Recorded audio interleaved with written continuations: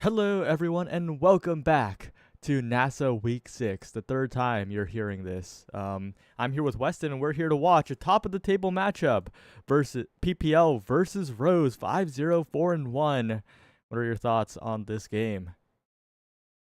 Yeah, two teams that look like to be the top of the class of NASA right now, along with PLX, of course, who did beat Rose in week 3, but since then it's been all wins for Rose. They're going to try to continue this, but PPL obviously coming off another weekly win on Friday, and just always looking strong in weeklies, especially, and they haven't dropped a game in NASA yet this season. So, yeah, two teams at the top of the class, and I'm really excited to see it as we get into Night Market for our first map. We're seeing a bit of an information incident here. Doxy has said in the match chat she doesn't know what the PP stands for in PPL, and I'll just say this: I know. I'm a knower. Doxy's not, and that could be the difference between these two teams. Because Rose, if they don't know what they're going into against the 5-0 team, they might be 4-2 real soon. Yeah, Rose might have a lack of knowledge, but PPL might have a lack of being awake because we had Maloom show up very last minute. So we do have both starting rosters, but we might have a little bit of a sleepiness difference on PPL. So we'll see how that goes. But you see Bloom going with the Rune goalie, which we saw last week a little bit, I believe, and then Luke on the Atlas, which I think is his most comfortable pick, and he is just so strong on it. Yeah, Luke has been quite the hold it down goalie, very proficient at also playing the midfield as well if needed, but on this team, Doxy has taken care of that, and the midfield's really congested so far. Twisty manages to find a breakaway with the primary to equalize the barriers, but it's once again a really messy early game on Night Market, and you often see that with the lanes. Yeah, and both midfielders are kind of the epitome of the speed meta that everyone's been talking about. You have Now and Kai. Not a lot of games where both will make it through, but for this game, it's just going to be speed dominating in the midfield, and that middle gate will help continue that even more. And we'll see if both brawlers are able to ever get the core and get through here right now. But once again, it's just a lot of congestion, like you said. Fiery trying to find a mix-up here, but Luke very, very willing to use those cooldowns in the midfield to stop any momentum coming out from the side of the Rose Petals. A lot of damage onto Fiery, but to the top side he goes again and expands perfectly timed by Luke to send it away, and Fiery is staggered now, a potential target of a KO, but still staying quite alive with the evasiveness of Kazan. Just bashes to the other side. Zentaro special, finally the Oni's Blade will secure the kill, and the power play now starts for the Rose Petals, but a Banish puts a stop to it right away. Yeah, nothing to get through that secondary from Maloom. And finally, they find it here in overtime. We have a goal open for the first time. Luke using the strike shot, trying to get it ahead to Twisty. Gets it through, but they're just putting no pressure on Luke, and he's able to sit here with this core flip completely safe. Good strikes from Loom, though, not letting Twisty get those fake Zentaro combos into the goal. We'll see some real ones later in the game, perhaps, to try and get past this Rune goalie, especially when pillars are down, but a good strike shot in the midfield stops the core speed. Passing play routed up by Doxy. Well played in the moment. And the barrier still stands in the favor of Luke. He has a flip as well. So much insurance on the defense for the Rose Petals. Yeah, the twin drive too just been paying dividends already. It's so hard for a Kazan to get through without, that true confirm most of the time. And like you said, just he's had this flip for, I think, since before overtime started and hasn't even come close to having to use it. Twisty banished a little bit, taking a little bit of damage, but it's really just not effective. And finally, Doxy rushing in with the haste. A shot to the bottom side, doesn't even give Bloom a chance to use the flip. And that's 1-0, but that was a long point. Yeah, level 3 on nearly everyone. And something I just noticed, Fiery went with the Vicious Vambrace here. So going to be a little behind in the speed department. So really going to look to compensate for that by getting as many speed gates as possible. But it's going to hopefully help him stay alive.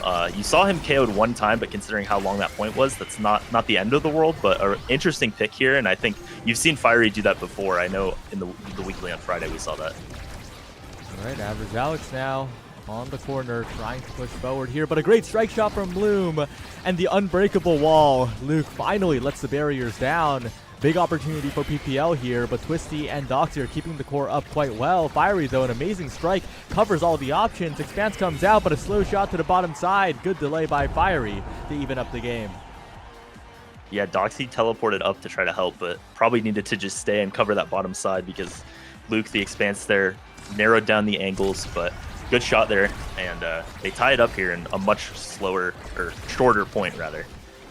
We'll see if any team is able to consistently start breaking through this midfield, but it doesn't seem like it in this first set. Until the Awakenings come through, we might just continue to have these long, drawn-out battles. It's a very, very patient game from both teams on the defense. Loom with a good banish in the midfield to stop any passing play from Doxy, but that's probably not the result that the Rune wanted there.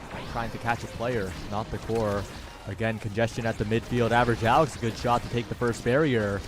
Twisty trying to interrupt on the top side, helped out by the strike shot, but it's Average Alex who is winning all of the strike wars, sending the core forward again and again, but the barrier still held by Rose.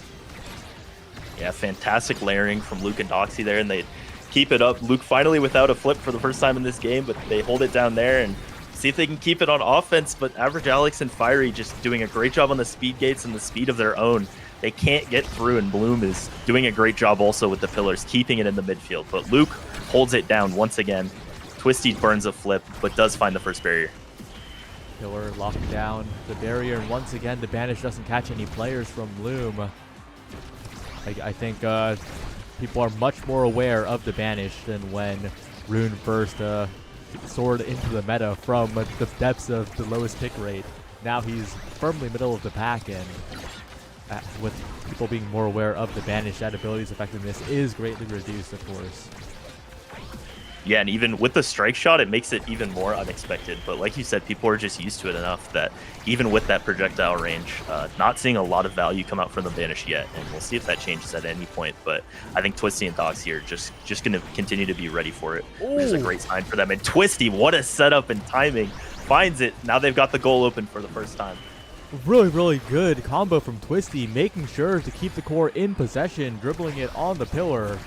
And the banish goes wide. Average Alex, a well-timed strike, though, not losing to the primary. The slice and dice ineffective, and Luke barely gets the strike necessary to clear it away. A flip out from Doxy. Bloom sends it to the top side as Fiery tries to find a play with this flip. But again, it's Twisty on the offense, forcing good strikes from Bloom. And the clears are still there from PPL, but it's such a dangerous spot to be in. Yeah, and Luke doing a great job with the primaries and the strike shots, keeping it up as much as possible. Still holds on to the flip. I don't know how he has the guts to do this so many times this point. Twisty looking for it, and the flip burned out from Bloom. This might be the chance. Uses the flip now and finds the KO. What a goal from Twisty. An Average Alex barely getting clipped by the now sentry. Doxy putting the triangle down, splitting the goal, making it such a difficult play for Average Alex and Bloom to make in the net. And yeah, Twisty has been excelling so far. If the next goal goes in as well, like, Twisty has just been the difference maker. Yeah, with the defense both these teams are playing, you're going to need coordination like that to score. And what a setup and play that was from Doxy and Twisty. But yeah, like you said, Twisty just dominating so far, and Luke not letting anything through. But they do find the first barrier at this point, and a triple banish. The range from the strike shot gets that in there, and now they have the goal open and a chance to even up this set. Especially with Fiery having the meter available. That core flip is rapidly approaching, finds the KO, the power play now, as Average Alex just uses Bloom's pillar to get so many rebounds, dribbling around Twisty. Fiery with the coverage, but Luke so patient. A simple strike, the strike shot goes wide, but the respawn comes in, and the Rose Petals have weathered the storm for the moment, but their barrier's still down. Yeah, barrier's still down, low on energy as well, and Average Alex getting very close to the core flip, has it now. We're going to see how it's used, hopefully offensively for them. Misses the Giga Blast, but Twisty now trying to go to work, trying to get it through both of them. But Bloom still holding strong and not much pressure on him yet.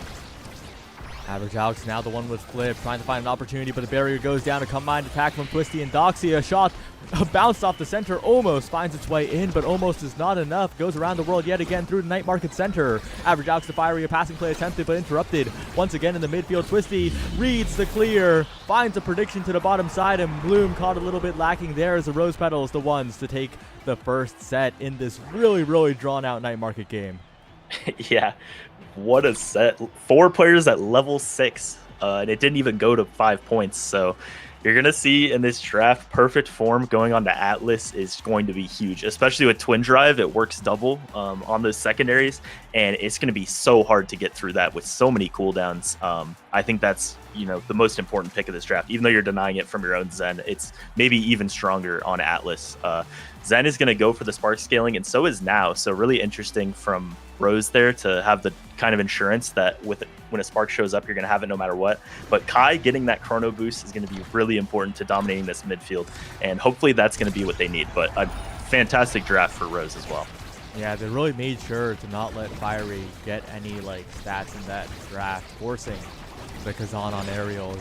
You won't turn down dash range, but when the remaining choices are aerials and missile prop, and I forgot the other awakening, those choices aren't too great for the Kazan. Yeah, especially because Fiery was the only one to be, was a lower level than everyone else in the game. So you really needed something to help you make more of an impact. And yeah, forcing him onto aerials is a great job of drafting there. So fantastic job by Rose. And that perfect form, especially on the Twin Drive Atlas, is just going to be so difficult. So far, though, the offense has been very, very good from PPL. The Chrono Boost Kai really shoring up the midfield. Average Alex making sure to give Fiery plenty of chances. If the Kazan can't improve the stats, well, just get the core to the Kazan where a strike will do the trick. Yeah, I mean, Chrono Boost on Kai, they could have, I think Kai was picking second, so they didn't really have a chance to deny it. So both teams just pretty happy with those picks, and we'll see if Average Alex continues to just, force feed it to Fiery, who didn't really get much in that draft, but can still do everything that a Kazan can do. And I think against Atlas, it's going to be hard unless Atlas runs in and uses the secondary. So that matchup will definitely be one to watch. But Twisty, once again, dominated that first set, and we'll see what she can do here. Oh, and right as you say that, one barrier already taken. Of course, the pillar blocking away the attempt on the second. Luke and Doxy still pushing forward, though, and unable to really get it out of the corner so far. Really good from PPL to maintain possession in the other half of the map, and these Manu Rune Pillars are buying so much space. Yeah, I think that was an underrated pickup at all that didn't really talk about as much, but just, yeah, like you said, taking up so much space and really limiting Luke's options, having to clear it more, closer to the Kazan, who just is going to dominate in that open net. And so Twisty and Doxy, Twisty goes down, and now they have a chance 2-on-1 against Luke, but a great clear. But once again, the Manu Pillars just sending it right back, in an unfortunate primary by Luke own goals it. 2 points for PPL here. They look poised to even it up. They definitely could. They have plenty of meter on Alex and Bloom. Those flips could take barriers, take goals very, very easily. And Average Alex playing so patiently with the strikes. 1v1, winning against Doxy twice in a row. And Luke can't cover the entire 2 barriers. Of course, the Atlas character is a little bit immobile after all. And now it's PPL just pushing their advantage with these massive pillars, with these extra strikes in the midfield. Yeah, I think that's been the story of this set, is just Bloom setting up behind the forwards of PPL with those huge pillars. And Rose is going to have to figure out what they can do to counteract that, because it's just been such a dominant force in not letting them stay on offense, keeping it, getting back to Luke over and over, who has cooldowns but will eventually run out if Bloom continues to play this so well and just get it right back to his forwards. All right, 2 flips available. Luke and Doxy, they'll have to make good use of them, with Twisty building up a lot as well. Average Alex taking a barrier from his own team, trying to get the record-breaking barrier numbers in this long game. But I'm not sure if that really counts. A double flip, though, oh, that's really going to count against the Rose Petals. That's a lot of resources gone, and I think PPL can take advantage. Yeah, and what a strike shot from Bloom there. Guarded it point blank from Twisty, who decided not to use the flip because it looked like a sure thing. But now 3-man on defense, and they do keep that barrier up. Just once again, like we saw in the first set, these points take so long for a second barrier to go down, but Fiery wins that interaction, and they finally have the goal open. Rune Pillar core speed forward. Bloom trying to find a pass up, but Twisty is constantly a threat onto that final remaining barrier, and expands once again, making sure the core is clear to primary now, but the cooldowns are dwindling from Luke. Perfect form or not, they do have a limit in the end, but Luke will be a little bit fine for a little while longer as he has a few more cooldowns. There's a strike shot gone, there's a primary gone, another expanse, and now Average Alex and Fiery have a chance to push on forward for the goal, but it's being stuffed up in the midfield by Doxy and Twisty, buying so much time for Luke. Yeah, and that clock is ticking. Now Luke's going to have those cooldowns back. That was their chance, but a great job from Doxy. Won a crucial strike war there, but what an angle around the corner. Luke was never in range to flip it. Burns it, but it just goes down the bottom. Average Alex. 3-0 for PPL in this set. And Average Alex, I think, when Vaughn was podcasting it up with ZZZ 2 days ago, really stood out as a player that has just really improved so much recently. And we're seeing it right here, right? So much control in the midfield, I think. Like Doxy, right? On Rose Petals, 4-1 team. Definitely a high-level midfielder in NASA, but Average Alex is just winning all the interactions. Yeah, incredible there. Another goal. And you see more creation size going on to Maloom here. Atlas has maybe the best build you could have through 3 picks, but Maloom also, like we saw in that last set, those pillars being set up behind were so important and gets even more size. So it's a battle of the goalies here having just builds that are so hard to deal with. Luke's just going to have so many secondaries, and what a banish there. Only able to get one, though, and Twisty now, with Luke pushing ahead, trying to find this. And that power play was better than the worst case scenario, but it definitely also could have been better, unfortunately. Bit of awkwardness after the triple banish, but the fact that the triple banish existed was huge, but the missed strike shot is huge for PPL. And now that pillar with Timeless Creator is going to be such a massive obstacle on the top side, and Fiery will sink it in. Yeah, Castellas, Monumentalist, and Timeless Creator, just it's so hard for Luke to consistently get it out of there. Luke and Doxy, who are both playing great defense, but when the core just keeps coming back, eventually you run out of cooldowns. Eventually you can't get it through to Twisty, who was dominating that first set before you really had all this creation size and duration. And now, once again, Fiery, a little bit underleveled in this lobby, but doing a great job coming off those passes from Average Alex, who, like you said, is just dominating in the midfield. But finally, it's going to be a power play for Rose Petals. Power play for Rose Petals as they push forward. Luke trying to push around Average Alex with Doxy in the midfield, but Alex is just blocking at every single opportunity. Bloom didn't even have to strike in that whole sequence. It was just Average Alex. Finally, no, still the barrier stands. Alex and Bloom are there in time, and another triple banish, but this time the core is caught, so the impact is minimized here. But there's a ton of damage being dealt with that cast the last banish. Doxy and Twisty very much the worse for wear at the moment, and Average Alex and Fiery still pushing forward. Yeah, and Luke already used that ult, so with the perfect form, it might come back soon, but what an angle from Luke there. Finds the barrier himself, and now gets it ahead to Twisty, trying to find it, but what a well-timed strike by Bloom. Doxy off the pass from Twisty. He doesn't find it yet again, and what a pillar by Bloom. Both goalies just taking matters into their own hands here. Yeah, and Bloom stepping past Twisty so well in these defensive interactions, not letting the strike wars even happen with the positioning, but this flip could be huge. No, Doxy waits a little too long. The slow core easily deflected. More possession in the hands of Twisty, though, but a strike core win from Bloom on the goal line. The pillar holds strong in the midfield as well as Fiery now looking for a chance, but the shots aren't quite there for the moment. Doxy now taking so much damage, has to heal up, does have the lifeline. The pillar in the midfield, though, is so scary as Fiery has the flip available, but hits stunned away. Average Alex with the team player now in overtime. Top side, flip available, and Twisty holds the core perfectly after the Oni's blade to get a goal for the Rose Petals. And you see there was another pillar there. Bloom almost had enough to do it, but perfectly played by Twisty. I mean, these points are incredible to watch. Both teams playing just unbelievable defense, and you know the offense being played isn't bad either, but there's so many things for them to get in the way that Luke and Bloom are just doing a great job of using those cooldowns, and the builds they have make it so hard for consistent offense to be found. Oh, the barrage from Alex could have been that barrier being taken, but good awareness by Luke and Doxy to not get caught out by that. Fiery in the midst of everybody trying to find the hits and trying to disrupt Luke from using those plentiful cooldowns, but right now the core just drifts all the way back. Average Alex is still pushing forward in the midfield. Twisty trying to find some damage, trying to find pressure on Alex here, and Alex is indeed staggered for the moment. If the KO could be found there, that could be huge, but the banish will stop the momentum for a moment. Yeah, and even though Rose is the one with both both heal characters. They haven't been able to find too many consistent kills, but there they go. But the power play is a disaster. What a push up by Maloom there. Doesn't have to use the flip or anything, and Fiery gets it off the pillar, puts it into the corner. And that's a heartbreaker. You had a power play finally, and they reverse it, score on you. That pillar placement was amazing to block off the entire bottom lane, and Bloom's going to do it again here to top side. Completely blocked. Twisty flip available, but the barrier still stands, and Fiery and Average Alex are racing to equalize on the bottom side. Twisty, though, on a breakaway, winning strike wars against Alex, but once again, the bandage comes out, halts the play, and a good clear away by Alex will stop the momentum of the Rose Petals yet again.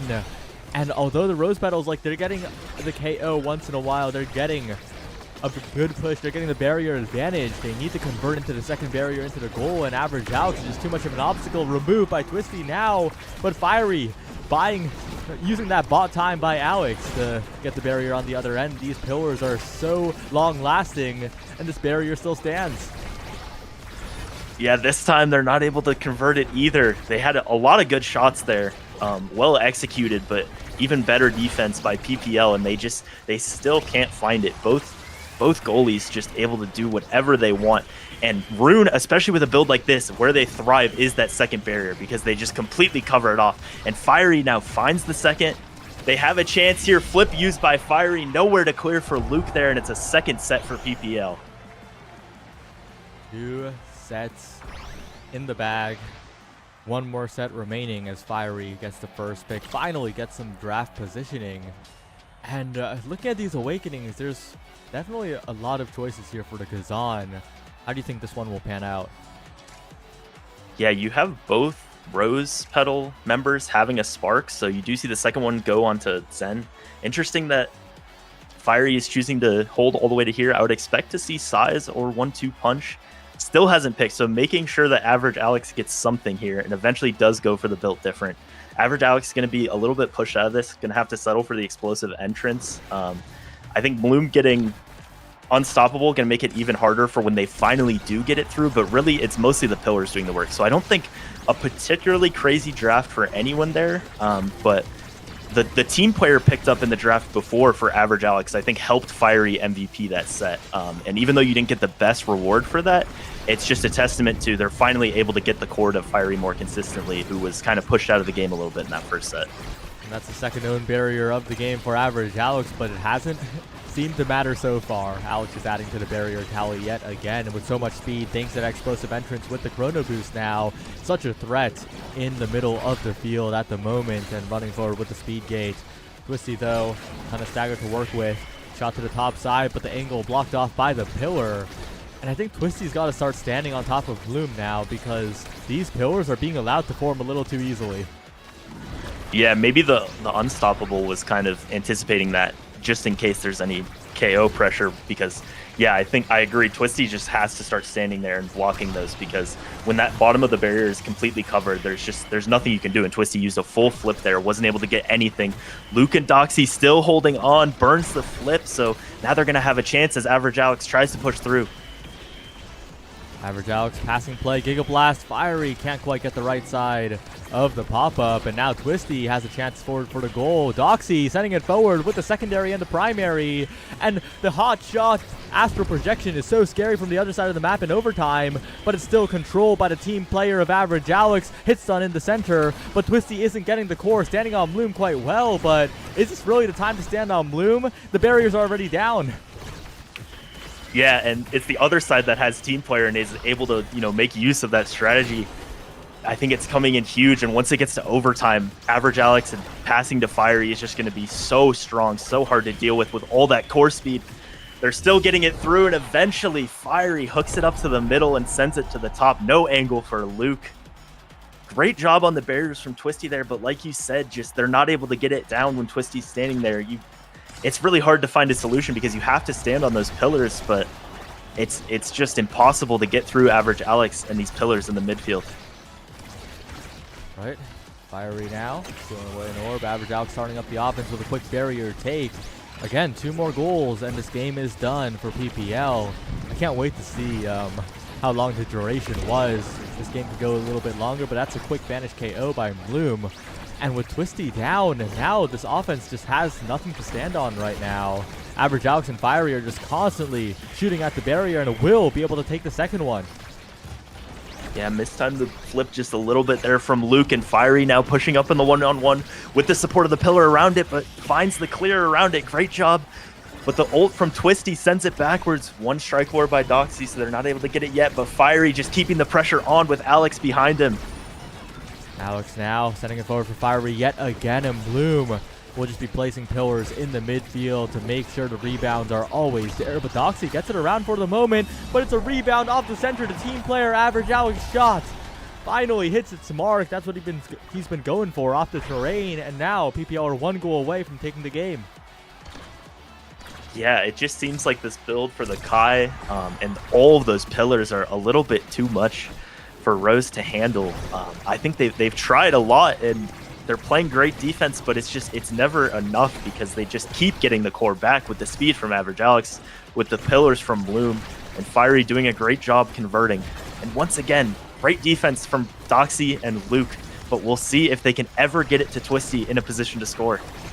And Twisty's helping out now, knows that it's a dangerous spot and trying to push forward now. But Average Alex winning a casual strike war in front of the barrier, dribbles it up, takes a strike war, wins it, and now has a flip available to maybe push forward. Flip forward to Luke, no, blocked away by Doxy. Well played to halt the offense for the moment. The barrage doing well, but the dash flip coming out from Twisty is perfect to create a power play. The Rose Petals need a point now. They need to keep this game alive here, and they need to make the most of this power play. They need to take this barrier, but the barrier finally goes down. Twisty finds a strike war, but Fiery's building up a lot of meter here. That flip could mean that PPL could turn this one around as overtime hits and the team players activated, and Bloom has a perfect set up secondary to save it for the moment, but it's Twisty in with a lined up secondary of her own, and that'll be a goal for the Rose Petals. Yeah, 1-on-2. So many of those have been won by Bloom and Average Alex, but Twisty gets the better of them this time. Keeps them alive, and if they can keep holding on, maybe find some more KOs on Fiery and on Average Alex, those power plays have gone pretty well for them. They've just been a little too far in between, but Fiery with the flip finds it, and now this pillar's going to try to keep the pressure on. But great job by Rose, but now double banish. This could be it. Fiery, doesn't quite get the strike after. That's a little bit of an awkward mistake. But it's still so many opportunities available for PPL. Bottom side it goes. Luke there in time, but Average Alex now dribbling up to the top side. 20 seconds until overtime, until Doomsday arrives. And even before then, I think PPL could still score with so much meter being built up, with so many midfield interactions. Doxy stops it for the moment. A strike shot burned from Luke. A flip available now on the defense. Needs to be very careful with these stances. That's one down already. And Twisty sends it forward, has the flip available, but the barrier still stands. Bloom with a perfectly timed strike. And Fiery and Average Alex now, blood in the water. They're trying to go for this open goal here with the vanish on Twisty, with a team player activated now. But it's not going to be that simple as the Rose Petals cleared away. Yeah, almost finds the barrier for Luke, but not quite. There goes one expanse. Bloom's pushing up with the flip and those pillars. Just has the confidence to be able to push in, and Twisty so close but doesn't get the bounce. Giga from Average Alex doesn't quite find it. Doxy and Twisty both have flips, and they're going to need to use them, but one goes down. The barrier still stands for PPL, and that is making it so difficult for Rose to even get a chance at a point here. So much core speed, but a great secondary from Doxy on the defense. The Banish now interrupting Twisty to the top side. Can't quite get the redirect onto the barrier, but Average Alex actually the one who almost takes an own barrier once again. Twisty now to the top side, but the corners are just too unfriendly, and Fiery, after all the core speed, will be the one to secure it. PPL take the first game. Yeah, what a marathon. Watching that Rune and that Atlas just go back and forth of having every cooldown they needed was incredible. And Average Alex, after that first set, just took over the midfield. What a job. And it looks so hard for Rose to consistently get it past them. And also another element I didn't really see happening because they only had 2 KOs, but 49,000 damage out of Fiery there.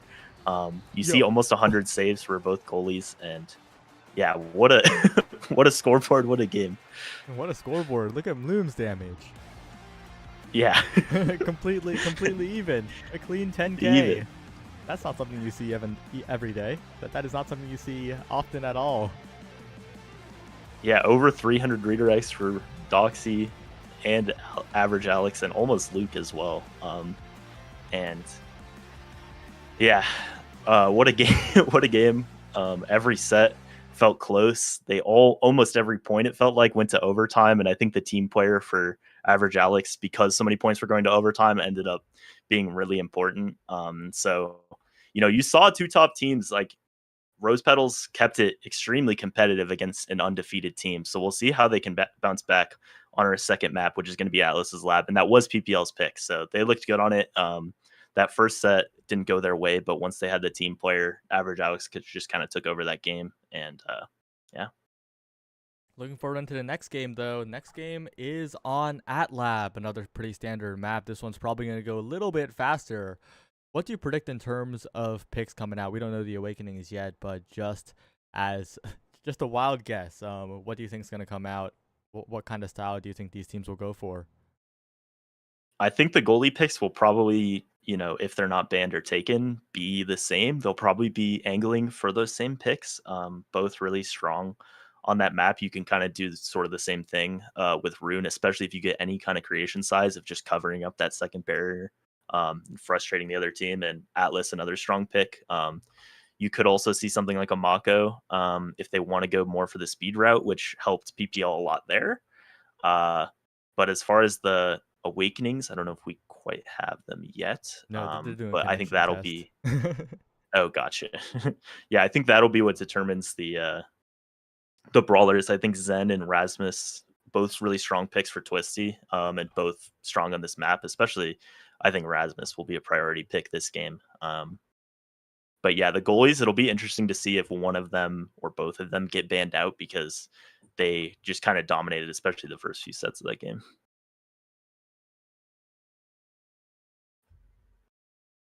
Yeah, they're just doing a connection test right now because the central servers seem to be acting up a little bit. Didn't really affect the result of that last game because the player noticing the issue won the game, PPL. So all good. So we should be heading into draft for the second game shortly. And PPL are on blue side, so I'll have to see how it goes here. Yeah, depending on the Awakenings, maybe Kai, a higher priority pick once again. Just so strong for Average Alex. And if there's any kind of speed, I would look for that to be a first pick. Also now, really strong on this. But yeah, both teams have very deep character pools, and I don't think anyone that feels like a one trick player that you have to deny. So I think it's just going to be very Awakening dependent. And I'm interested to see how this goes. And yeah, I mean, Alice Lab can definitely have some long games, but I think Night Market, that was kind of the epitome of both goalies had exactly the build to make a game like that happen. And it was just a war of attrition that PPL turned out on the top of. But I think Rose Petals did enough to show that they could win any game against this team. And as far as the standings, it'll be really important for determining who has that head-to-head tiebreaker, the 5-0 team and a 4-1 team. Fight or flight, prize fighter start on AtLab. And if this was another iteration of the game, if this was a different meta, I would have been excited for 6 prize fighters. But we live in reality where in 99% of cases, we will see 6 fighter flights and we'll see a game of speed, of midfield control. And this one might take a while. It might. I was talking about how that was kind of the perfect storm for a long game, but I think a fight or flight start could kind of do the same thing. So yeah, interested to see who the bands are this time. Last time was the Julie band out of the size of Rose Petals. It was not. It was Asher. Um, and yeah, Luke. You see him a lot on the hold it down characters, but also really, really strong at Amy. And so that was what was banned the last time. See if it's a priority here again. But yeah, I think this draft could go any number of ways. Just fight or flight makes kind of anyone a strong pick. That it's hard to see how this could go. Yep. Yeah, society if teams just handshook 6 prize, but no. Okay, well, heading into draft, yeah, we're waiting on these teams to get started. that they haven't started yet, right? Well, I can probably make sure. According to the stream, they Yeah, have not. they have not.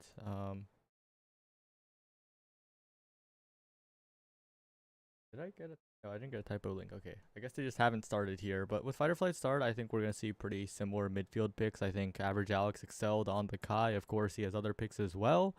But I really liked what the speed did for the team, and Rose Petals and PPL have noticed the circular barriers and have banned away the circular creation characters that would have a pretty good time defending on this one.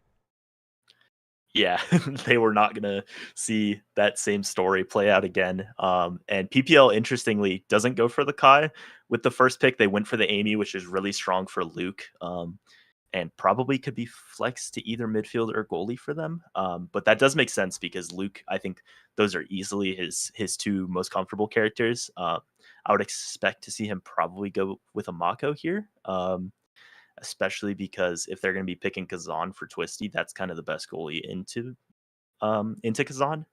So be interesting if they choose to go for that Mako or if they take the Kai here, which I think is going to be a really important pick. And they do go for the Kai. So even though they're red side, I think that's a big win to pick up Fight or Flight Kai there in that third slot.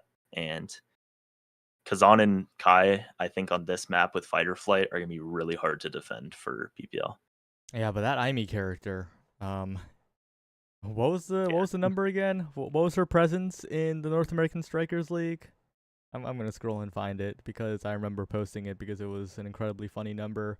83.6% presence. Yeah.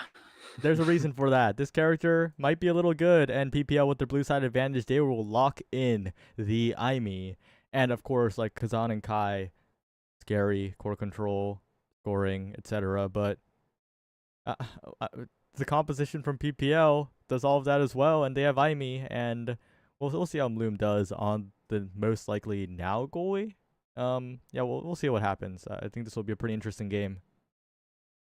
Yeah, really interesting draft. And then you see the Juno come out. So it might be Kai goalie, it might be Juno goalie because I've seen Luke play both of those. But that, yeah, we could have a now Juno goalie matchup, which is pretty awesome. And will make for a much different game than the last one when you just saw those barriers hold forever with the goalies sitting back. Yeah, gonna have a much different game. But we're gonna have 6 Fight or Flights here, unfortunately. So we're just gonna see speed prevail, and yeah, I'm interested to see which characters go goalie and which go midfield on both sides. Honestly, it could go either way, but I would expect it to be Juno and now. You have a vested interest in this game going a little quickly in the favor of a certain team here. I would never do that. The Rose Petals have two of my two coaches for my team. Okay, so if there's any bias, it's that way. But there's no bias because I'm a good, upstanding caster who would never do something like that. Well, you'll have to root against them here because I know what you are. I know what you're signed up for in the near future. We'll see. We still got some time.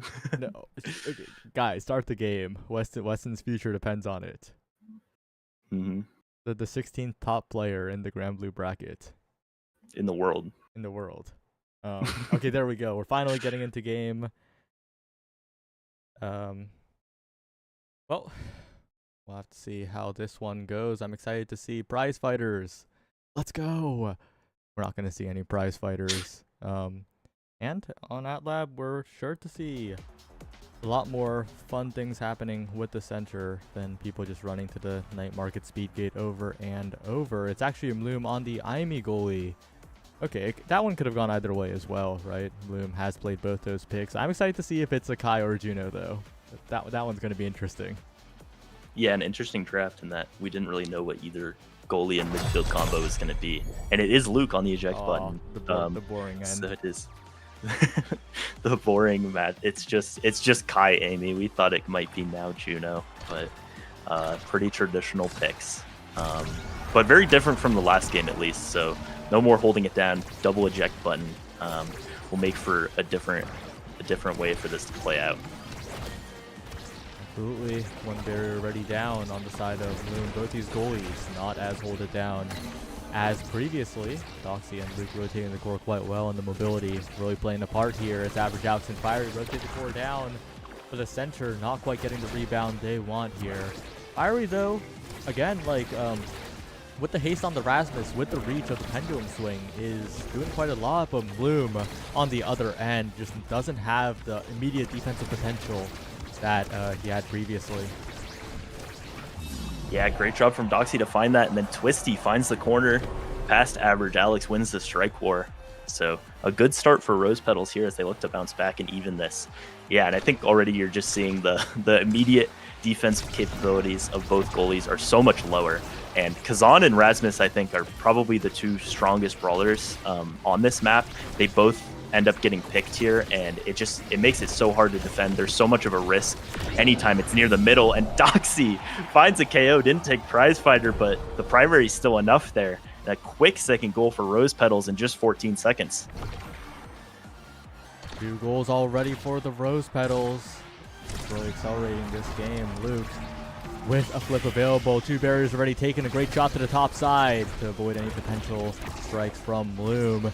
And with 2 barriers down in less than 10 seconds, the Rose Petals might be speedrunning this first set, especially with so much damage on Fiery. The lifeline comes through, but even then, Fiery brought a little low, and now Twisty, the one with the flip, trying to navigate her way up to a good position to use it. Oh, but it gets a little bit impatient, and that's the flip gone, and maybe Average Alex and Fiery can push forward for a big chance now. Doxy sending it in with those slimes. Luke pushing up as much as he can as well, but this middle is just staying up. Usually you don't see it for this long. Doxy finally puts that away, but Twisty finding herself low, and I don't know if you caught it, but Maloom actually did go for the prize fighter, so we don't have 6 fighter flights, but lost the stack early. But what a passing play between Doxy and Luke. They were trying to KO Twisty, but they don't find it. And a quick 3-0 set for Rose Petals, who bounced back from that first map. All right. 3-0 now, and with an immediate draft first pick for Twisty, that's very, very scary in a draft like this, but my eyes are squarely on that single spark. That could lead to a lot later down the line, a lot of draft implications, but of course the immediate power of Size and Kazan and stacks on now have to be mentioned here, but I think the Rasmus might start spark scaling. That's a big potential for the future for Fiery. Yeah, unless you invested your entire draft into it, you weren't able to deny Size and the single spark from Fiery. So that first spark is going to give a lot of potential for the future, going to make it so Rose Petals are really going to want to win this quick, because if you start scaling with those sparks on the Rasmus on this map, it's just going to be so hard for Akai to deal with that. Average Alex helping out on the defense for the moment, but really being forced to play defense so much in this game because Twisty and Doxy have the immediate offense, and Luke's there also running in with a barrage. And this Rose Petals team is really activated, it seems, on this map. Still can't find the barrier. PPL trying to find that bottom lock, but it's not taken. Instead, it's once again the Rose Petals the ones in the lead. Yeah, and what a push from Luke there. It doesn't matter if he's the goalie. Aerials and Fight or Flight on Kai is still just going to dominate you, and pushes ahead, wins 3 strike wars there, and found the barrier. Now pushing in himself. Doesn't quite find it, but they get it back to Twisty, who wins the strike war. The Rose Petals on offense looking like a well-oiled machine here, and just finding so much consistency. Great job. I think their comp is working out perfectly here, and also both of them getting Size, and Size isn't necessarily important on Juno, but it's just they're winning so many strike wars with this double Size on their forwards, and Luke doing such a good job pushing ahead, like you just saw once again there. Yeah, the Size, not the greatest awakening on Juno, but it really does make a difference in those midfield interactions. Makes them so much easier for Doxy, so much more consistent as well when pushing forward. Buying a lot of space, and Luke back just in time. The barrier finally taken. PPL with an opportunity. Average Alex dribbling, but a strike again from Doxy and Luke to flex away the flip, and now they have 2 flips available. A potential chance to push forward and still win this point, but it's not going to be easy as Fiery and Average Alex get possession of the core, push forward, but a Giga Blast from Luke sends it away yet again, and the Rose Petals holding in the open net quite well here. Yeah, fantastic job holding, and they've earned themselves 3 flips. They don't even have to use it yet, and they find the goal open. as we near overtime. Luke uses it right on the edge, a little bit dangerous. Twisty still has it. Doxy with the core speed right as it hit overtime finds it around, and that's 5 straight points for the Rose Petals. The Rose Petals, this is their map pick, and okay, well, first of all, a pause. It looks like Fiery's network may be acting up quite a bit here. But yeah, the Rose Petals, this is like a completely different team. They came into this game and they're just activated. 5 straight points, like you said. Maintained the flips quite well. Huge energy advantage. Like, this team is looking good enough to send it to a 3rd game. Yeah, and as good as Luke looks on the Atlas, I think him switching over to the eject button here has created so many offensive opportunities, so many plays for them. And, you know, he's playing great on defense too. And, you know, him and Doxy have been locked in on so many of these. Not sure if Fiery's back yet. They're emoting, they're striking. But yeah, Rose Petals just look fantastic here. And we're going to start this point nearly in overtime, which we saw last time, the core speed from Doxy able to get it, but an unfortunate pop of the middle there. They lose both barriers, but now they have a chance to get ahead to Twisty with this core flip. Oh, yeah. And so I got the info, and Fiery has 90 ping at the moment, which is just a Denver moment if there's ever been one. PPL, so taking 2 barriers like that, they still have a chance here. It's a good opportunity as Bloom flips it out of the corner, but Fiery can't quite get the confirm in the corner. Great clear by Luke, defending so reliably. Now on the top side, that barrier's gone, but oh no! Doxy or Twisty, I don't know who that was, but they hit it right at the barrier, gave it to Fiery on the other side, and you got to maintain possession in those moments. Yeah, I just needed a little bit more patience because I think it was going to hit anyways, but the slimes kind of complicated the situation there. And a great job to convert there, but all the energy down on the side of PPL, and now Rose Petals going to see if they can find a quick second set and you know, continue to dominate this game because they've looked so strong. And the slime gets in there, Twisty wins the strike war, and once again they have the goal open and the chance to get this second set.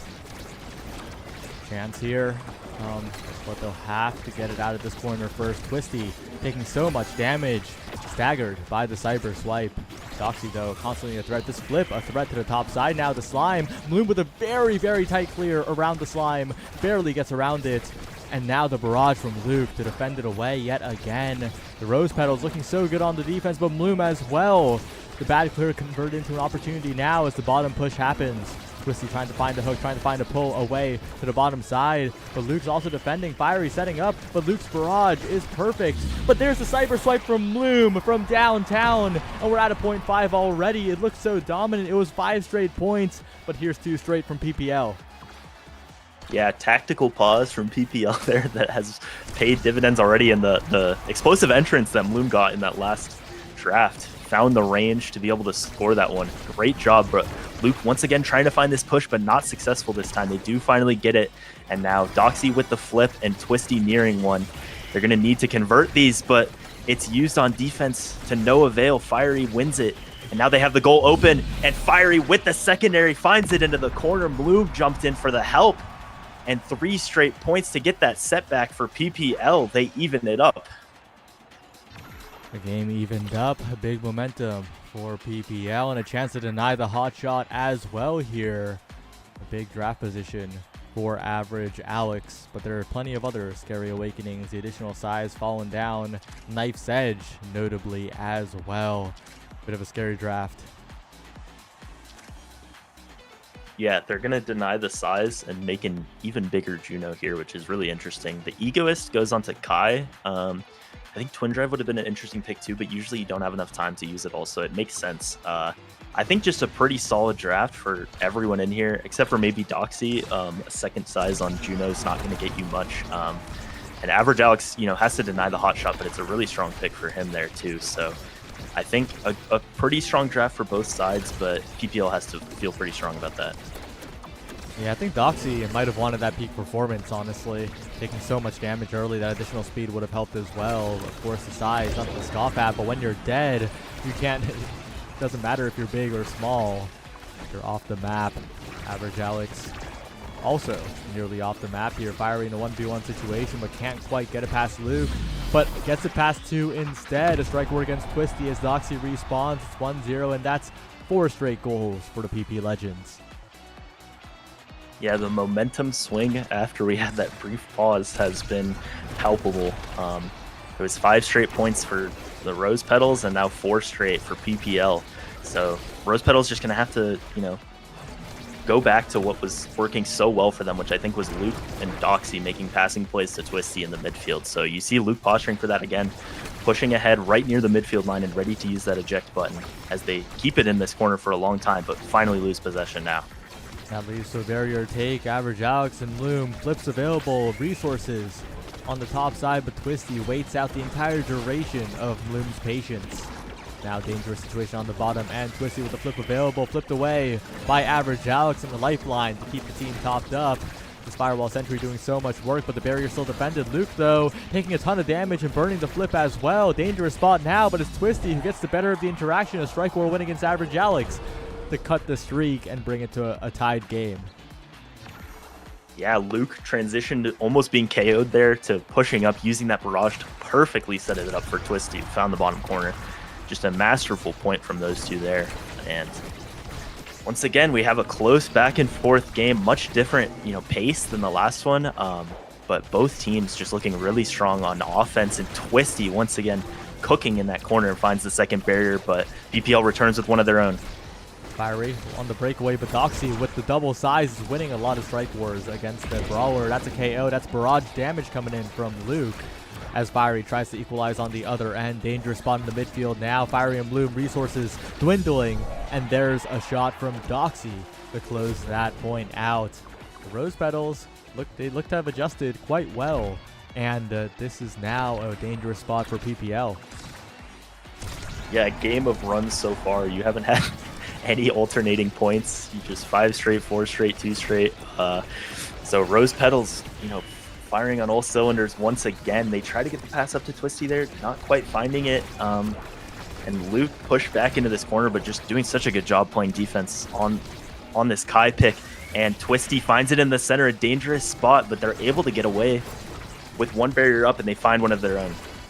Twisty pushing forward yet again. The delayed strike perfect to earn the barrier, and Luke ejects back just in time. A good Cyber Slide combination with the hook from Fiery to make sure Dox can't use the flip, but there's the KO. That's a midfielder going down. Average Alex off the table, and Twisty and Doxy with flips available, but that will stall the momentum a little bit.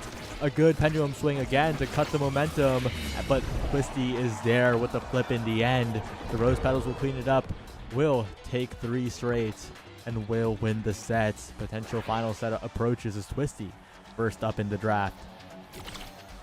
Yeah, and a well-deserved MVP as they dominated there. And we talked about earlier that single spark on Fiery being dangerous, but all 3 show up right here. So no chance to even get 3 sparks. But one of those will end up falling, most likely, unless they go for a triple deny. But yeah, not expecting to see that. Stagger going on to Twisty is going to be important because that's really been the only thing holding her back. And the team player going on Kai is fantastic there. I think Bloom tries to continue to go for the damage with the prize fighter and now Deadeye, so that could be a potential win condition if they can find those consistently.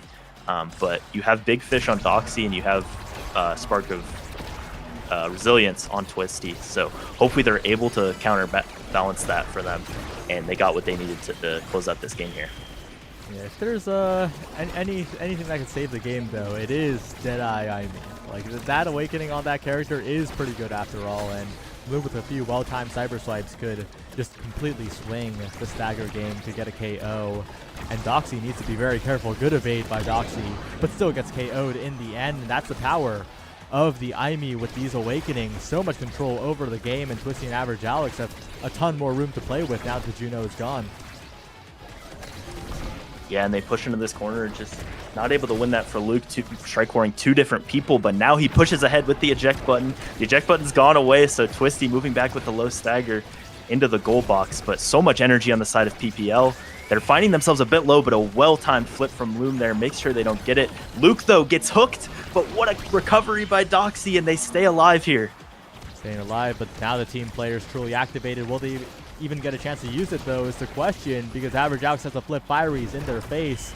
the barrage, stalls it in the middle for a bit as Twisty continues to grab the core. But now Fiery's the one who is a little bit low. Average Alex will have to do some work very, very soon.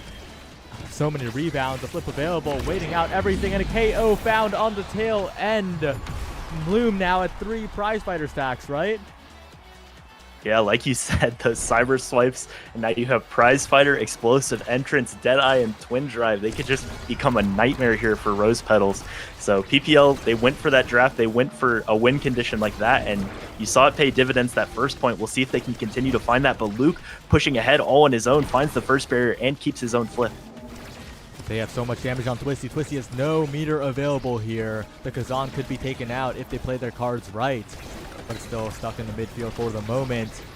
Average Alex trying to send the core around everybody.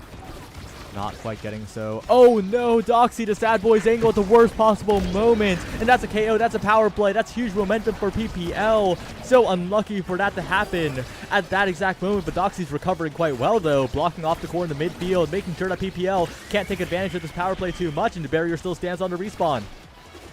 Yeah, great clear by Luke there, gets it around everything. I think you're not really seeing the team player. Oh, is an unfortunate own barrier there off the center. And now Fiery wins the strike war, has a chance, but Twisty pushing ahead. Doesn't quite get it off the pop-up. And Doxy gonna try to hold against Fiery as they try to get the core to him. Bloom, danger spot now, barrier taken. And the slime approaching. Good clear around it though, and flip available for Bloom. So much defensive insurance as the drone slowly approaches. Flip available now. Bloom trying to set up. The core goes all the way around. Bloom not risking anything. Uses the flip, and now Fiery pushing forward. But another barrage from Luke to stall out the play. What a connection with the glitch pop from midfield. Bounce off the bottom wall into the drone for the goal. And that is PPL up 2-0 now. What a play. What a setup there. Luke, it seems like, is everywhere, but just wasn't in the center of the goal that time. And I think you're really not seeing the team player find that much value because these Amy turrets are always there, even the slime's in your way, and you're just not able to get the value that you normally see out of that pick. We'll see if they can adjust to that at all, but Luke pushing ahead, what a barrage, just barely finds the barrier. The Giga almost a kill, but Twisty wins the strike war right in Average Alex's face. And they return, they do not get 3-0'd in this set, and now they have a chance once again. Oh, a bit of a panic strike from Average Alex there.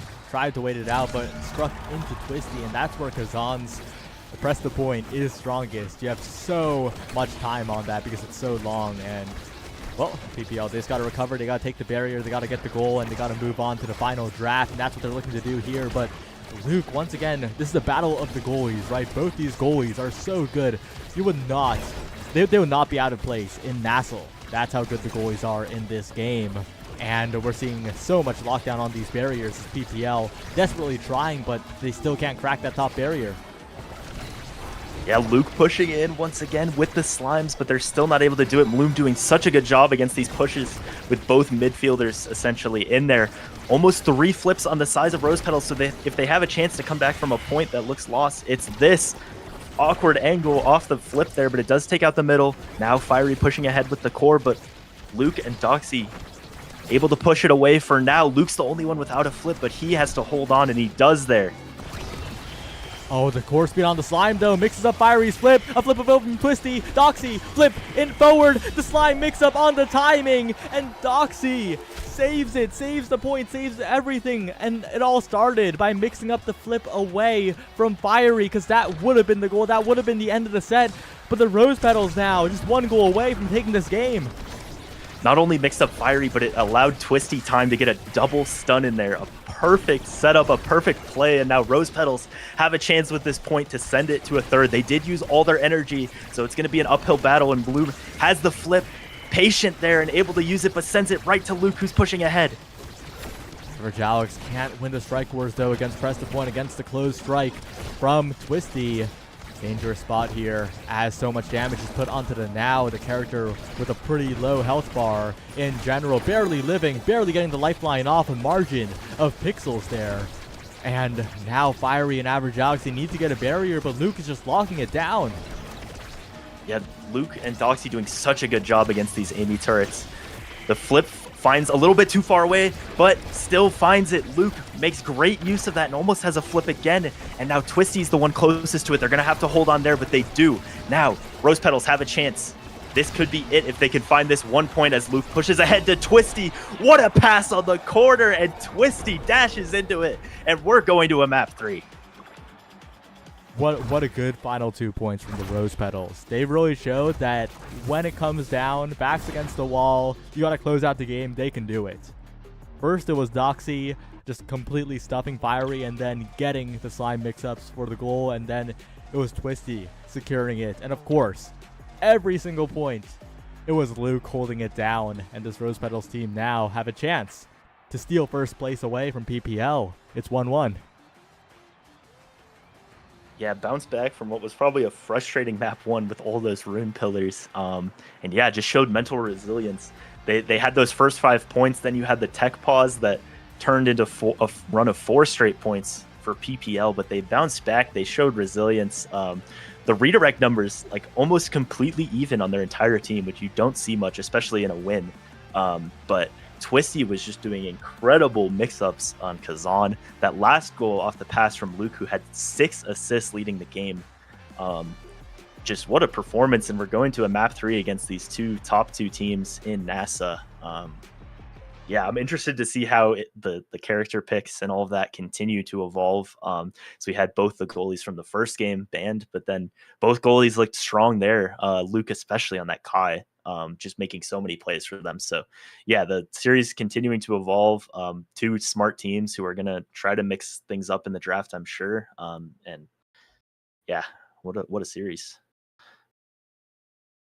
Okay, well, Rose Petals will select blue side, and the final map we're going to is Demon Deus, so a huge change of pace here. Like, this is going to be a completely different game than the previous ones. This is going to be a very, very interesting one, and we're going to see to start in just a second what's going to be the awakenings. I can't wait. It's Demon Deus. Yeah, could not really be a more different map for our third one after those first 2. What was that? Oh. Look at the awakenings.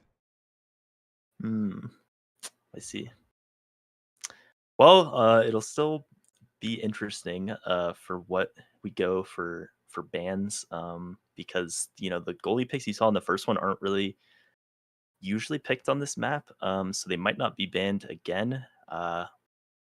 But yeah, honestly, I have no idea what direction they're gonna go in here, because usually you'd see something like Erasmus, but with unstop start. Yeah. Yeah, well, we'll have to see. Of course, Rasmus is a little bit awkward, usually a good goalie pick, but when Unstop's on the table, you do have a harder time just primarying it away in people's face. Of course, there's a lot of characters that have a good time against Unstoppable as well. Yeah, we'll really just have to see how this draft goes, as they should be ready any second now. Well, yeah, we'll have to see. They love taking their time getting into these drafts and getting into the game in general. Yep. We could have had a third game by now if they didn't take their time. Yeah, but I still have an hour till Grand Blue starts, so I have bad news. Barring, huh? Grand Blue starts in 4 minutes. It does? Yeah. Oh, I had it all wrong. That's okay. No. Well, it's fine. That's fine. This is too good of a game to step away from or anything. I would never. Yeah, I would understand. Like, I would be like, yo, you should just go play Grand Blue if it was like a 5-0 team versus a 1-5 team, a 1-4 team or whatever. But I think we're stuck here. I think we're in this. Well, no, yeah. The bracket will be saved because a top 16 world player won't be there. So lucky for all you Grand Blue players. But yeah, unfortunately, I will not be able to be there. But we finally have the bans. Rose Petals banned the Mako, and people banning the Finny Finney's kind of always a picker ban on this map. But yeah, interesting. You kind of see both goalie picks, although PPL their forwards also do pick the Mako, so kind of an all-around pick. Yeah, and All-around actually, ban, rather. in the match chat, Rose actually wanted to ban Rune, but they couldn't get the ban in time. So that means that Hmm. PPL are probably gonna pick the Rune, right? In this 2-3. Yeah, you would think so. I mean, if if Rose Petals, if they told them that they wanted to ban it, then maybe they should think about picking it here. Um, and yeah, it's sort of a it's I know a lot of Rune players really don't like him on this map, and a lot really do. So it's sort of polarizing, especially in the goalie role. Uh, it's a little bit of a weird pick, but if Bloom is comfortable on it, they let it through on accident. So that could be something. The Kazan here makes sense, especially to deny it from, or sorry, rather, they already picked the Zen, which I think is a stronger pick on this map, but they get the Amy once again, probably on Bloom, who looked comfortable on it last pick, even though they weren't able to win that map. Uh, I'm just looking at that 6th pick. I'm looking at the 3rd red side pick. I'm wondering if PPL want to lock in the Rune there because it's not impossible, right? Like they might, they could. And we're seeing a pretty normal draft coming out of Rose to Kai. Not the most popular character on Demon Days, but he does not have a bad time at all taking the circular barrier and maintaining possession on the walls. So does have good moments on this map. And these last 2 picks are just gonna tell us so much about the game. Yeah, because I think Kai goalie, even though you don't see it picked as much, is also strong on this map. You can convert a lot of barriers, and that probably is what it is here. Kind of gonna have to deal with sort of the same thing as last game of both the Now and the Kai pushing in there. They don't go for the Rune, they go for the X here. So I guess that was good that they didn't ban Rune because they didn't want to pick it anyways. But X really strong on this map. But the unstop start just kind of makes everything, it's hard to see how it'll play out because those usual confirms aren't always going to be up for both sides. Oh, wait, this is really interesting. That's a curveball. Is that a Kazan goalie from Loom? A team player Kazan. Hmm. And that does seem like it's in the goalie slot because I don't think they're running Kazan on average Alex. Yeah, that I Yeah, guess that is a Kazan goalie. Hmm. Well, yeah, that it'll definitely is be an interesting game interesting. actually. So it's gonna be fun. Yeah, you have the team player, but on Demon Deist, like usually, I mean, once the barriers are open, because on goalie, with the team player, kind of strives those open maps, just sending the core down to the other side as quick as possible. But defending the barriers might be a struggle. But that's yeah, going to be a really interesting map, like you said. Just all 3 maps are going to end up being completely different. It feels like, and yeah, I'm excited to see that last map. What an ending we had. Yep. We'll have to see how it goes once we get into game. Demon Deus, Kazan goalie. I feel like only a little while ago, in terms of like NASA seasons, we saw a lot of Kazan goalie, and I don't think we've seen Kazan goalie in a while though. Like I feel like it's been a while. Yeah, I definitely haven't seen it in the ones I've watched. So they were comfortable enough on it to pick it. I don't know if I've ever seen Bloom play it. But Bloom, former midfielder, kind of comfortable on everything. It seems like going from Maroon to Amy to Kazan in the same series is kind of a flex, just showing off your versatility. And yeah, they're taking their time getting into the game once again.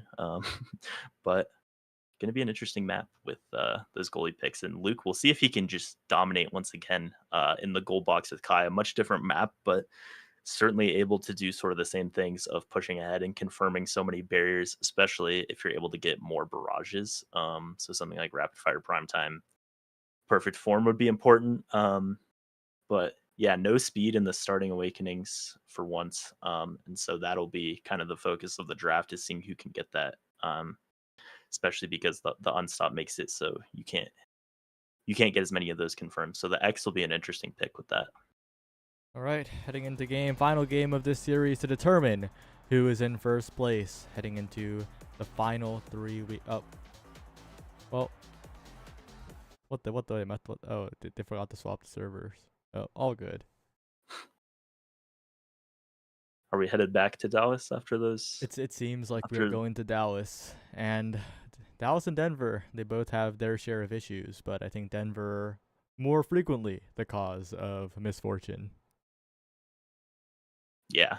But it will mean that PPL probably can't get their free tech pause that they got last time to completely shift the momentum of that game. But, you know, it didn't quite lead to a win for them.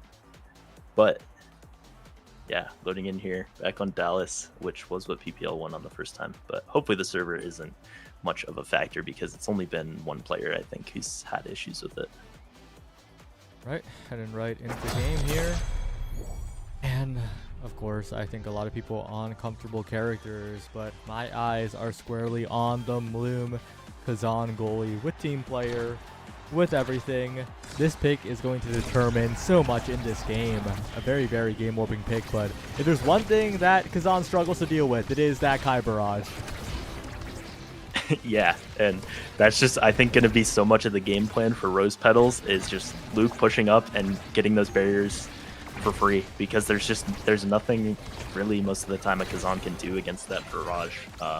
So no speed yet for Luke, but still able to push ahead and get those early on. And you see the red chorus coming out already from Loom. You're going to be hearing that sound quite a bit, but Luke with the barrage once again just beats the strike. Nothing Loom can do. And a first point goes to the side of the Rose Petals. Right. Well, I mean, we talked about the Kai barrage against Kazan, and we saw it 2 times for a barrier and then for the goal.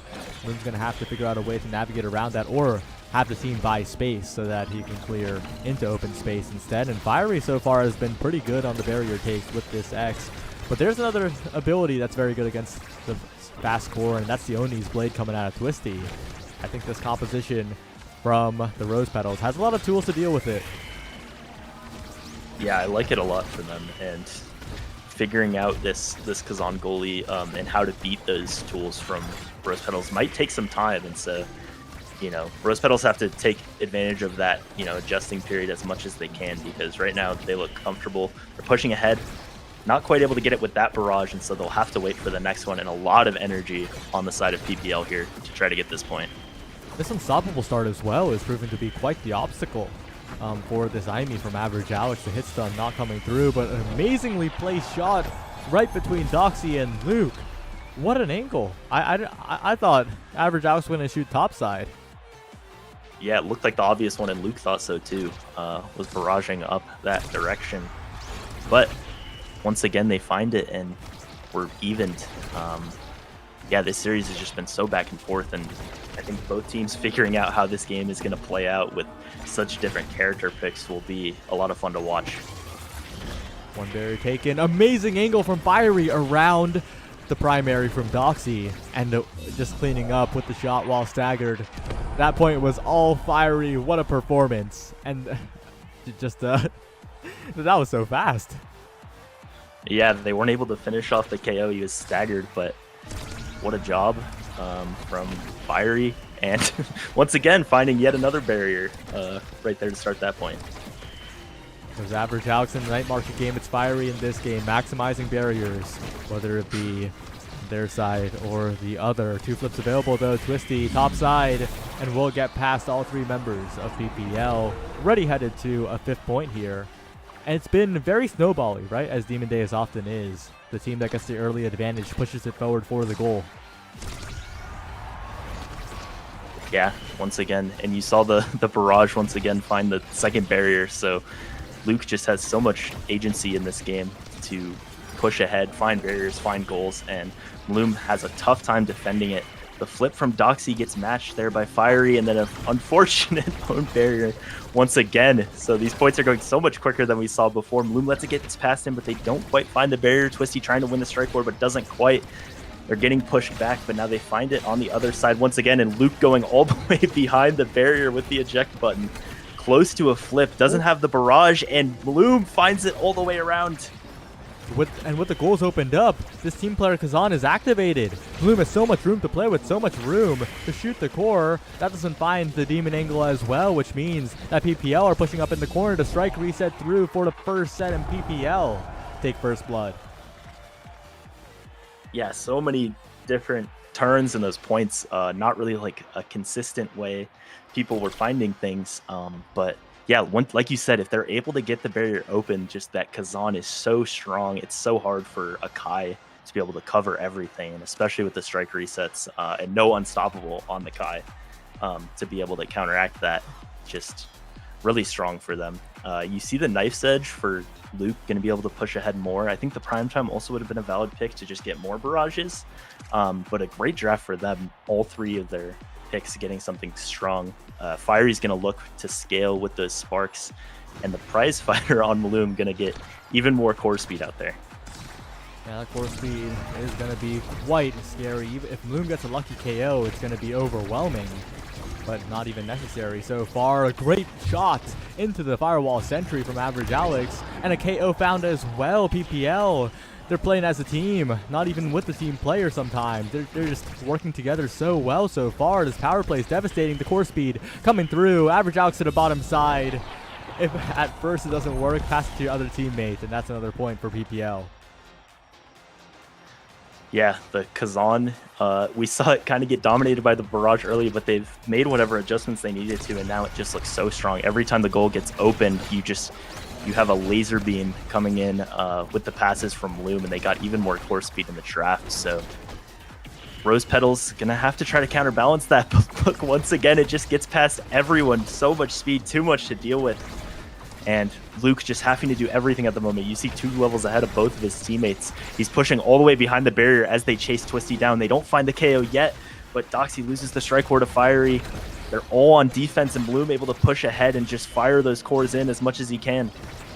Passing plays coming out from the Rose Petals, trying to find something here, but Fiery occupying so much space, passing it back up to Average Alex, back down to Bloom, the team player activated, blocked away by Luke for a moment, but they can just try again and again here. The core speed right past Twisty, not even giving the Zentaro a chance to get control of the core right now, as Average Alex just bypasses the Brawler again, and now sets up a firewall sentry. The goalie goes down while trying to defend. Average Alex is Doxy in the right place at the right time with the right dribble to the top side. A flip available as well, and the Rose Petal still managed to hang on. A perfect primary from Doxy interrupts again, but the team player Kazan is a little too much to overcome.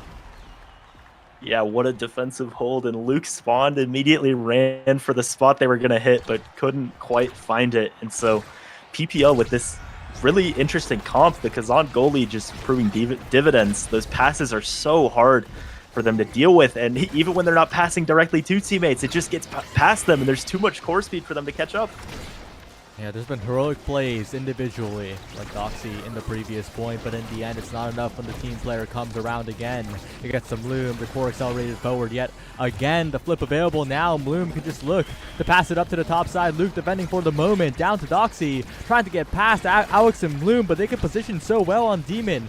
The sound waves on the sides make sure they cover the entire side by just standing there, and Bloom in position. Another shot will take the goal. 2 sets up now in PPL. No signs of slowing down.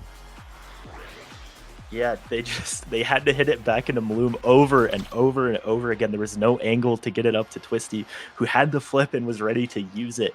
So a quick 3-0, and in this draft, they're going to be able to get the extra special, and I think those turrets have been so hard to deal with. They did a great job of dealing with them last time, but on this map, it's just you have such little space to get it away, and more size going onto Bloom is going to be really strong. You just can't get it past him, and this looks really strong for PPL, and that Kazan, that team player, is going to continue to be hard to deal with.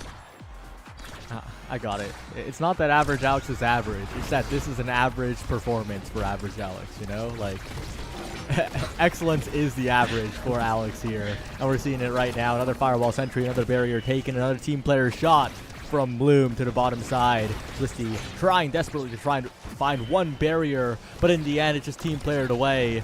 and the push ends so quickly. Oni's Blade, perhaps a chance, but team player will say no in just a second. And Fiery has flip available already. Dangerous spot on the top side. Oh, but actually a really good drone from Doxy will block it away for a moment, and really good clears coming out from the Rose Petals to keep the point alive. Yeah, but the flip from Twisty doesn't get anything. They're still holding on this goal line, but a flip from Average Alex puts it in the corner. Luke not quite fast enough, and Twisty with the dash almost found it, but 2 points away for PPL. I mean, we've been talking about the team player the whole time, but I think Bloom also just, they had it on offense for a long time there and still couldn't get the goal open. Also, just doing a great job with the strikes, and Average Alex helping out a higher level than everyone in the game. But oh no, he goes down to the Giga Blast. Bloom, though, having a very good time in the midfield. Fiery standing at center field, making sure that nothing gets past on that end. An amazing hook from Bloom, that extra size really coming into play. Twisty trying to drift DEI rush, but it's not quite enough to catch the core. And now Bloom will just core speed it away on the next opportunity.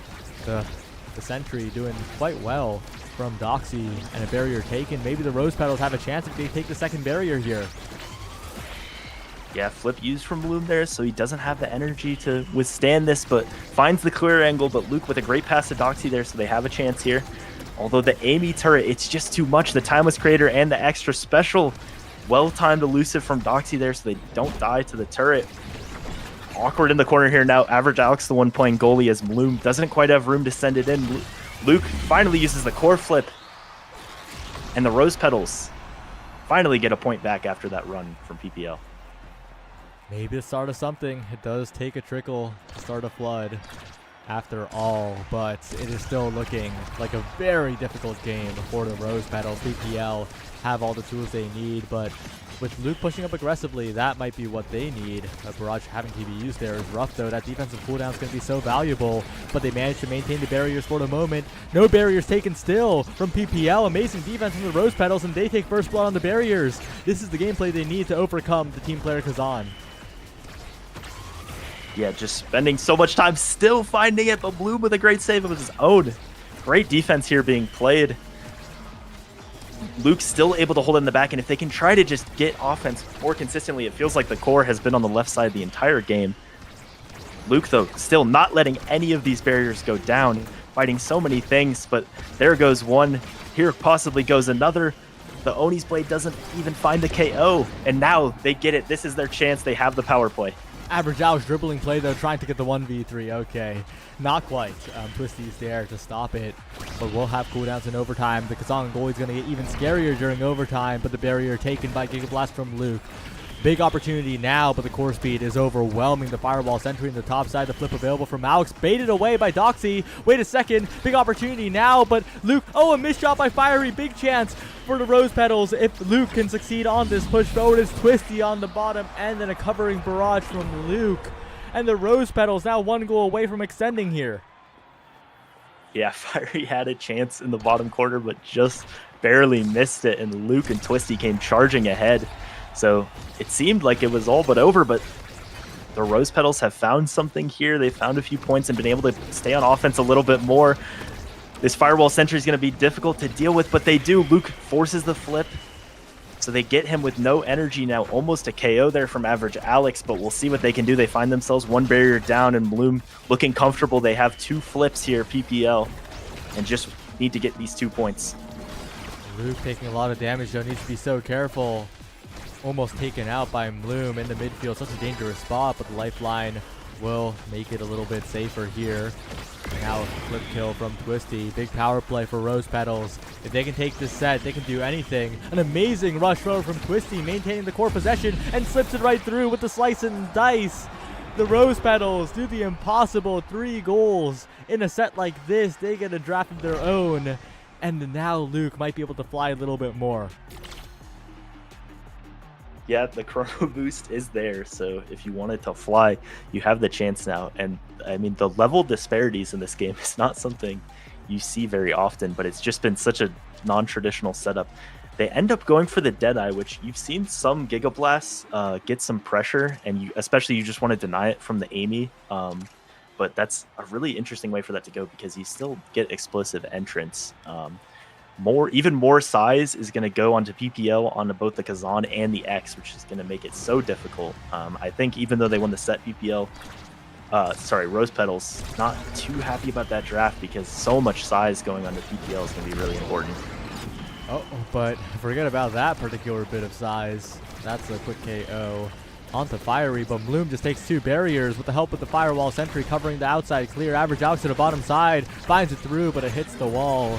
PPL, though, in such a commanding lead, but the barriers are indeed down. A flip available, though. Average Alex to the bottom side, and the first goal is PPL's. 2 goals left to take the series. Yeah, Bloom just able to push up and control so much space with the Pauldrons, the Demolitionists, and the Big Fish taking up so much of the lane every single time and then just getting out of there incredibly quickly. But Rose Petals, to their credit, have been able to keep the core on this side so much more than they did, especially in that second and the beginning of that third set. Doxy now looking for some hit stun onto Moon, but it's not quite enough. But a KO found by Twisty will mean a lot here. Doxy and Twisty trying to find a passing play, but they end up own barriering instead to take a barrier on the other end, so not all is lost here. But Bloom is defending quite comfortably. Another barrier taken with the team player. Press the point. And now, with so much open space to play with, the glitch pop from Average Alex will bring PPL to series point. Yeah, and they ended up going with Big Fish onto Kazan and Built Different onto the X, which means that Fiery's found himself KO'd quite a few times here, but it just hasn't been enough. Bloom is able to control so much space that it hasn't mattered. They do keep their barrier open there, but they're going to need a miracle here as the goal gets open.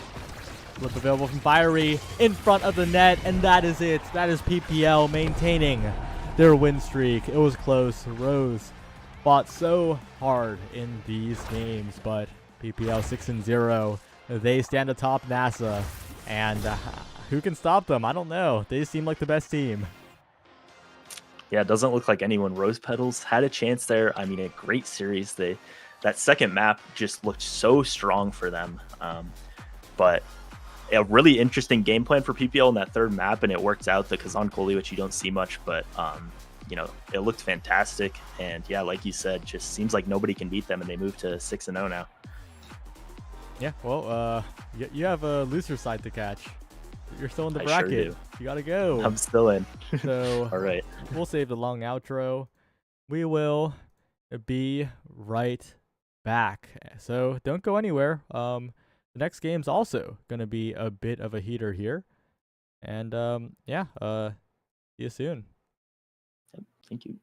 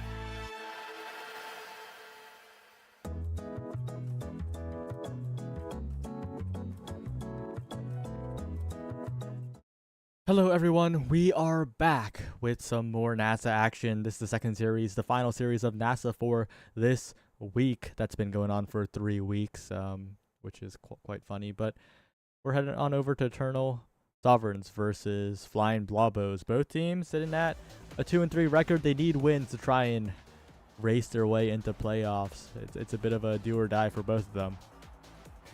And racing they're going to do, because we got the Octavia coming out for Color Craze here. Not the most common pick on this map, unless they're specifically an Octavia player, but we'll see how Color Craze decides to pilot it. Yeah, both teams really struggling to try and find their footing right now and trying to find that place in playoffs.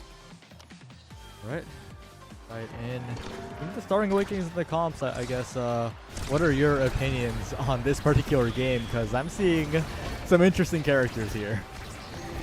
Some interesting characters, but it almost looks like Apabug and Color Craze kind of went the Fireman and J-Man route, because this is typically what you see them play in, like, normals, if you've ever run into them when they're doing their norms stuff. And so with the Dakar Octavia kind of like mixed brawler midfield, I'm not even sure what's really going to go on here.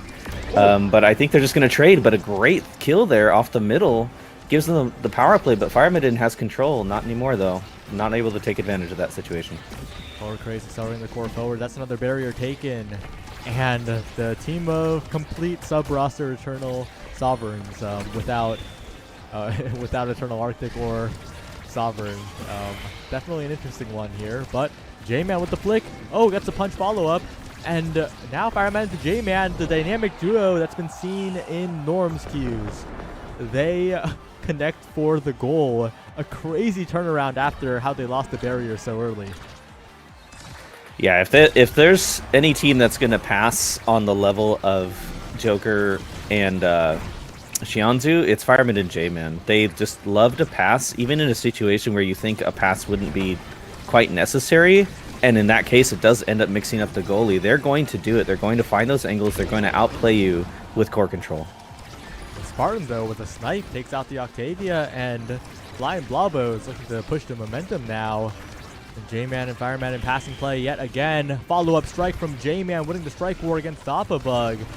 Former NASA champion Apabug at that, who is now pretty much retired.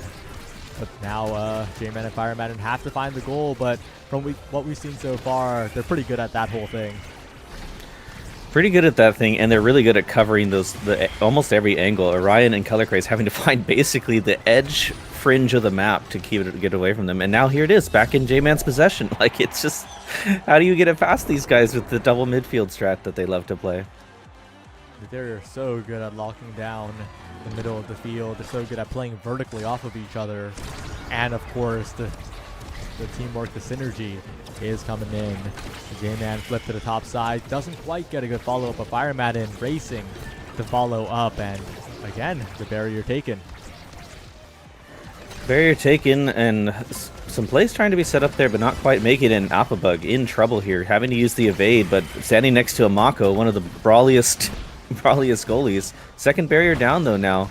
But Color Craze, this is Octavia's map, using that speed to their advantage. And, I mean, just look at this. Racing to victory, racing to get the core up to Apabug, but it doesn't matter. Spartan holding it down and passing up to Fireman and a J-Man. Good strike wars coming out. Will stall the core for a moment. The barrier's taken now. Potential for Eternal Sovereigns to maybe do something here as the Color Craze speed picks up even more, but staggered now. A KO could be on the cards here. Still staying alive, though, and a bit of an awkward use of the base drop. And now with the massive Fireman, the defense gets a little bit easier. The pass forward onto J-Man, perhaps looking for a dash punch drift, but no, blocked away by Color Craze. And you were right, it is Octavia's map because Color Craze is just flying forever. Approaching 1,000 speed here with no speed awakenings except just the Castellas, and this Octavia is becoming so fast that you almost won't be able to clear around her. They have to score in the next couple seconds or it might just be over. But it doesn't matter, right off the triangle. They weren't expecting it. And the speed doesn't matter if you're just able to hit it by and use the creation to push it in. What a setup by Fireman, who also covered the center, right, by just standing there And that's a quick first set, and a big draft coming up, of course. Now makes decent use of all these awakenings. Aerial is going to be the pick of choice here, but that Spark of Resilience is going to do a lot of work. It's a single Spark in this draft. Octavia is going to get another avenue of scaling. I think Color Craze very happy with this one. Very happy indeed. And even if they couldn't get the Spark, the Big Fish was there. I mean, this is Octavia's draft of all time. But a lot of good things coming out here. Opabug getting the nice edge for Drakkar. One of those characters that kind of has his own dash punch, and being able to use it near the edge can threaten, similar to on the level of Juliet, but maybe not quite as powerful. So much damage though. In a perfect form, doing a lot of work. Fire Madden though on Death's Door as well does have the healing to stay alive just barely. And now J-Man and Fire Madden gonna look to KO Opabug here and maybe create a power play if possible. J-Man though just rushing forward, but actually just gets strike forward in the midfield as Fire Madden. The offense not getting started for Flying Blobos in this variant. It's a little bit awkward. A little bit awkward, but the Octavia is starting to get that speed rolling. Already up to 780 on a strike. Having to use the cooldowns to keep it out of the Octavia's hands is J-Man, and it does work. The speed is gone, and the pressure is I was going to say the pressure's gone, but it doesn't matter. And then it doesn't matter on the other end because Fireman gets the barrier in a 1v3 scenario. What a crazy turnaround on two ends. Spartan a little bit late on the flip there, but Fire Madden still on the breakaway. Finding it to open space, but Color Craze has occupied it. And Opabug not able to get a shotgun on the core for the moment. Flip available for Color Craze. Big potential. This Octavia shot forward, defended away by Spartan with the drum and bass. Color Craze though rushing forward. Fireman slowed down. Opabug looking for a strike war, but it's denied yet again. Opabug though on the late strike. The latest possible strike. And that's a goal for Eternal Sovereigns. That was a pixel perfect strike, and I think that was really off just the back of that speed from the Knife's Edge, able to use it there. I'm a little surprised Opabug went with the Mag Souls here, because I know he's not much of a Mag Souls person, but I mean, I guess it's just still that strong. I know a lot of the top players have been complaining about how strong Mag Souls is still. Opabug getting the center, but crazy pressure coming out from the side of Flying Blobos here, but it doesn't matter, return double barrier. Double barrier coming out. J-Man looking for a dribble. Opabug can't quite find the goal there as J-Man tries to interrupt in the midfield. Dangerous spot for Flying Blobos. They haven't been able to secure these goals. The shot goes just barely wide from J-Man. Opabug now just mining away at the center. Color Craze building up so much speed in the power play. Dangerous shot spot for Spartan as they clear it right into Opabug's face. Opabug has been ready for that for years. Has seen all of those clears. And, well, that's 2-0. Eternal Sovereigns. 3 subs, still getting it done. Still getting it done, indeed. I mean, they were looking not to... They were looking like they were getting basically outpassed and outplayed in the first set, but they've been making this comeback here off the back of this Octavia that's almost effectively unkillable, aside from potentially a dash punch with the evade coming out there to evade it. But yeah, I mean, the teamwork is there, but they just don't quite have the speed to keep up with this Octavia, and we'll see if they're able to adjust. Yeah, and I really like how Orion is playing this game, right? Like, in the up-close and personal interactions, hasn't been able to get the better of Fireman and J-Man, but you don't need to play up close if you could just primary from range, if you could strike shot from range, and that's what Orion is doing quite well there, losing 2 barriers, but overall in this set has been very consistent. And now Spartan waiting for way too long. Opabug just walks the core in, and it's 1-1 in sets.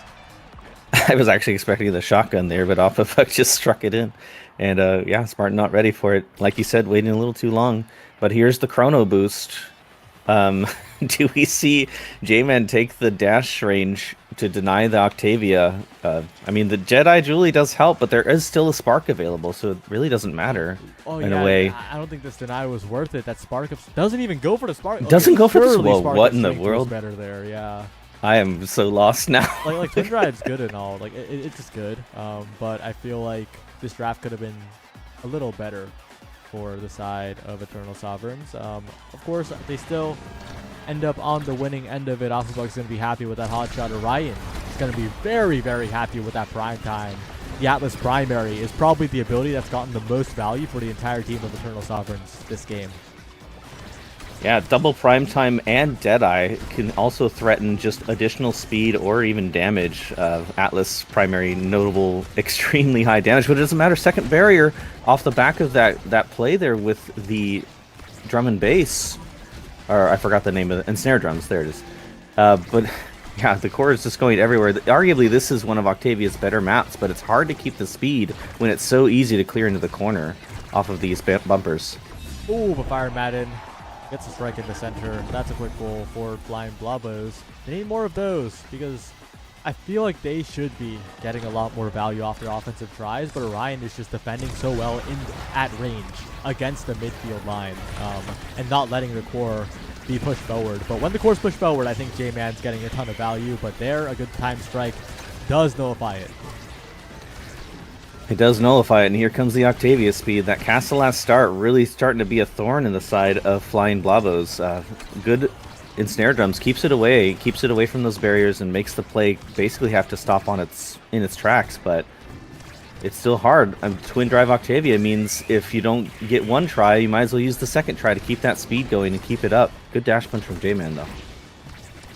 Color Craze very, very low. Chip down. This is the opportunity to make a play here for the Flying Blobos, looking for a shot to the top side, but they can't get the barrier. Color Craze still surviving, still getting an orb, still thriving here, and unstaggered now. They've missed a big opportunity here, and that barrier is still standing. Yeah, and one thing Color Craze and Orion have been doing is they've been adjusting their play. The Color Craze is starting to play a little bit farther back with the speed, but wow, what crazy speed there. Into the triangle, no, that's 2 points off of striking into the middle, right into something that can hit back. That's an unfortunate clear there from Orion. Yeah, and again, Orion has been very good at range, but when it comes to the pressure strike situations, has been caught a little bit lacking by the level of play in this game. But again, like if Orion can get the right awakenings in later drafts to keep the core up, then I think that Eternal Sovereign still have a very, very good shot, because when the core is approaching the midfield line where Flying Blobos should be the strongest, Orion is taking it away with a strike shot with the Astral Projection, and that is just so valuable for this team. Incredibly valuable indeed. And one thing I was also just noticing is whenever Octavia's speed is gone, the speed on the other side is way too high, but oh my god, Fireman with a crazy perfect strike in the top corner, a rounded expanse that would just barely becoming too small, finds the goal, finds the set for them, and now they have the opportunity to try and deny more from Octavia. But I mean, look at this draft. Octavia is pretty happy with this one. Peak Performance or Spark of Focus or Stacks on Stacks or Rapid Fire or Unstoppable. I mean, the possibilities are endless here. Literally, yes. Yeah. Adrenaline Rush for Julie, though. Not that J-Man's like the most kill-crazy Julie out there, but it's still a really good opportunity to have that snowball effect. Opting for the Peak Performance, though, hard to go wrong there. And happy start. One of the first times I've ever seen it like not picked up in a draft. Interesting choices there, but all around good for pretty much everyone.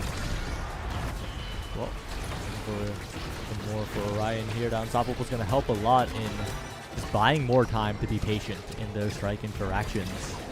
Picks up the center as well. Alpha pushing forward. Fire Madden, though, trying to win the midfield interactions. J-Man pushing forward with a chrono boost and a follow-up from Fire Madden. That's 2 barriers down in an instant. That's Flying Blobos with a massive lead here if they can convert. Pythagorean theorem coming out for Fireman in that midfield play, and finds the 1v3 off the strike into the immediate secondary from Now. The power of that Now character really coming into play here, just having so many hitboxes, so many ways to control the core from distance, and with that Monumentalist able to make it happen from an even larger area. J-Man now, not quite confident enough to catch the core there, but still pushing forward in the bottom side. Can't quite catch the core again. Fire Madden maintaining possession, possibly. No. Alpha Bug in the midfield, taking a lot of damage, but still surviving crucially, and the barriers taken by Color Craze and Alpha Bug. Big swing around in the favor of Eternal Sovereigns here. Big swing indeed off the back of basically the slow core in front of the net has been killing these two goalies, and it's proving to be kind of the crux of play for both of these forwards, trying to find a way to get this core into the center and slow it down and force the goalies to try and overreact to whatever might happen. But this team player is really paying dividends for Spartan right now. Core stopped in the midfield yet again. Color Craze flip available. Spartan Core stolen away from by Color Craze right in front of the net. That's the goal. That's the equalization here as Eternal Sovereigns, without the Eternal and without the Sovereign, try to win this game.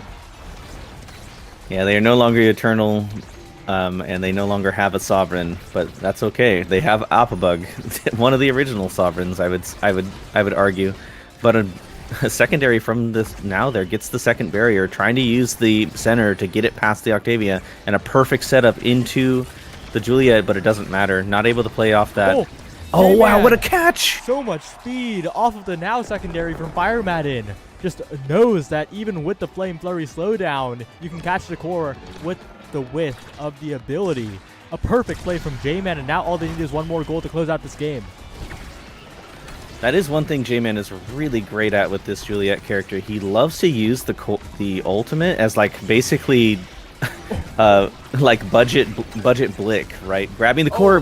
I mean, I can't even. Yep, it's already over. Double barrier off the bumper to get the bonus speed right through the center.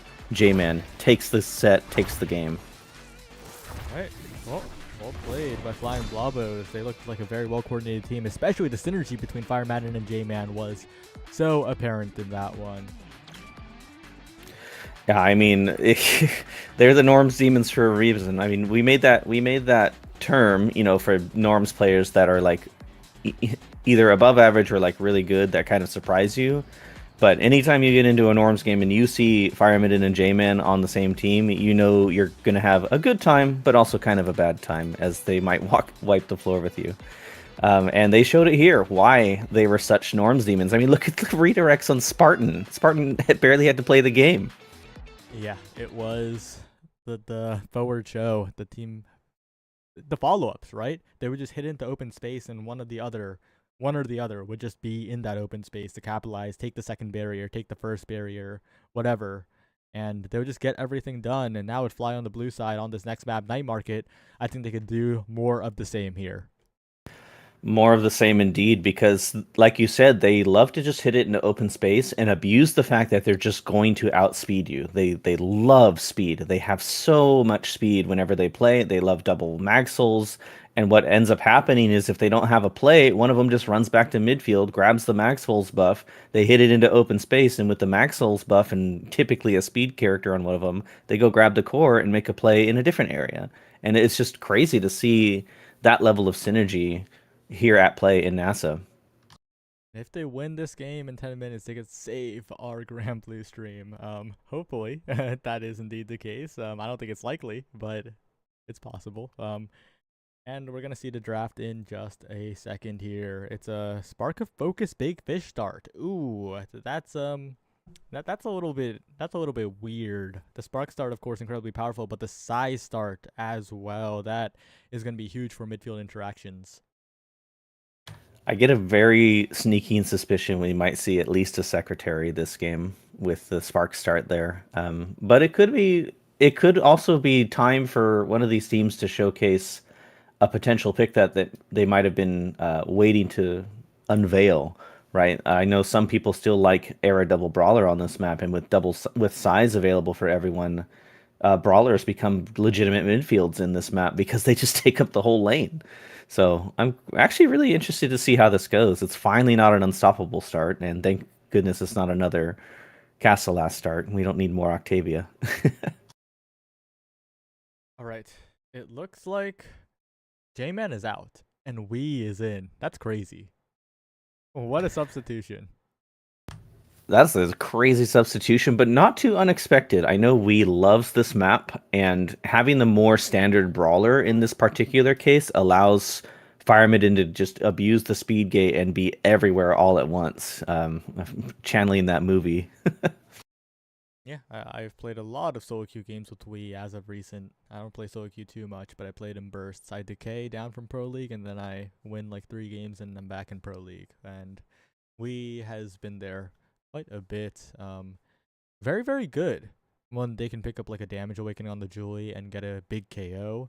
And again, like with Flying Blobos on blue side, that means they could deny away the Julie from Apabug and get it for Wii on that first pick. That's probably what they're going to do on that pick 1 here. Almost assuredly, I think. Yep, And there it is. Bam. Wii loves to have size on any of the brawlers, although maybe Juliet. No, I think Wii's Zentaro is the one that doesn't want the size as much. But either way, I know Wii really likes that size. I'm curious to see if they're just going to go opt for the triple spark. I doubt it. I think what's going to happen probably is we're going to see double spark on midfield and goalie, and then size on the brawler. But not sure. They could opt for 1 spark for the goalie and have just the size and take advantage of the middle. I don't know. There's a lot going on. Yeah, I like this comp though from Eternal Sovereigns. Of course, Aimi, the best character on this patch, and Asher, a very, very good brawler, especially on Night Market, where she can cover the lane quite easily. And on the other end, now coming out for a midfield pick from Fly, Fire Madden performing excellently on that pick. The goalie pick, though, not quite sure what's going to come out from Spartan. Most likely a melee goalie, because Spartan's pool is very melee-centric. Maybe the Dubu, maybe the Mako, maybe the Atlas. I don't know. It could be the Atlas to avoid the triple creation comp on the other side. Orion being denied that rune, but rune Asher Aimi would have been just extremely oppressive to deal with. Unfortunately, they still have to deal with Aimi and Asher. So a lot of creations coming their way, a lot of just straight up zone control by existing from those 2 characters. And Aimi, like you said, 83% pick rate, just in Nassel, just an absolute character of all time right now. Probably in her strongest iteration since she released in beta, I would guess.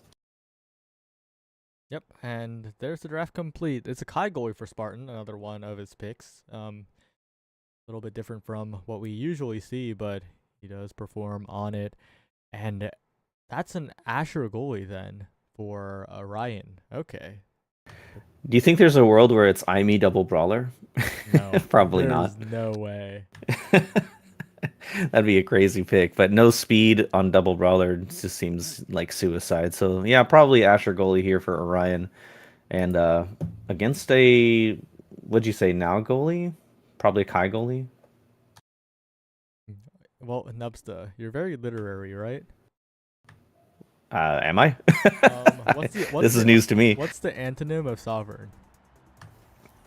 Well, sovereign is like a king, so I guess a peasant, a peon. I don't want to call them peasants. They're not the eternal sovereigns, are they? The temporary peasants? The temporary proletariat. Temporary peasants does roll off the tongue a little bit better. Temporary peasants is crazy. It sounds so negative though. Like it sounds like indentured servitude.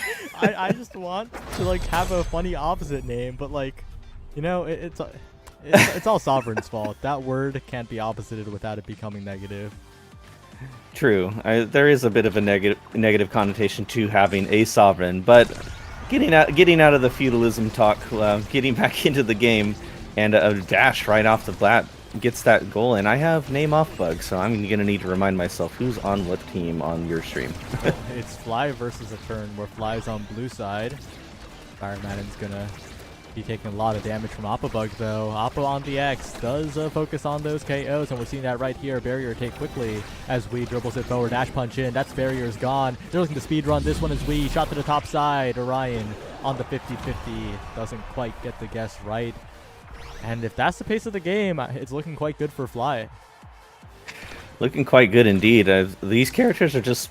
It's again, one of those games where it's team speed versus team size. Asher X really slow. Aimi, not the fastest character. Still has that base speed. Almost gets that double barrier off the play there, but not able to make it. And here we have Kai. We have Ek. We have Juliet with that high base speed, but it doesn't matter. Gets pushed into place and hits it into the bottom corner for that goal there. That was a little bit awkward. It bounced off the Night Market Center. There were a lot of strange strikes, and in the end, it was in the hands of the Eternal Sovereigns, and they managed to secure it here. But they'll need to do a little bit more in terms of consistency, because Fire Madden seems like the owner of the speed in this game.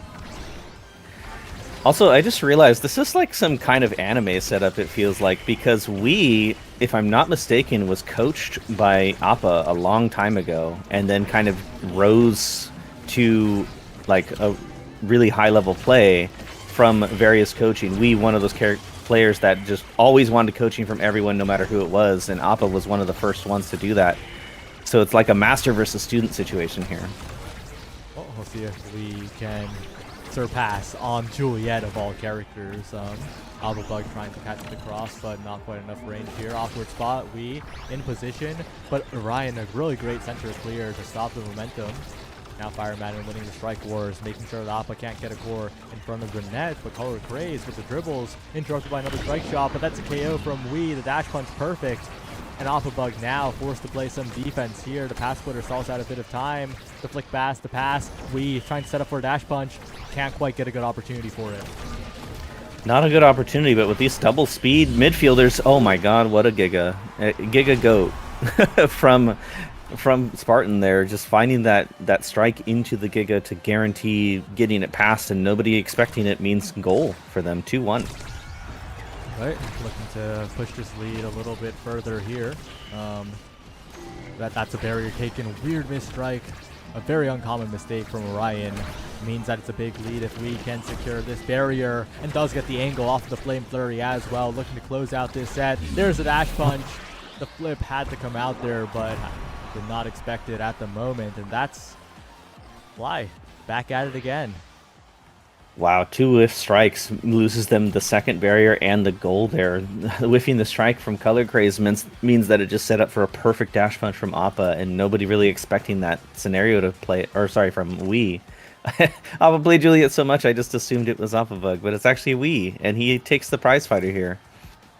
Big opportunity to scale. Timeless Creator, of course, great on the Aimi, but that's not like combat stats. That's not going to make the dribbling more powerful. And with the aerials pickup on Spartan, with the Stagger Swagger on Fire Madden, that is more speed for this team that's already outmaneuvering. Speed is the name of the game with flying Blobos. They really want those Blobos to fly, and in this case, the core and them are going to be flying. Perfect setup into the dash punch, gets the double barrier there, and now being able to use this speed gets it right back up to Wii. Not able to make that play there, but it doesn't matter. How are they going to get past the midfield with so much speed on this team? And if it gets back, Spartan's there to have a simple strike. So much room to play for Spartan in this game. Not stressed in the slightest. What a great dribble from Wii around the barrier beam. It wasn't enough there, but Juliet will get many more tries on the offense, it looks like. Gets another opportunity here. Ryan, good strike, good timing, and a good primary to send it away. But it's once again in the hands of the Flying Blobos. It's infinite possession hack. Just have more speed than the other team.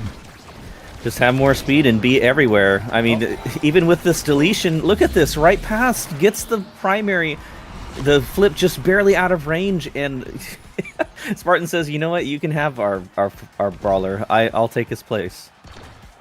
Looking to try and close this one out. We lost the prize fighter stack, but honestly, like, hasn't been relying on the power so far.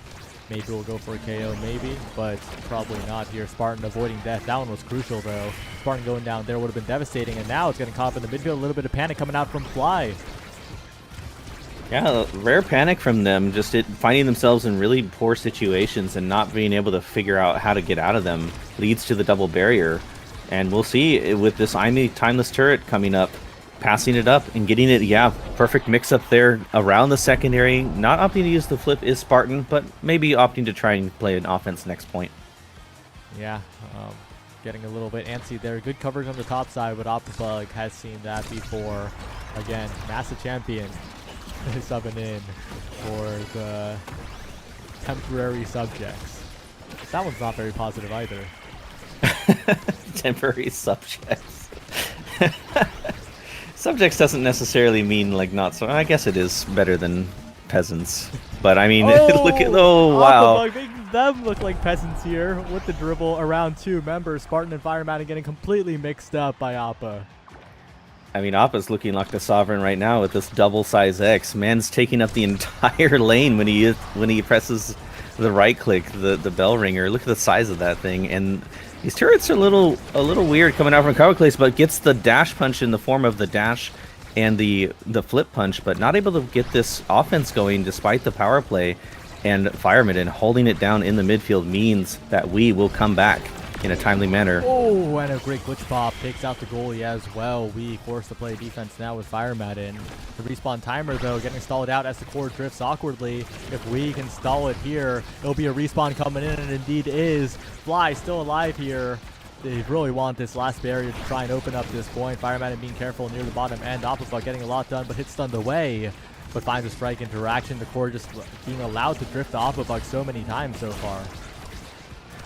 And Oppa is good enough that if you give him even a few opportunities, he will find them. And what a glitch pop catch there from the vertical clear from Spartan, not realizing the IME's cooldowns were up. Oh, I have a vested interest in Fly closing this one out, but it looks like the Eternal Sovereigns are making their way back into this game. Plenty of great awakenings for them as well. Perform Catalyst, Deadeye, Knife's Edge, 4 power picks on the board. Monumental is picked up by the enemy. There's no way that's correct. What in the world? I know you're denying now, but flabbergasted. Surely it's Deadeye here.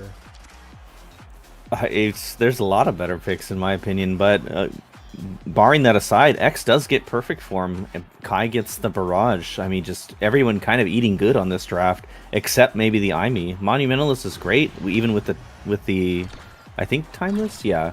Monumentalist is great, but I don't think it's as game changing as just making sure you keep them off the course with Deadeye.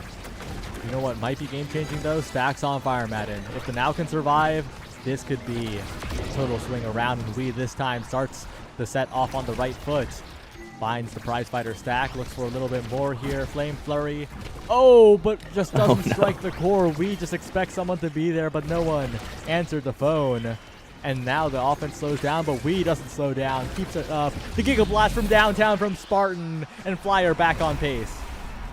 That was a super well-timed Giga Blast. Just noticing that we was just having to wait for the goal barriers and throwing the Giga out at the perfect time to not only catch any potential clear angles, but also to just hit stun them if they decide not to strike, to wait for Ree's interaction. Just almost a checkmate scenario, it felt like.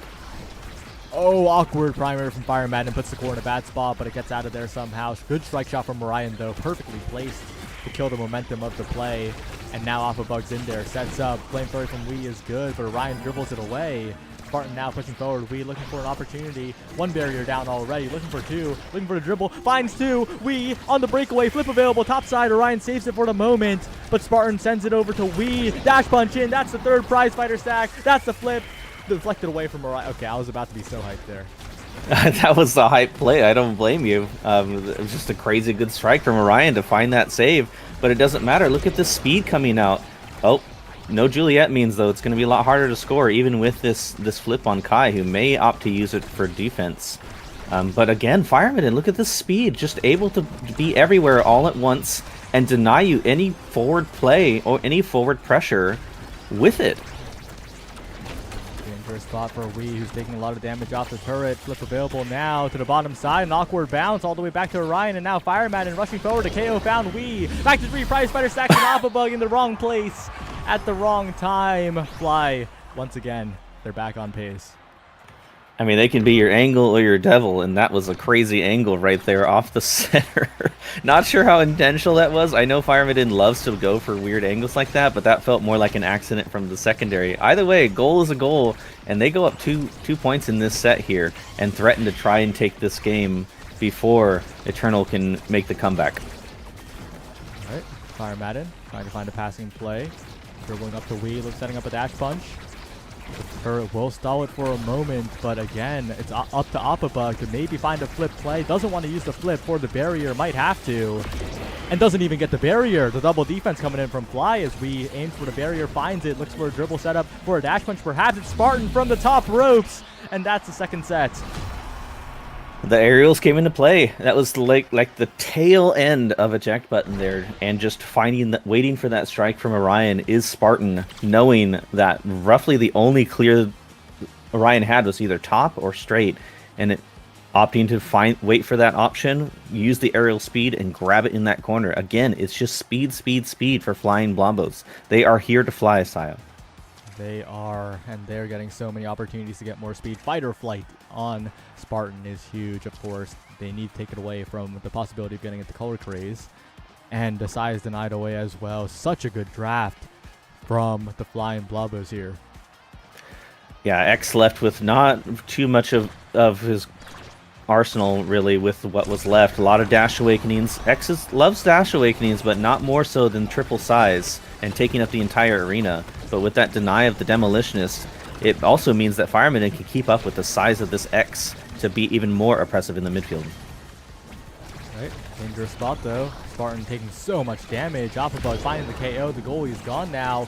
We though, 1v2 finds both the barriers here, and if they could stall for a little bit longer, all the way around the world it goes. That's plenty of time. That's Spartan back. A masterclass from Wii. We just going absolute 1v3 crazy mode, finding the perfect strike off the top corner to get that Spartan, thing. But no, oh wow! Come on, Spartan. Oh, Wii does all of that, and you walk up and die again. There's no way, Spartan. Come on. you got Saya tilted over here, having a blast, commenting on the death. I mean, yeah, that's just really unfortunate. Losing, everyone's just dying to this X right now. The size didn't even matter, and X didn't even really gain any power. Everyone's just walking so close to the edge, and Applebug is just finding these KOs to make it happen. We trying to go for this 1v9 mode again. Not able to make it work though off that flip. Fire Madden's back now. Big opportunity for the Flying Blobos if they can get it away from Applebug. But that X is absolutely massive. Mega size at the moment. Color Craze setting up. Cyber Swipe goes wide thanks to the barrage. As Wii doesn't quite get the dash punch. That would have been critical for the Flying Blobos. But now the game is slowing down and not in their favor. Whoa, I don't actually know what struck that there.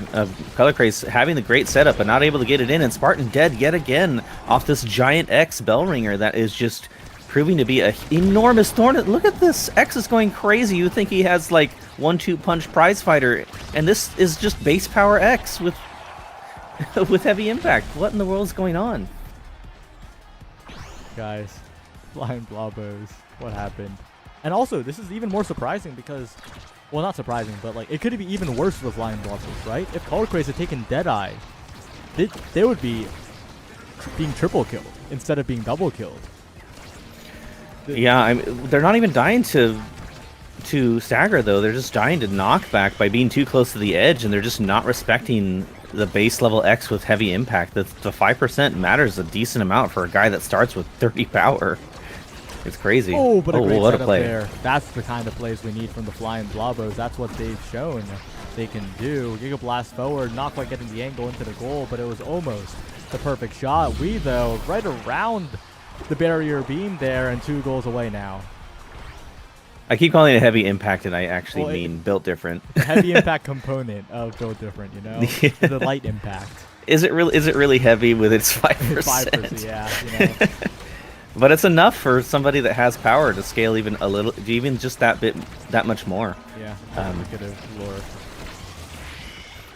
But I will say, those last 2 points from Flying Blobos, I think were just on the back of what looked like a bit of nervousness, like they just wanted to close the game out, and it was causing them to just be in the wrong spot at the wrong time because they were too anxious. And now they've kind of cleaned up their game a little bit, but a flip here from Appa, very scary. Not able to make it work though, and double flip here for Flying Blobos to keep this going in their favor. Come on, Flying Blobos. This is how you can end this game. Dangerous spot, flip forward. Great defense from Orion, but ends up taking the barrier. Oh, backwards flip from Fire Madden, and now it's a dangerous spot. The turret doing so much work in the corner. The Cyber Swipe goes wide though, and Fire Madden gets out of there. We now defending as well. Color Craze looking for the flip play. Bottom side is wide open. Fire Madden has enough speed to get back there in time. The Flying Blobos need this one desperately to try and continue, and we does get the shots, gets the KO. Orion trying to defend this open net. We with the flick to the bottom side. Orion's there with the dash. Appabug's there with the defense on the strikes.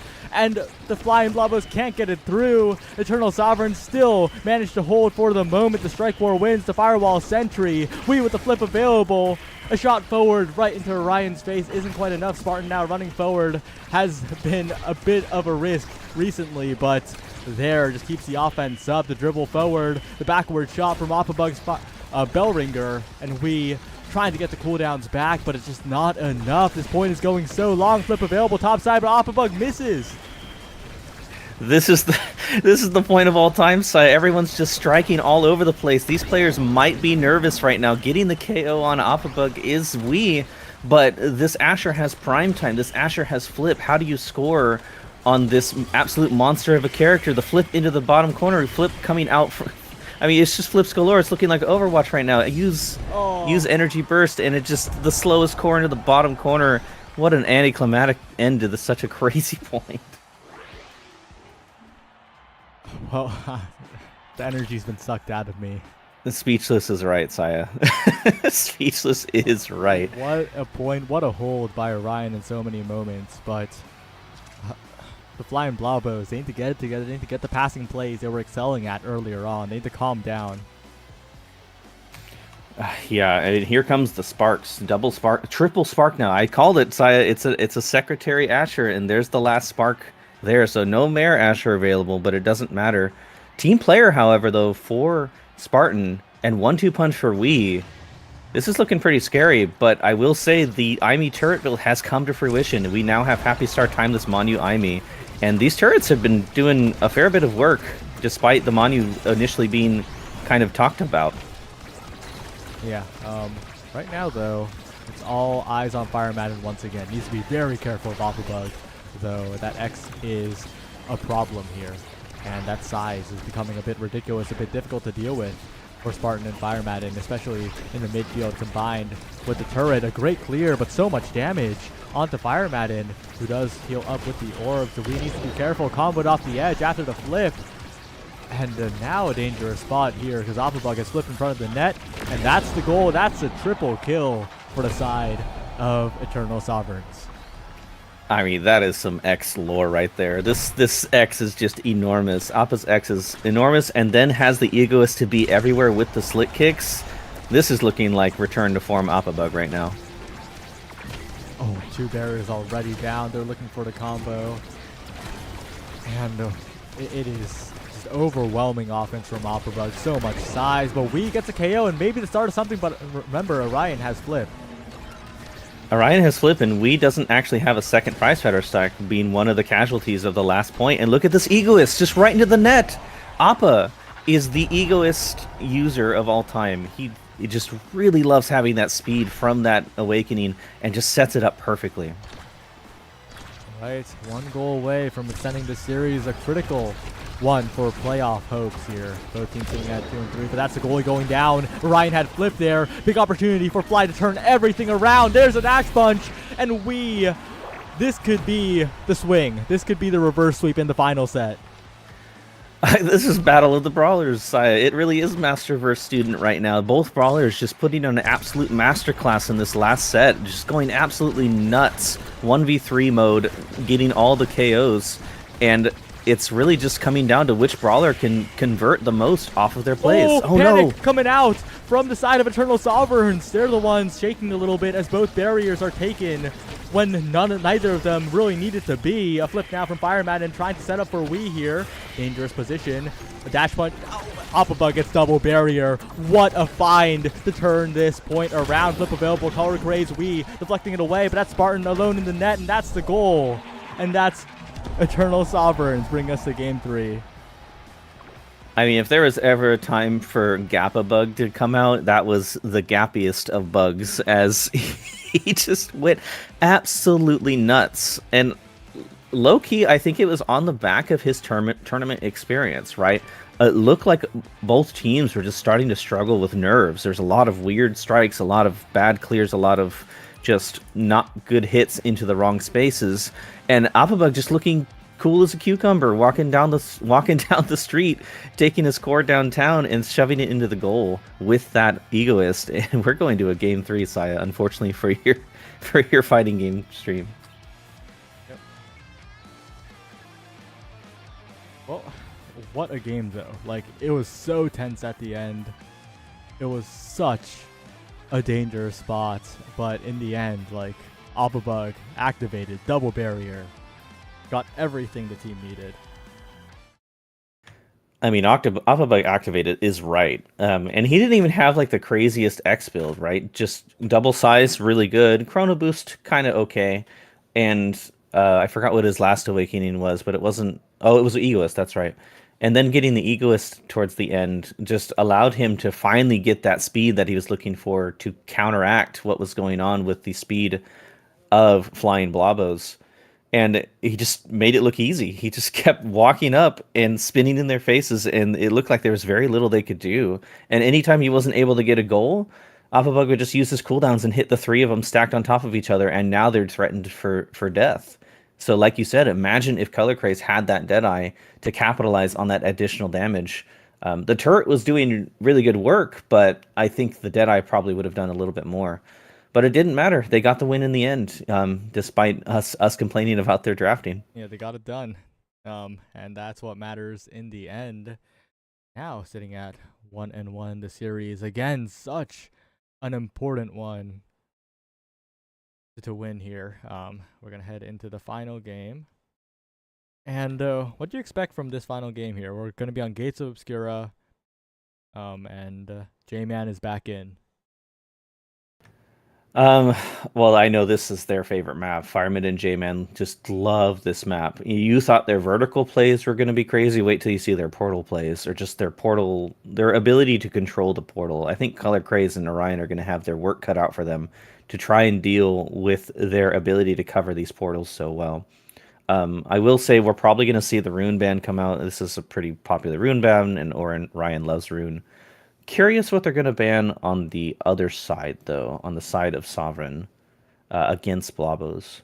Because there's so many good picks here that Fireman and J-Man love to use. So I'm not sure if they're going to try and target Spartan. I don't know if they're going to try and target the Now to get rid of her power on this map. She feels like one of the strongest midfielders on this map, in my opinion. Yeah, we'll have to see how it goes here. But looking at the draft, we're seeing the Juliet this time for Opabug. First time in the series that Opabug is indeed getting the Juliet, and that's scary because Oppa has been playing so well, and on the signature pick is going to be even scarier. I actually think that's why they swapped Wii back out, because they knew they weren't going to guarantee the Opabug deny, so opting to go instead for their likely. I would think we're going to probably see a double midfield here. From these two, but I'm not sure, because J-Man has been the one that tends to rotate into Brawler.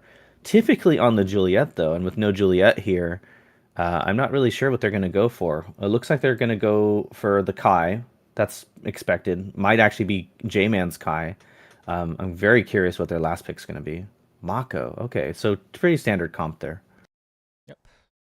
See how this game goes. Eternal Sovereign's now on the blue side. And this is so important. Both teams are sitting at 2 and 3. They're both tied for 6th place at the moment. The loser will be tied for 7th. The winner will be tied for 3rd. That's crazy to think about. Oh, not 3rd. Sorry. 5th. But that's still huge. That's making it into playoffs or not making it into playoffs.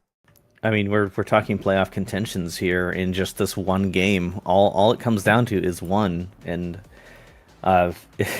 with this speed start, I feel like it favors Flying Blobos, but they're not playing their typical speed setup. Opting for just double speed with Mako Kai, still good to go. But J-Man's gonna have a lot of trouble getting that Asher into the right spot without that speed, and we have a match termination. So we get to yap a bit more. I'm also interested to see the Estelle here from Color Craze, because I think Color Craze is just better on the Estelle than the Aimee, and no Aimee actually picked here, probably because neither team really likes playing that character for the most part. I think Color Craze was picking that Aimee because of the start and because of the map, but I love Color Craze's Estelle a lot more than their Aimee. Well, let's see how it goes here. Orion on the Atlas, and on the other end, another melee goalie. Opabug on the signature Juliet, 2-time NASA champion, coming in to maybe save Eternal Sovereigns on their road to maybe making playoffs, and a lot of maybes. We'll see how it goes. A lot of maybes and a lot in the air, but the game is getting started. We have 3 Stagger Swaggers and 3 Sparks of Agility. Double Stagger Swagger for the side of Flying Blobos, but it doesn't matter. Stagger Swagger does not care about if you're just gonna get pushed off by a Juliet, and Alphabug showing why he was one of the original Juliets of the game. Yeah, this time it's Fire Madden on the Brawler, J-Man on the midfield, Akai looking to do a lot of work in the midfield, but with Fire Madden gone for the first few bits of that point, it was a little difficult, but the Giga Blast trick shot, Orion still defending, great primary as well, and the barrier still stands. Still stands, and J-Man having to use the portal to get away, but gets the second barrier anyway, right into the hands of Fire Madden, finds the anti-clear into the barrier. And flip here for Orion has to be used. Yeah, just lost the interaction, not able to do anything. But looks like they're just going to try and go for damage here. Despite having a Stagger Swagger start and the primary catching that pass, Orion just not aware of the cooldown there. Gets the first point for Flying Blobos. 1 point already on the board for Flying Blobos. They're looking to make a little bit more here. But it's not going to be too easy, right? They still need to find many more points, and we saw last game that even with a lead, even with momentum, all it takes is a little bit of a swing for one team to just come all the way back. Yeah, one swing is, like you said, one swing's all it takes, but that swing could be Oppabug. I mean, this feels like one of those games where you gave Oppabug Julia and it could spell your downfall, but right now Flying Blobos taking advantage of the speed from the Kai and the Mako, running into the top corner, grabbing that flip and throwing it into the goal, going up 2-0 in the set, and a very critical first set, I think, with the Sparks.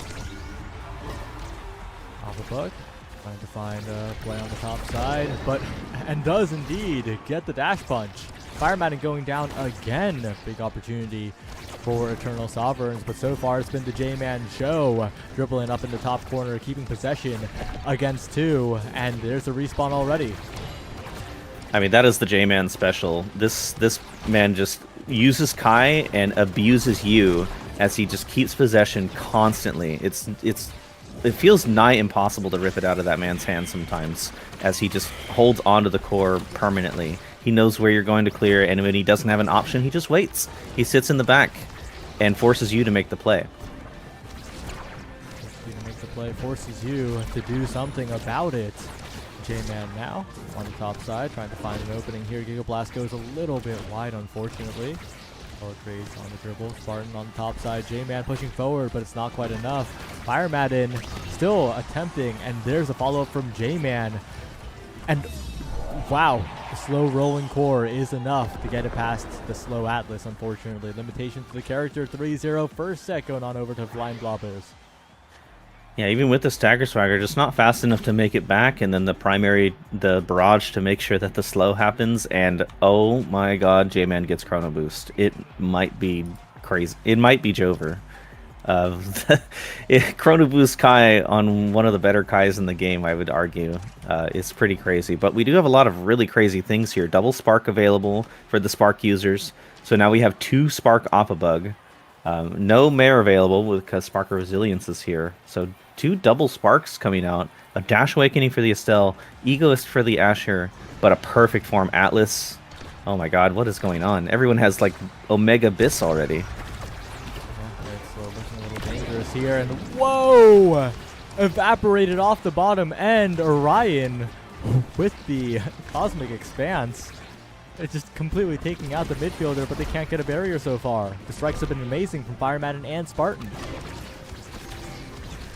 Yeah, one of the things that I was impressed by is Spartan and J-Man slash and Fire Madden. Oh my, never mind. Screw that right now, because we got a double power play coming out off a crazy dash punch from Oppabug. And if you want somebody who's going to find a crazy dash punch, it's going to be Oppabug. But Spartan, so disciplined on the strikes, make sure the barrier still stands. And now it's once again still in the hands of the Flying Blobos. They might be getting KO'd over and over, but who cares? Like, you're weathering the storm quite well. The power plays don't mean anything to you if nothing happens. Okay, both goalies went crazy there. That was just crazy awareness from Orion to find those passes and deny them with the secondary. It didn't matter in the end, and then we get an Estelle dash punch with the Blink primary flip And wow, what a shot from Fireman, and that almost went in from the portal. But good plays from Color Plays and Applebug mean double open barriers for both sides. Good strike work from J-Man, looking for the play, finds the breakaway, finds the dribble off the top side. Quick goal, despite all the power plays in the favor of Eternal Sovereigns. It is Flying Blobos who just keep holding on. Holding on for dear life with this 154 power Pummeler's Juliet. It's been a while since we've seen Pummeler's Juliet make an appearance, and she is making a grand appearance here, getting all these KOs. But the KOs need to matter as well, and with Spartan's defense, Flying Blobos still end up holding and still make this work. Side now, looking a little bit awkward as J-Man and Fire Madden trying to push forward. They're the ones getting the KO this time. Quick KO onto Color Craze with the portal plays. Portal passes are coming through. J-Man on top side, dancing away from the astral projection and also catching with the barrage. They look very comfortable on Gates of Obscura. Sometimes a little too comfortable near the edge, but their offense cannot be underestimated. Definitely not. Spartan forced to use the flip in a bad scenario. Oh, almost Curse of Strike Shot there, punishing people, and Fireman winning the strike, throwing it into open space to allow J-Man to look at that. Man just teleported into the void and said, this goal is mine. Not being denied by the primary, but still, that looked really scary. Yeah, the sheer speed is really coming into play here for J-Man. If they can get one portal pass through where Color Craze isn't quite covering, that could be the goal here. Color Craze forced to blink back. That's an important cooldown down. And if Spartan can send it through the portal, Fire Madden pass through. J-Man, bottom side. The Giga Blast not quite enough, but Fire Madden will find the hole on the bottom end. Another goal for the Flying Blobos. Another goal and another just example of the disadvantage of Estelle and Atlas is they're just slow. You can kind of hit into their open space and they're forced to use a cooldown. And if they don't have the speed to cover it, Color Craze didn't have the max soul speed there. So it's just basically shooting a field goal. Yep. Well, we'll see if they can keep it going here. Spartan, flip available, able to send it away, and a J-Man on the breakaway could be quite devastating. It's kind of weird. They're playing Kai Brawler pretty much, like Kai forward and Asher midfield, and it's working quite well because of how the portals are, but a flip in front of the net. And that's a quick goal for Eternal Sovereigns, maybe trying to turn this one around. I like the patience from Spartan there, though, realizing they're still up 2-0 in the set, so now we have two flips coming up, or one already up, one basically about to be there, and Fireman not too far away. They can set up to try and take this set anyway. Oh, opting to use the flip here, though, to just basically get an offense. Yeah, double flips for the offense. Get these barriers down and force this Atlas into a bad situation, but it doesn't matter. Pat Splitter says, I'll put this situation in a poor spot for you. Yeah, didn't even take the passing plays to set up a bad situation. The one button setup is there, well aimed by Fire Madden, and with the draft at your hands, this is looking like a game that's spiraling out of control for Eternal Sovereigns, unfortunately. I will say, though, they have the opportunity to try and force a Spark of Focus deny here on the Kai, because otherwise that would be triple Spark for the Juliet. Not opting for it, so triple Spark Opabug comes into play with the Pummelers, with Focus, with Speed, and with Power. They do get Team Player in the end off Spartan, but this is going to be a very scary Juliet. Yep. And one of the best Juliet players. Sorry, I had to add that. Yeah, Eternal Sovereigns will have to play through Opabug in every possible way here. But the question is, will Opabug get a chance to play? Because there's a power play here, but J-Man can solo score. Like, this is a situation where you're not safe with an open net at your back if J-Man's alive. There's so much speed on the board. The Kai Barrage, the ability to pass through the portals, and no barriers taken. J-Man outpacing Orion. Good secondary by Orion to cut the bleeding, but it's still an open net versus two barriers. Yes, it's one of those situations where J-Man can just kind of hit it into open space and catch up to it, but yeah, Barrage covers everything. Fireman covering everything else where the Barrage wasn't. Just really good play from them. The speed is just too much sometimes. The Kai can just get out of control by being too fast. We're seeing that once again here as J-Man tries to pass it up. Needs to be careful near the edge though. Opabug, such a threat with so much knockback on the dash punch. Fire Madden midfielding once again here. but it's Fire Madden in for the barrier take, and a great dodge away by J-Man through the portal. I think the Flying Blobos are all warmed up on this map. They're looking like they have all the control. Yeah, and one thing that I'm loving from the Flying Blobos is they're basically just switching off midfield and forward depending on who has the core. Oh wow, double flip. Who has the core and who has the ability to make that play happen. Like right there, J-Man could have stayed forward to try and make a play, didn't, opted to back up and let Fireman make that play instead, and they just adjust really well. That's a KO on the goalie. Applebug trying to score, but the barrier beam says no for the moment. The barrage as well. Perfect. The flip through, but interrupted by Orion and Color Craze. Goes to the bottom side, and a good hit stun punch. Applebug keeps the team alive once again, but it's still 2 goals away for Fly. And it looked like both Spartan and whoever's left alive, I forgot who died, both tried to go top thinking that they would try and go for a top play, but they ended up going through the portal play, and it just lined them up perfectly for the punch. But with J-Man dead, that's a lot of speed gone. They can set up really well. Pushing forward, trying to put on the damage here. J-Man gone, like you said, but the barrier is still standing. Great clear by Fireman, and looking like a goalie. The hit stun is perfect, and J-Man trying to deflect the flip, unsuccessful, but the possession is maintained. The barrier taking Color Craze and Orion a little bit desynced on the defense. And with the core speed coming out from Spartan as well, it's overwhelming. Again, J-Man coming in, top side, barrage to guide it. 1 goal away now, Fly. I mean, look at that. J-Man found the bottom corner, forced everyone to dive into that corner, and then just backed up and caught the core and hit it to a different corner that nobody was at, and everyone's so slow on the side of Eternal Arctic that they just couldn't make it work. And then to back it all up was the barrage. I mean, this Kai is just going crazy with all the speed. The Blast almost got a KO on Color Craze if it was angled differently. Such a scary position to be in here. We'll have to see how they can maneuver the core around. Find a little bit more pressure here. Push forward, trying to find it. But no, not quite enough, as the barrier still stands for Orion. Still stands. Appa does get one off the back of the punch, but between the Asher and the Giga Blast, it was pretty much game over for that barrier. And now an open net with team player and 2 players who love to play fast and pass. This is looking really scary for Eternal Arctic, as their playoff hopes might be dashed if this goes in. Yeah, Eternal Arctic is sweating here. Oh, Applebug, backwards flame flurry. What was that? It's saved away by Orion. Shout out to Orion for defending against 4 players. The barrier taken now. Fireman in top side. That's it. Fly take it. They will have a much better road to playoffs heading into the final 3 weeks.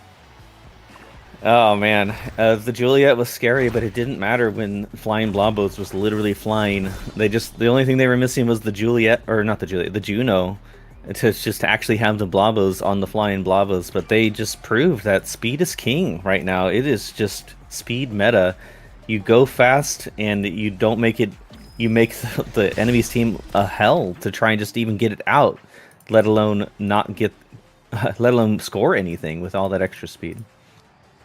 Well, with that, Flying Blobos managed to secure it. Anything left you want to say before we outro? Good luck, Bestie Brawlers, because we got to get over that. Yeah, I gotta... Oh, we'll be right back. Don't go anywhere, and see you soon. 07.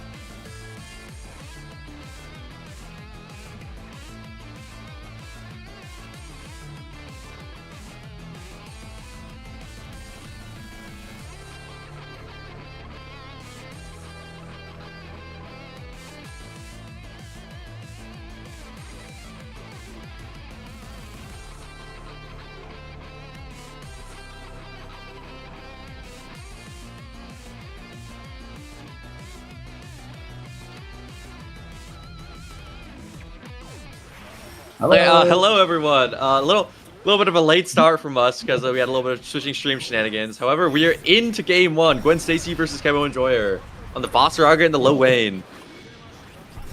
All right, Gwen Yep. Stacy just came down from winner's side finals, and Kimo Enjoyer had a bit of a loser's run to get here. So both players are having a bit of difference in the tournament experience. Important to say before, in case anyone's wondering, Kemo is up one. You guys will never see the first set. It was pretty hype. A lot of cool things happened. It was pretty high. Yeah, it was awesome. Oh, but big confirms from the Lil Wayne. Spends the quarter circle forward you, I think. Or is it back? I don't know. Oh well. Big. Finds a random overhead and just really running down this boss route, but however, that is not the back safe. throw. And Yeah. it just completely turned. Fosseraga against Fosseraga in the corner, it feels so hard to play against. Rothrock is terrifying in the corner because, I mean, both his reward, he does so much damage to you if you're wrong, and also he has that command grab too and some armor. He has so much to look threatening to you with that he gets you in that corner situation. Yeah, I mean, to me, the scariest are the stomps. I mean, you can't run away from them when you're in the corner. Yeah. You just have to eat that. Oh wait, Kimo Enjoyer took Oh. a lot of damage this round, but it just recovered like almost all of it with low in. Yeah, I was thinking we were about to see the end of the game there, around there, but does not find a confirm off the EX slide, and Lil Wayne catches out with a low, and it's looking like a big set from Lil Wayne. Real scary for Fosseraga, but spends the ult TP. However, you might be seeing Mario Party. Okay, not Yeah, Mario yeah. Party. Mario Kart. You only have to fail this once. It's dangerous. Oh, overhead comes in, yeah. Was doing great Fucking job low. spot dodging all the lows. However, got caught out by the overhead in the end. I will say, I think that's pretty scary from Lil Wayne. People might disagree with me, but him once he gets 100 meters, just kind of gets to run you down with these. I think it's old. Yo, I've got old man reaction time. It's scary as Yeah. hell. Okay. Yeah. The Lloyd's ult skills are so good. That's crazy. That It's wheel true. coming out, and I mean, this corner offense is looking insane right now. But like the wheel coming out, even if you get hit, you can just force trade scenarios and win off of them. Even Pyramid's coming back out though. Maybe something No, but better to spend on here on. Again, here's the ultimate coming out again. Catches him out with an overhead near the end, but oh, the Lil Wayne side swap. Another one of this character's weird mixes, and Himo is already up 2-0 against Gwen Stacy. Things aren't looking great for the Fosseraga. However, as we saw in winner's side, they can come back for some pretty terrible things. I think that's why they call him Low Wayne. True. Ooh. Oh, Oh, brought up grab before. grab from the Rockets. It's kind of just I think oh yeah, baits the Brave counter is Monster is feeling kind of scared of President Lil Wayne. I mean, there's a lot of things to block. I mean I'm not blocking that. Yeah, it's been a crazy setup. I mean, Kimo's Oh. doing a lot of like risky things in theory, right?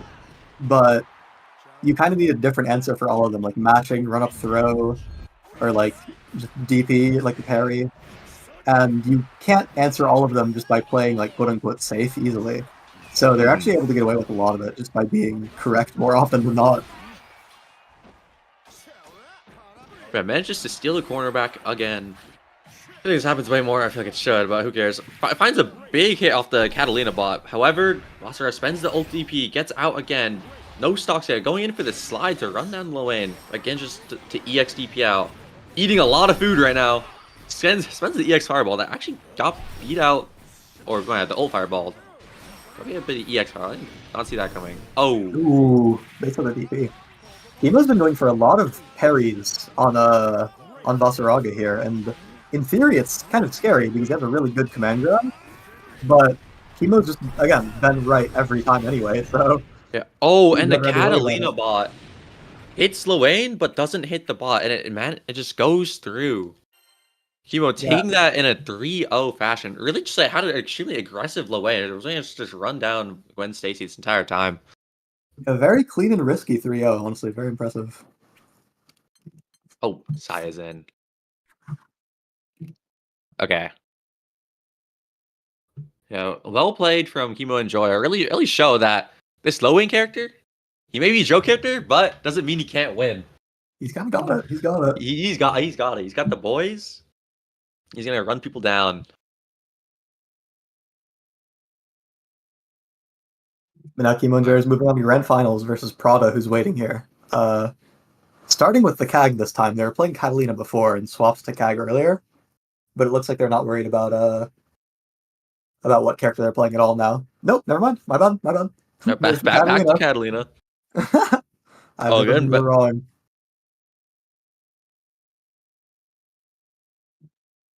Catalina is back. Could have just been a CAG for specific matchups. I don't actually know what Prada plays. I don't keep track of the scene, guys.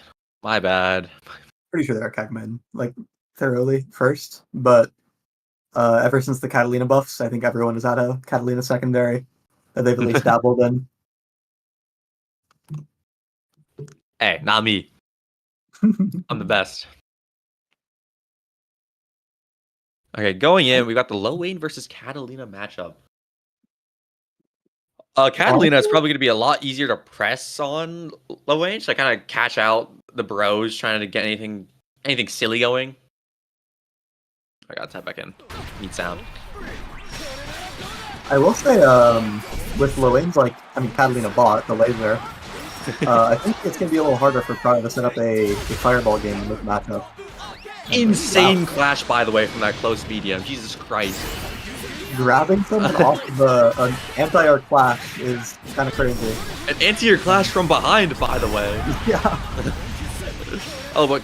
Neat combo to get the corner.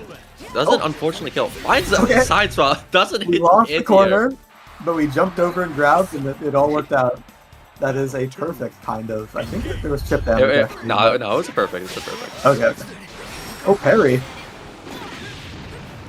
He was a bit of a parry enjoyer. I like to see it. Yeah, I respect it. Oh, that's not safe. Not safe at all. No. Oh. Oh, Okay. Hold on. What is going on right now? Prada went for the safe jump, but didn't expect Kimo to get hit. Oh, low-key insane damage coming out from Low-Wayne right now. Hold on. Yeah, one wrong. Only one Rhombus, taking like 20% more damage. Oh, gets caught by the jab though. Gonna be huge damage I mean, for they're Catalina. Alright, no brave counters left. Yeah, Oh. you're dead. You're not dead. You're in a bad spot. Yeah. The situation after is really bad. Prada spent that Rumpus and off the knockdown didn't get much. Yeah, but I will say, finds another jab catch. I mean, Oh, what's going on? I'm having a lot of fun watching these players. I mean, Kimo and Joyer, I'm actually a big fan of. He's just running at people, pressing buttons, and he's winning. I gotta respect that. I mean, look at these sweeps. Kind of Look at these dash trying ups. to I'm seeing that light wall in the DP. But it's not really working. I mean, if you're trying to challenge Lowain to Mario Party, an air throw! Oh, Jump back, catch. air throw into the corner. But here we've got the Low Wayne Mario Party catching out another spot dodge. Goes corner to corner with it. No meter to spend, however, a little bit scary. And finds another anti-air. This is like the fourth one to this game. Oh my god. What's going on? Jumping to bait out the Raging Strike. Yeah, drop the Supposed to be a combo. rage. Baits the Raging Strike. Oh my god. Insane things going on right now. Catches which is dash light. However, Prada manages to mash out after the combo drops. Again, I mean, these guys are just poking at each other's legs. Hold on. This is looking like a Catalina round, but there's a mash out. Kimo's been finding really valuable mashes this game, or this entire set. And I mean, there's Prada going for it there and getting sniped out with a meaty. Walk up, roll to parry. I mean, just calling out Prada trying to press anything. However, Prada's no fool. And just holds, waits for the parry to end, and just keeps the offense going nice and slow. However, Kimo just keeps this offense going, running at him, getting the full wall bounce combo, going for a Low Wayne setup, baits the grab, and closing out game 2. Wanting to reset this bracket and take it all home. Yeah, I mean, this is looking like a very, very fast first set, kind of like the last one they played. Prada's Catalina might not know the matchup well enough to play this because they're looking a little bit lost. I mean, the grab on that one setup there is kind of indicative of the whole story. But there's a good conversion. This is a good corner setup, so let's not count them out yet. Yeah, You guys are catches scaring me. out. Heavy. Big close heavy. This is gonna be huge damage coming out for Catalina. Oh, two ult. Okay, okay. No. Oh, baits out. Oh, Yeah, beats out the DP with a safe jump and manages to take the set. What? Was that the first one so far? I think so. Hey, backs against the Yeah. walls. It starts with a trickle. that's true. Prada can come back and stop the bracket reset from happening and take home Bessie Brawl number 3. Yeah, oh, that's not safe. I mean, Product technically does have that extra set to work with bracket reset. They're coming from winner's side, but if you have the choice to, you might as well just go for this set and try to win this, like right here. Especially considering the momentum. I mean, if Emo Enjoyer takes this set with a 3-3-0, the next set is going to be almost just as easy. But if Prada makes this challenging here, which they're not seeming to do with that round, getting kind of sniped out by a lot of them, not getting many successful things on the board there, but they still have this round to work with. Now, I will say, I think the momentum that you talked about is going to be huge because, I mean, I'll be honest, Kimo is just feeling the momentum from the last game, actually. The 3-0 against the Basara is just feeling super confident, calling out all these buttons, and immediately out of the clash, goes into the grab, and just catches out the armor. I mean, running over this map right now. It looks like Emo as a player is nothing if not confident. There's the drill, you get a full corner to corner and get some time to eat. Oh, we get a quick meal in, 2 salads and a parfait. However, Prada catches the spot dodge on the EX rival, blocks the cross up, waits out the parry. I mean, oh my god! That's not the round though. Oh, and there's the big- ult fireball. Couldn't find a conversion though. No conversion, too far for it. However, again with the ult armor. The missiles stalled out the armor on the ultimate skill my there so God. long that it didn't actually kill. What? I mean, I've seen it before. I've tried to armor that move with Sora's like a lot, and it happens on a lot of any character with a multi. Like the armor just stalls you in place for so long that gives them enough time that even though they pressed on your armor, they should have enough time to sit down and block, and you usually get the punish afterwards. That's a demoralizing way to lose the first set. I mean, going into the next one, swapping to the CAG. Yeah. The Catalina was just to try it out, get some data, maybe see if it could work out. But now Prada's swapping to the Cagliostro here. And it worked out very well last time we saw it, so this might be a big comfort pick. Yeah, I mean, we were seeing when CAG was picked against the Basaraga, we saw the main thing was that these traps were getting so much value. It stopped Basaraga from kind of running over Prada, and like it allowed for so many conversions from really anywhere on the screen. Emo's kind of running away with this round. That was a 3-touch. Just a send to corner, do big damage, then human pyramid at the end there. That was a very convincing round. They probably might have to figure it out. They have a whole set for it, but you'd like to get it down now rather than later. Yeah, always a lot of time to adapt, especially when you're coming off the winner side. So even though they were playing Catalina in the last game, it doesn't mean they don't like remember what Kimo was trying to do beforehand. They might be able to convert this into a when Cagliostro finds a hit on the trap after the awkward dash ultimate thing from Lowain, Oh wow. and actually catches the overhead off the cross up. Things looking real scary for Lowain right now. In the corner, only one brave point. Kill. Yep. There it is, the Raging Strike. Oh! Drop the combo! Okay, hold. Nerves are getting to everyone.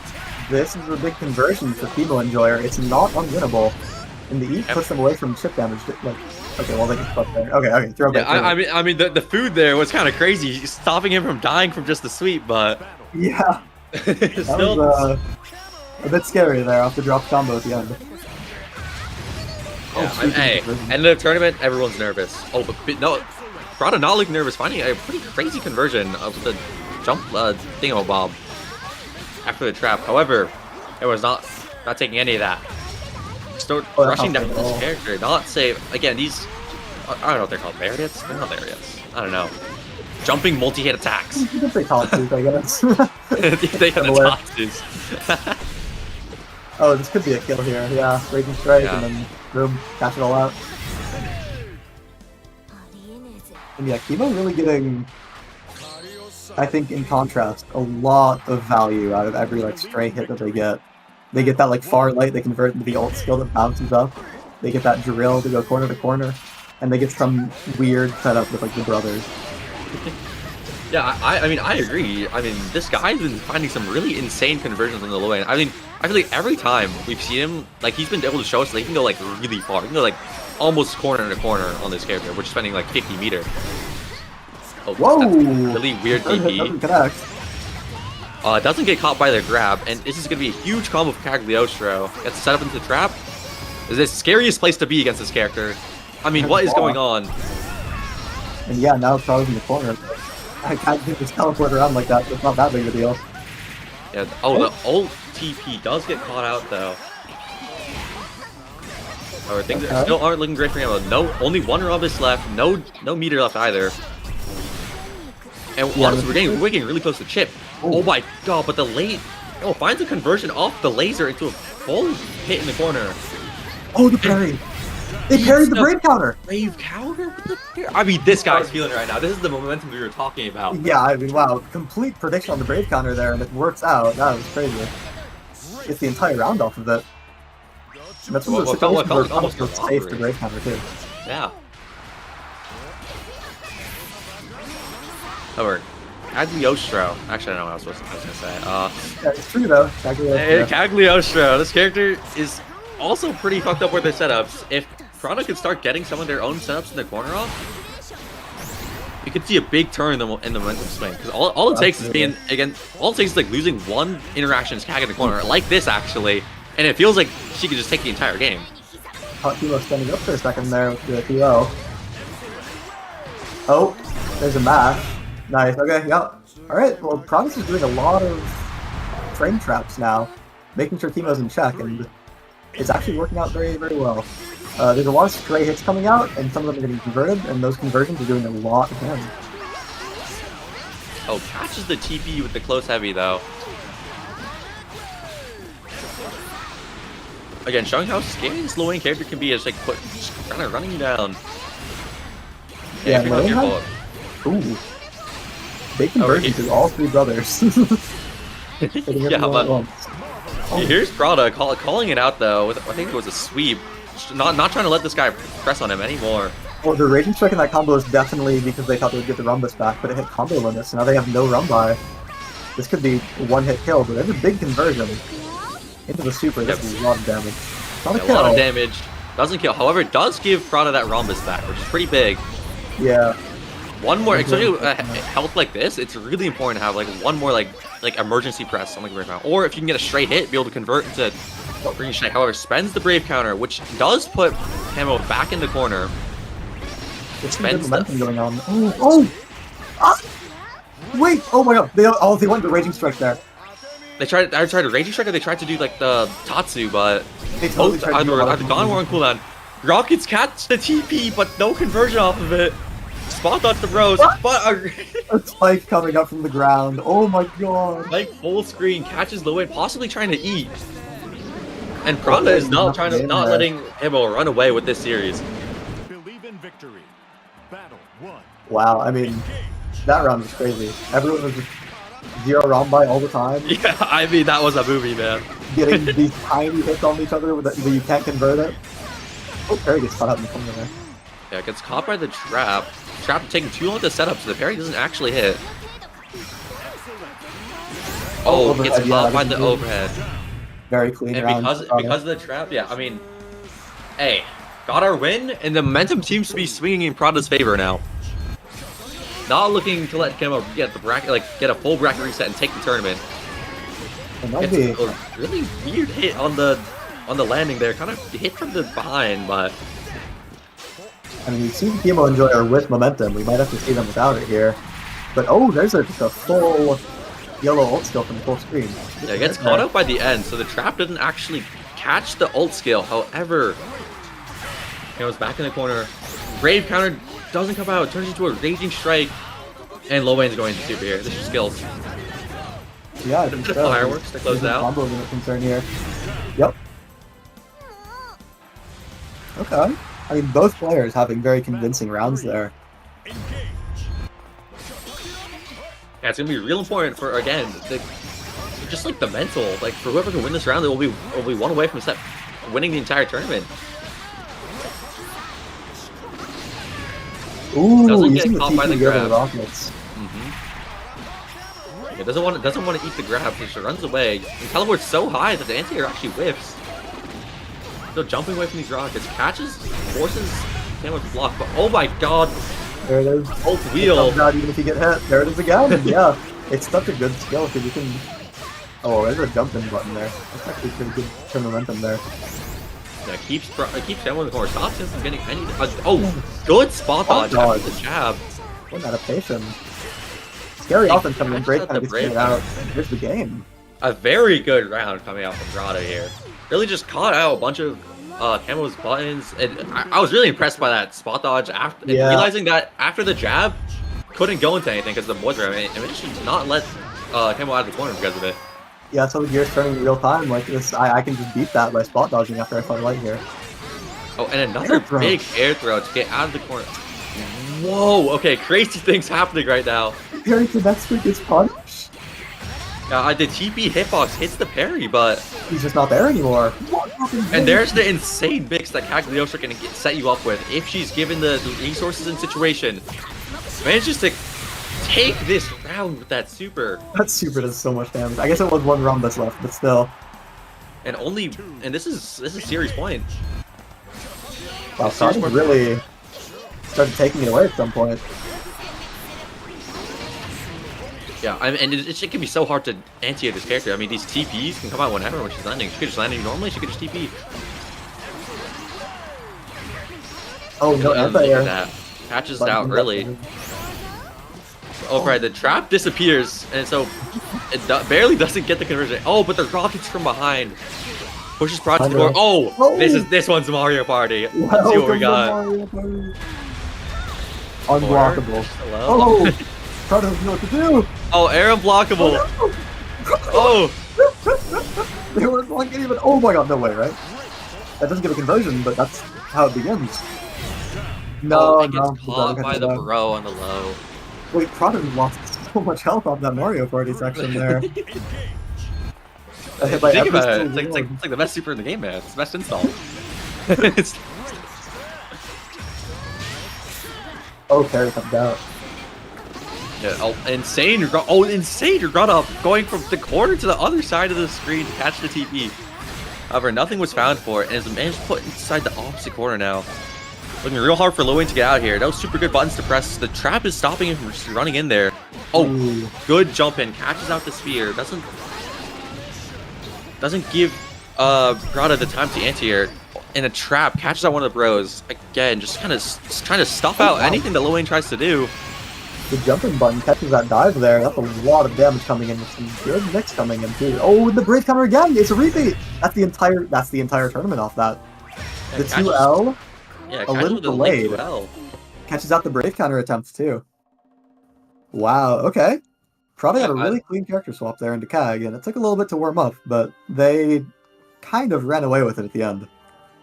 Yeah, great games from both players, really. I mean, I was really impressed by both Prada's adaptations on the Kag. I mean, we saw some insane setups coming out, but also, like... Yeah, Lewin was kind of popping off for, like, 10 games in a row, I won't lie. Yeah, Chemo's really fun to watch, but when that momentum kind of gets found out by the other player and gets caught at some point, then it really does kind of fall apart, it looks like. Alright, well, good shit from everyone. Or maybe I shouldn't say that. I'm on the main stream. Good stuff from everyone on bracket today. Sorry for the delays. Like a bit of a late stream start, but hope everyone had a great time in the Bestie Brawl. Yeah, we've got more to come too. Not just Grenblue. We got Rivals 2 coming after this, and Strive right after that too. So we will be keeping going for the rest of the night. Alright. I'll be seeing all of you guys, or I won't be seeing you, but I hope you guys all tune into the stream later. Alright, goodbye everyone. Bye.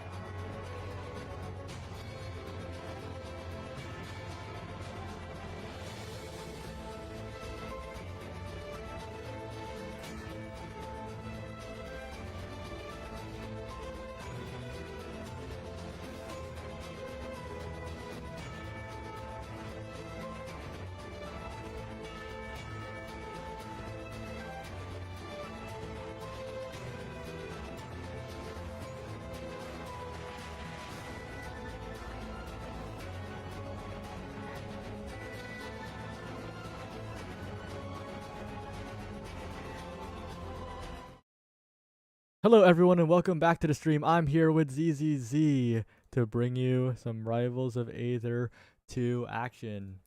And looks like I have the name swapped. So I know you aren't the most familiar with this game, but I know you've watched some Envy New York City. I guess, so what are your opinions on the Nano character? I think he has a bubble thing, right? Yeah. Is that the frog? Yeah, it is the frog. Oh. Wait, the stream's visible? Yep. Okay, well, so far it's been Suture getting the first stock very, very quickly. The green frog. Oh! Oh, and Ledge hawking there too. Wait, Suture just like... What hitbox is sending Ethereum that far off from the ledge? It's crazy, but Ethereum's making a pretty big comeback here. Whoa. Chill. And one of the few people that I think you'll be familiar with in the bracket, Average Alex, I think Ethereum is Alex's IRL friend, so that's the lore. I see. So is it kind of like a lot of in-houses, a lot of rivalry, or is it just I think Average Alex? I think they play in the same local. They're also on opposite sides of the bracket, so we'll see if they can meet each other later on. Then there'll be much more to talk about regarding Alex, who... Alex played today, right? It feels like it was so long ago, but Alex was playing the PPL Rose match. Yeah, I don't know. All good. Yeah. There's a lot of Omega Strikers players who have like a lot of opinions when it comes to Rivals. I know Ratman Rob is a big fan of the Bird, a big fan of Raster, but if you had to pick like a character in the roster of Rivals 2, what would be your favorite? Like just like out of nowhere, what would be your favorite? As an avid Envy fan, I think it has to be the Rockbug guy, Craig. That's his name, I think. But yeah. Okay, Crag? Yeah. Crag, yeah. Envy does pop off on that guy, but we're here at last stock already. A lot of up airs coming out from Suture, trying to close this one out. Ton of damage being poured out, stuck on the platform a little bit, but manages to get down. Ethereum trying to find some jabs in the corner, but again, Suture's shield discipline is really coming into play as the damage is tacked up. The end lag of that is looking a little bit brutal. 93% and a dream here, but it's really building. Yeah. Things are looking kind of crazy. I don't know what's going on exactly, but very exciting. Oh. Big comeback opportunity with Ethereum. No more jumps. Perfect edge guard. And what a reversal. At the very end, that guy was so far behind. That's game one. That's Alex's friend. I should probably look up like actual lore because I know they're from the capital region of New York, near Albany. Region NY Rivals to look. Okay, well, I shouldn't have Googled that because I got no results. But we're heading on to game two. Ethereum's up one. But again, Suture starting off strong, getting the combos early, but you know, Ethereum's getting the edge guards when it matters, it feels like. And you're someone who has like gotten into the whole fighting game genre pretty recently, right?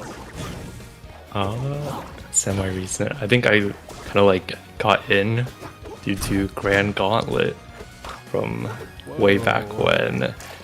That's probably our most successful fighting game tournament. That one was pretty good. Yeah. But yeah, played Grand Blue there, kind of like fought some characters, then took a long break. Then people were kind of like talking about fighting games again, talking about, I think, Strive or Street Fighter or something. Tried playing Strive, got rolled, swapped to Street Fighter, and then now I understand the footsie game a little bit more. And now we're back to Grand Blue. Oh yeah. Put out the mouse girl or rat girl. Vicky, big fan. There's a lot of big Yeah. fans of Vicky. People think the character sucks, but like I think the character's cool in the other game that she's in, where It's the browser. Anyway, pretty close game so far, but Suture still maintaining a bit of a lead here at 18 to 111 all the way. One good fair will kill here. Goes for the F strong. Doesn't quite connect here. Still recovering, but that's pretty laggy. With Ethereum still staying alive at 127. Packing on a little bit of extra credit with the poison. That down tilt scooping up is so good, but can't quite convert into a kill off of it here, maybe.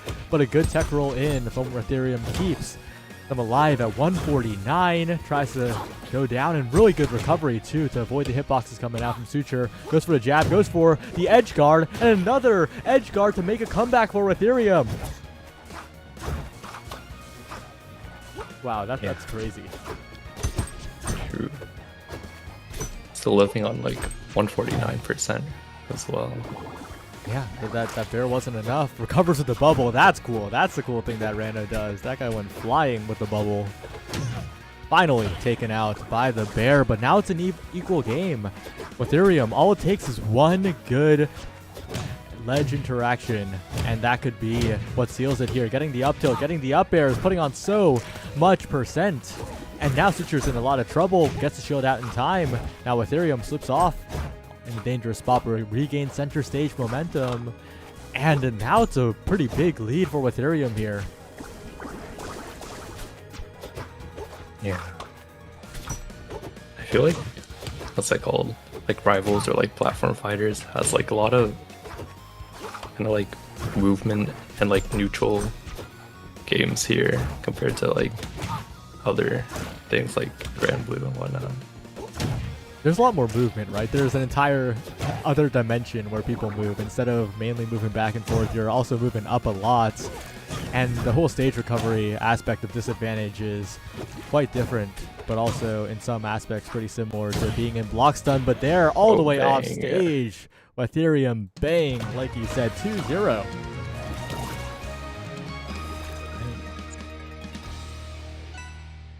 On the road to maybe meeting Alex in winners finals. True.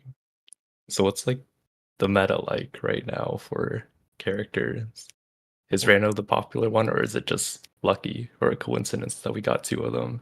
I think It it's a is. bit of a coincidence. I'm gonna go direct us to a game where there's a pretty interesting character. You know the elephant? You know Loxodont? This Shoot. guy? I think I see. Yeah. Yeah. It's time to watch a Lox game. Whoa.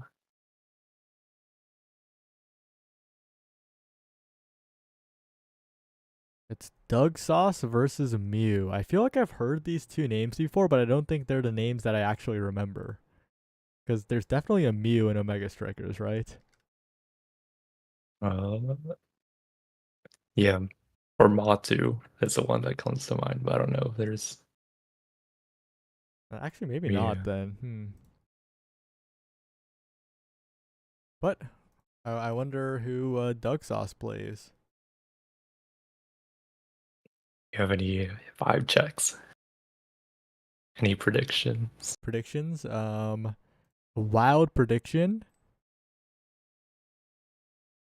from the icon. Wait, no clue. Oh, Yeah, I've no clue at all. Well, what's Doug Sauce cooking here? I feel like some sort of. Was it Clarion? That's my prediction right now. Oh, might be a Clarion player. They have both selected their characters. And we'll see what happens. Wait, Doug Sauce was here last week? Weston, tell me the lore right now.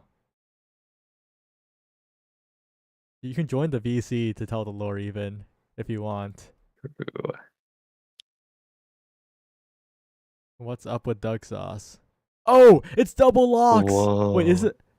It's double. Oh, yeah, this is going to be a goofy matchup. Yeah.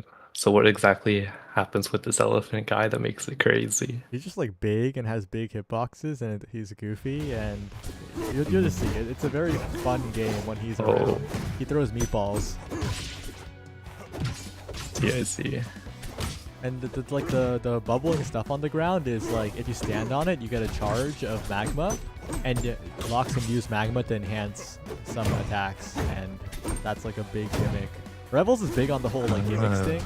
Smash is like pretty vanilla in terms of like characters just like hit. Yeah. Oh, getting that's punished cool. for the upbeat there. But every character in Rivals has like a big like gimmick that they play around, and it makes them a lot more interesting. Mm-hmm. So So what's the thing he's holding? Is it like a shovel? Or... Well, one of them's using the pizza maker skin, so it's like the pizza thing where they pull the pizza out of the oven with. It's supposed to be an axe, I think. Oh. Makes sense. The other one's an Eldritch Horror. Wow, that's definitely a skin.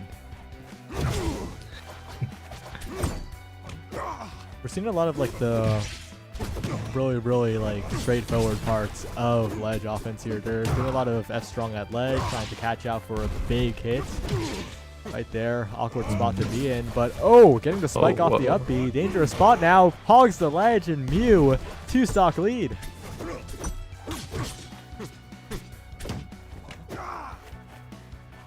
So, what's your history with flat fighters in general?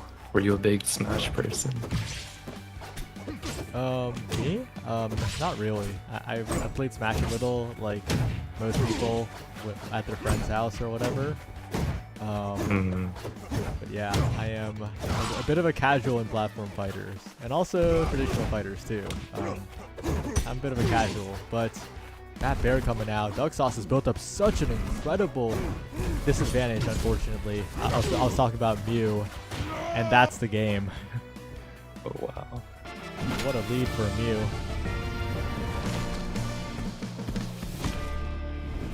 Yeah, Mew was like the one that is kind of known for the slots, right? I think Or was he? I think Doug Sauce as well. I think Weston Sauce? remembered, and Mm. Weston's saying Doug scales, okay? Yo, join the VC, Weston. You gotta hype up Doug here. What's going on with the whole Doug Sauce? You might have the sauce. All right, Weston. Waiting for a moment. Oh, But you know, we only had like 3 people last week, and Doug was one of them. Okay. So I was hanging out in his Twitch chat. He was a very chill guy, but he had a good Lux, and then he played. I'm trying to remember who the matchup was. I think he played into someone where he felt like it was a bad matchup. He switched over to Orcane, and his Orcane was really good too. So if he goes down 2-0, maybe he'll switch it up. Oh well, it's a best of 3, so he might switch now. Oh, that's right. Yeah. So we'll see. Oh, But no the Doug switch. Sauce. Okay, well, we'll see what happens. Mew got a few big openings. I think that really made it difficult for Doug Sauce to make a comeback. But anything can happen, really. It's a new game. True. It's all about adapting to the enemy's playstyle and improving with every action, every button.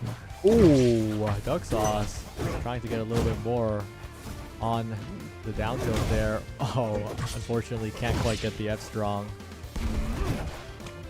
Finds the back throw though. Doug Sauce is starting to cook, forcing Mew off stage. Might be Doug Sauce's time. But really good string from Mew. Forces Doug Sauce all the way back. Good recovery though. Takes your time. But there's the down strong all the way to the other end. Has to be really careful here. Clips doesn't get caught by the F strong. Stays alive. Doug Sauce might be cooking but forced off stage yet again. Wait, that was a funny trade. They both hit each other as they went up. But speaking of playing from a disadvantage, I'm still remembering the time where you picked the triple damage comp with Luna into Unstoppable Start. Oh yeah. I can't forget Was that it one. last week or 2 weeks before? Was it still part of the same week? No, it wasn't. Okay, that was the previous week. Was it? I don't even know anymore. Yeah. The holidays kind of messed up my time perception. Yeah, the holidays bit. plus there being 3 weeks in week 6 definitely like destroyed by NASA scheduling brain. Doug Sauce though not doing bad. If the stock can be taken now, that would be huge in terms of making it back here. Goes for the dare. The back air off the stage is enough. Doug Sauce starting to scale here. True. Oh. And you see how like Doug Sauce is glowing that green and is like Weird. Mhm. And that's the meter. Used it right there to fly across the stage. Good shield there. Goes for the... Can't quite get the grab afterwards. It's too safe. But we'll have to see if Doug can make use of the magma. Maybe, perhaps, but in a good back throw again. Mew is just taking control of stage so well here. Oh. Bug sauce might be. Oh, never mind. All good. That was a nice stomp. Yeah, the stomp. Smash. Stomp doing so much work here for Mew. Dugsauce going for a stomp of their own.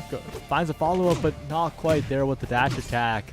The spot dodges, the shields. The defensive play has been on point for Mew, not letting Dugsauce get the offense started here. The bear to take him off the edge as well. The magma not quite catching. Now Dugsauce following forward. Needs to get this stock and gets it with the magma lingering hit. It's last stock. Dugsauce could still do it. Seems like both players are kind of going for this like throw down and then edge guarding play style. Oh, Dugsauce though, one hit away from death. Very, very dangerous spot on the ledge now. Nair gets popped up. And yeah, the side B to throw down and trying to get an edge guard off of it, so powerful for Lox, especially if you get a dare. But there, just running off, finding the bear. That's a Mew taking the set.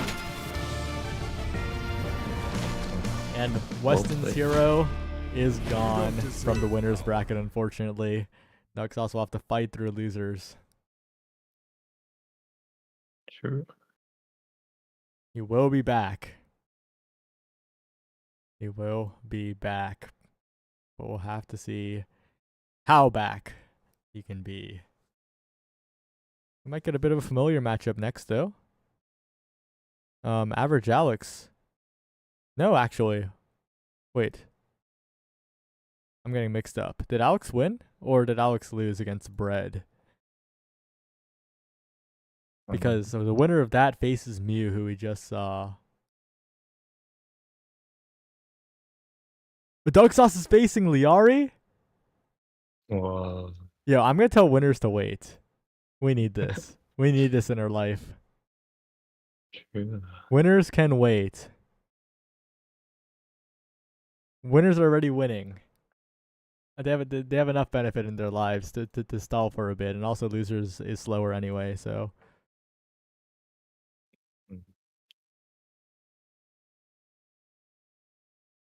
True. I think losers bracket is the meta. It's where both players have everything to fight for. Winners, you know, you have that losers bracket cushion. But yeah. Right. Trying to get Dugsauce versus Liari out here. This is gonna jump scare Liari. She is not gonna expect it. So Liari plays Zetterburn. And Dugsauce will be playing Lox. I believe that's a canon matchup, I think. I'm not sure. And Liari actually, in Losers Round 1, beat Rokami. Wait, is it Rokami or I think it's Rokami. Wait, was it? I'm forgetting, but that was a Bite Breaker's name. You popped off in Bite Breakers. You got like third. That was crazy. But that means Liari is even crazier, right? True. Usually Ari win. Yeah. It was also her birthday yesterday. Oh yeah. Pretty good.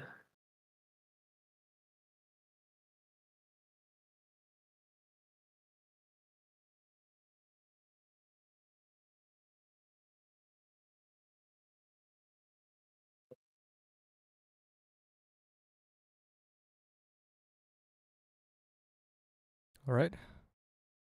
Looks like we're gonna be joining the lobby. And we'll be getting started. Dugsauce versus Liari. Let's go. What a matchup.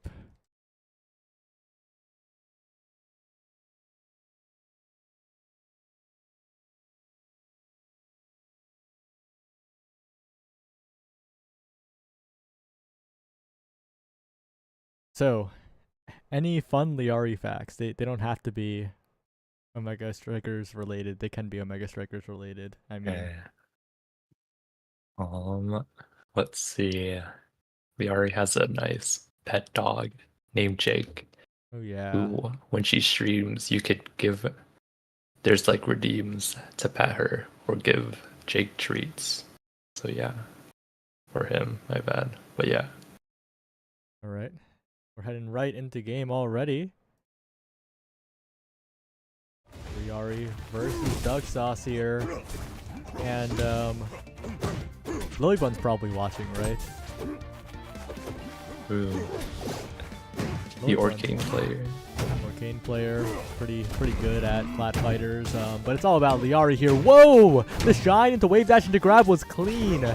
Liari has been taking notes and labbing it out. The up airs, the offstage pressure from Liari. This is looking really clean. Ooh.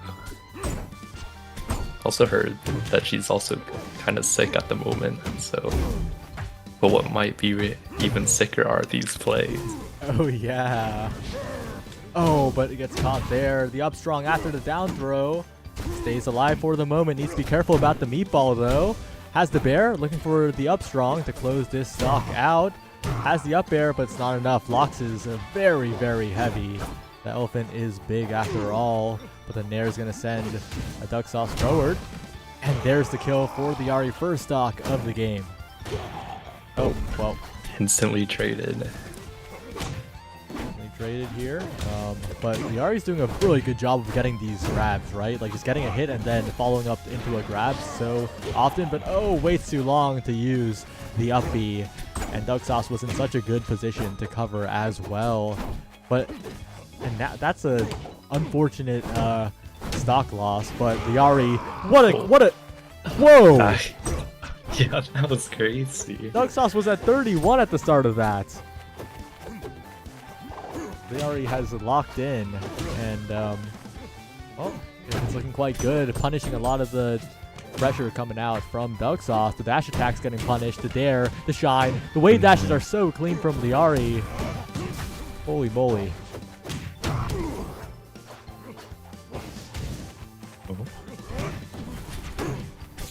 It needs to be careful though, because if Doug Sauce gets a big opening, that is locks. It's just a steamrolling here. That's all the percent in the world. The throw forward. Yeah. Oh, I see what you mean by the Locks being a heavy character. Yeah. Oh, trying to find something desperate. Doug needs to find a big hit or some kind of opening, maybe even a throw, but Liari has been the one who is on point with the throws. Watch out though, Liari being fared forward. Okay, really good recovery though, not getting caught. It's 112 both sides still. Oh, trying to Looking catch very the tech even. out. Yeah, they're so even, but it's so scary because Doug's hitboxes are massive. Yeah. Like Liari's faster, but Doug's hitboxes are so big. Oh, there it is. That's the empowered forward throw, and Liari takes the first game. What a loser's run. Oh, yeah.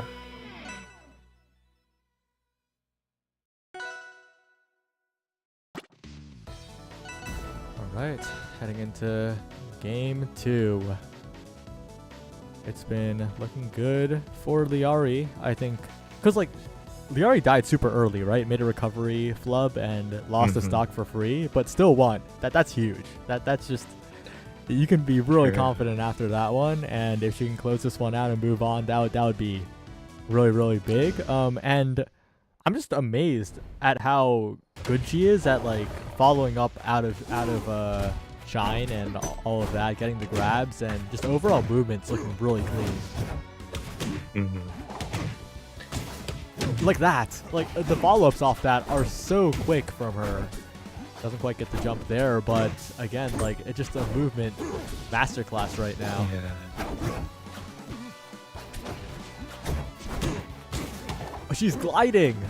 Holy moly. Good get up attack though, and really good up strong to punish the get up. But Liari's still in there, trying to find some more down Bs, trying to find a little bit of pressure, maybe get the fire. Oh, but that's the Locke's pressure. Even when shielded, the down tilt, so scary to deal with.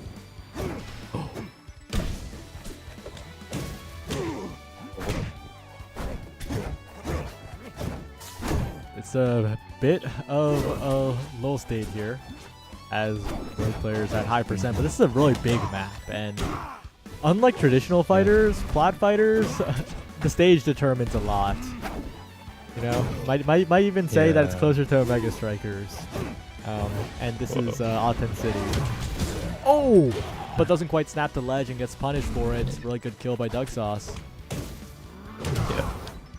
Does the maps also like change the kind of like the space where you get KO'd from the side, or is it Yeah. usually The side consistent? and the top can change depending on map. And that's like a huge feature of some maps where like you die off the side super early but never die off the top. Well, not never, but like die off the top very little. And the other way around as well. We might see some of those maps later on in the tournaments. But See. Liari needs to get this stock, but it's looking difficult because Doug Sauce is playing very well on the defense. Good shield discipline there as well. Oh, and what a parry! And the down strong, huge lead for Doug Sauce, just slowing the game down and benefiting from it.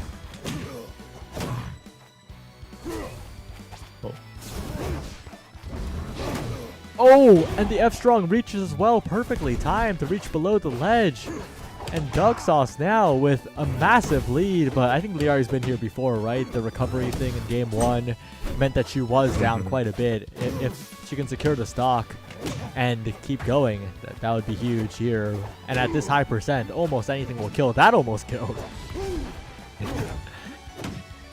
But yeah, this map seems so like Locke's favored for just how like hard it is to either like push him off like kind of like the center where he feels safe, you know?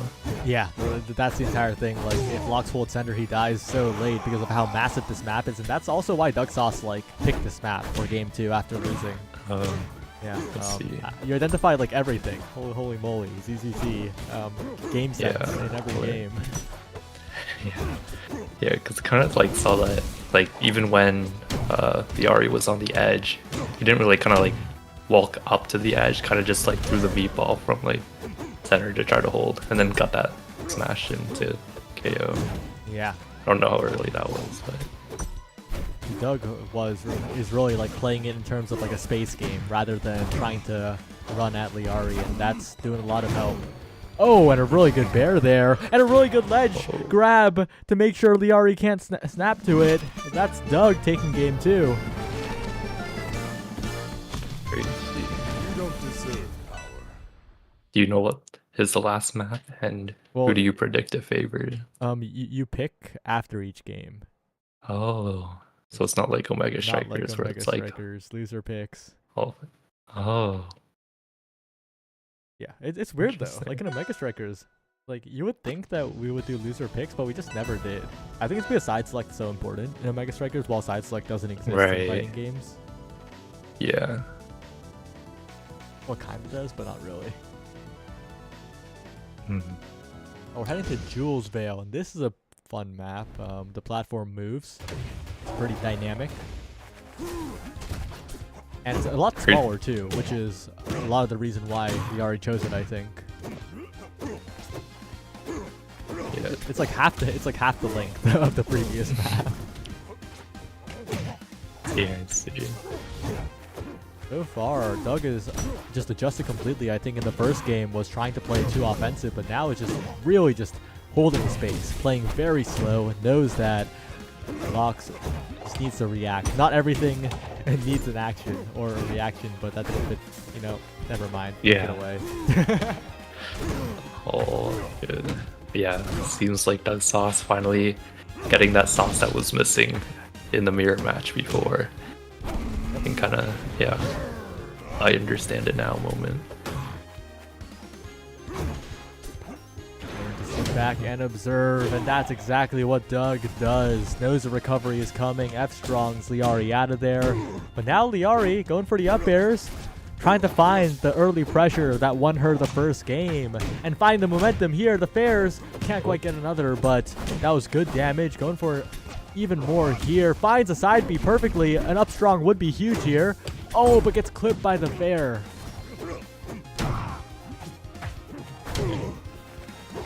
Oh, big hits coming from Liari here. Oh, but Doug is reading that Liari wants to get the pummels. And now, getting the throwdown, getting the setups from Lox. 123, Liari needs to find the kill and fast. Trying to get the up air here. Doug just jumps away. Dangerous spot for Liari now. He needs to get the stock quick or else the game could run away. Yeah, such a big, heavy character, but still like sneaking around, you know. Yeah, Doug's movement has been pretty clean. And catching Liari there as well, getting so much extra credit. If Doug can get the stock here, that would be devastating. Dangerous spot for Liari, finds the down air, doesn't quite get the up air, and Doug gets out of there using the magma. Good recovery from Liari, but gets clipped. Perfect timing by Doug, really good on those F-Strongs, and now on last stock is Liari, needs to close out this stock, but it's looking quite difficult now. Yeah. Let's see. Do you think Liari has it in her to do this? As a Liari fan, I want to say yes, but as a newfound Doug Sauce fan, I think Doug Sauce might be too familiar with Liari's book of play style. Yeah, I think Doug Sauce has found the sauce. Oh, Liari in a lot of trouble now. Gets back to ledge though. Big opportunity now. If Liari can get the stock now, this is indeed finally the chance. Potentially just needs one good hit, but Doug is walling out with so many big buttons so well, playing very patiently. Off the stage now. Liari trying to catch the get up, goes for the throw, doesn't get caught by the magma, but gets bared, and now that's it. Whoa, Doug Sauce with the comeback, managed to secure it. But for a moment, it felt like Liari was saucing all over Doug Sauce. Yeah. Yeah. Doug Sauce learning the matchup, playing patient, you know, striking second. Yep.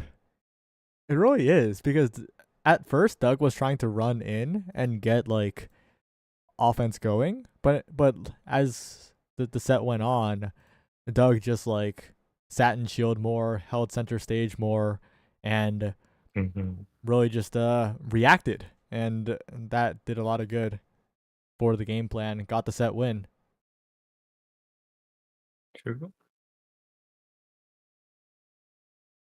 All right, we're moving on to Elu versus Watherium. Alex's friend is back, and it's double Rano. There are a lot of Ranos. Oh yeah. Oh yeah.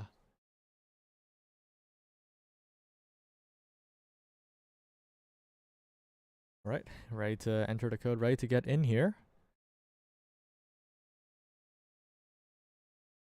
And we'll see what happens in this one. Elu seeded second, Watherium seeded third, and Average Alex on the other side of the bracket. Is Bread also Alex's friend? I don't think so. I could be wrong though. No, well, not IRL friend, definitely, because I don't think they're in the same region. I'm not up to date on my Alex lore. I'll say that.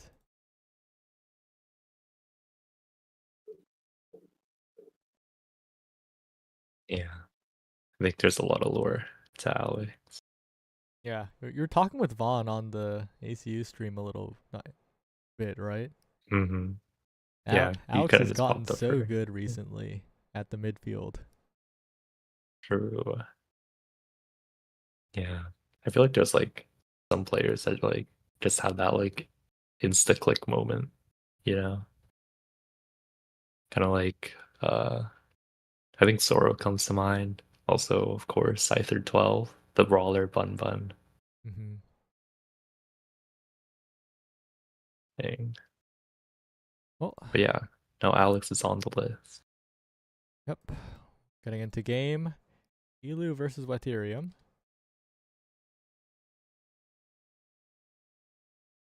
guys.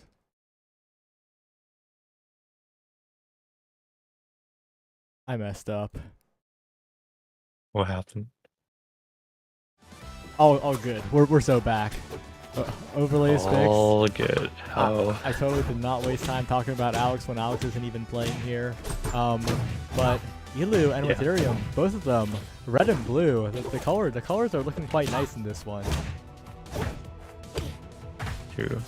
What's your favorite color out of red and blue? My favorite color out of red and blue. Oh, that's hard. But I think I prefer. Out of these two out of this red and this blue, I think I prefer the blue a little. Oh, really? Yeah, I'm more of like a darker red fan, as you could probably tell. Oh, true. True. Yeah. I feel like I'm like the opposite, where I like this kind of red, but overall I like blue more. I see. Well, we're opposites. We are not the same. That makes one of us all of that. What a kill! Just an F strong out of the corner from Ethereum, trying to stay alive here. Has the bubble to play with and getting so much momentum off of that with the side B. Ooh, really good catch from Elu though. Right. This is a So really, does this bubble need to be like charged up or something, or can you just use it off rip? Or it's a move that like doesn't come out immediately, but like it doesn't need to be charged. You just have to use the move. If you get hit into the bubble, or if your opponent gets hit into the bubble, like they get stuck in it for a while, and it can also like cancel knockback too. So there's a lot of like fun things that can happen when the bubble's involved. I see. Move that always comes to mind though when I'm looking at the Rano character is forward air. When he does like the forget about forward air. It's all about the up strong here, the up smashes, if you will. As Ethereum gets one back, has the lead, but gets locked into jab and now is off stage, and off stage is not a place you want to be. Oh, there it is. For the side B, if it hits it also creates the bubble like that, but you can like get out of it pretty quick, so it's still a bit of damage for Ethereum, who's getting a lot of extra credit on this stock. 57, maybe even some more, 60% of extra credit, and still surviving quite comfortably.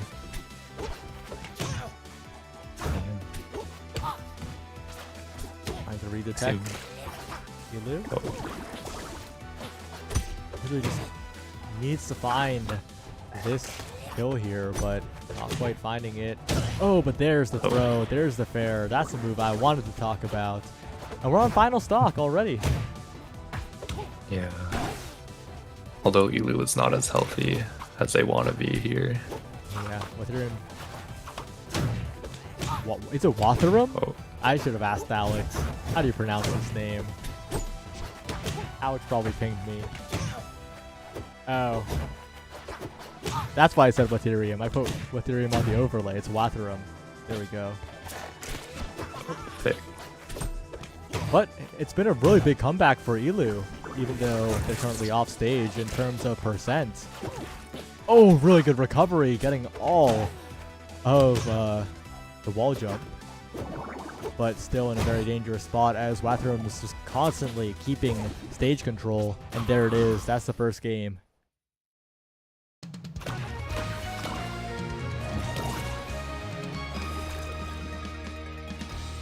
Wants to meet Alex in winners finals, it looks like, if possible. Looking quite possible. Watharum up 1-0.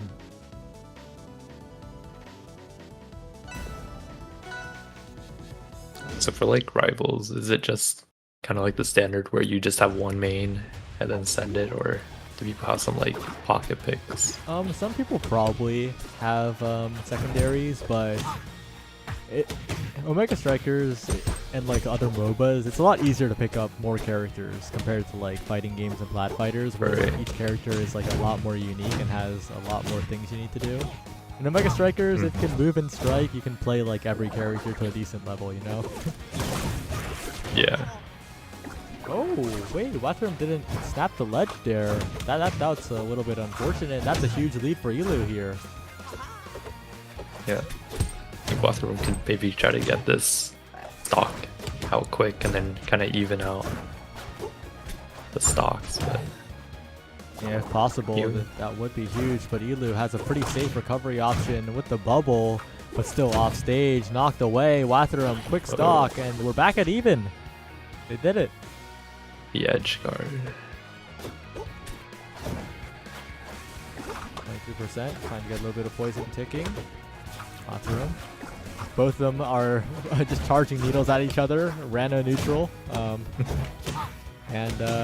Wow, Elu finds the pickup, follows across the platforms, but drops it eventually. But no, picks it right back up tilt. Extra credit, 94%. Elu could be in a massive lead with a stock take here, maybe with an up strong on a platform tech catch, but Watharum is still finding a way in. No, doesn't get the side B, and now in so much trouble as Elu is chasing. One good throw could end the stock. I mean, both of their movements are like so crazy. I don't know if it's just random, but like feels like so fast and so fluid. Just like that, kind of just jumping over. Reno is very floaty, and so there's a lot of stuff happening in the air, really. And I guess like the visual difference between Vlad fighters and traditional fighters is that a lot of combos happen vertically for Vlad fighters. And we're seeing a lot of like up air into up air, into chasing, into platforms. And we're seeing that from Elu here. Good grab. Yeah. Might have seen a couple TODs from the top in Bite Breakers. Bite Breakers is a little bit unique though. That game kind of let you just turn one hit into everything, and multiple characters could do it, and if your character couldn't do it, well, too bad for you. Oh, funny Bite Breakers lore actually. Actually, this is probably a horrible time to talk about Bite Breakers lore. This could be the end of the game. Watharum behind, but definitely not behind an insurmountable amount. Getting the throw forward, catching, gets the spike. Whoa, what a finish by Watharum. The spike exactly when it was needed to find the comeback, despite being at a huge percent deficit. Yeah. Really well played there. Kind of just getting the, what is it, BO3? Yep. And not letting Elu get a chance here. And it seems like the friendly rivalry might be true. Yeah, Alex has got to get past Mew, though. The locks that took down Doug Sauce. We'll see if Alex can do it. Yeah. So what was the Bite Breaker lore that you were gonna tell earlier? Oh, yeah. So, you know how Ultra Dre played the Luna? And Ultra Dre was like the only Luna to ever do it? So, in the Mega Strikers, Ultra Dre is a brawler player, and that does not touch Luna. And also played an OSAS, and it was pretty cool. Or was it ISS? Maybe it was both, actually. Probably both. Oh, interesting. Yep. Who did you play in Bite Breakers?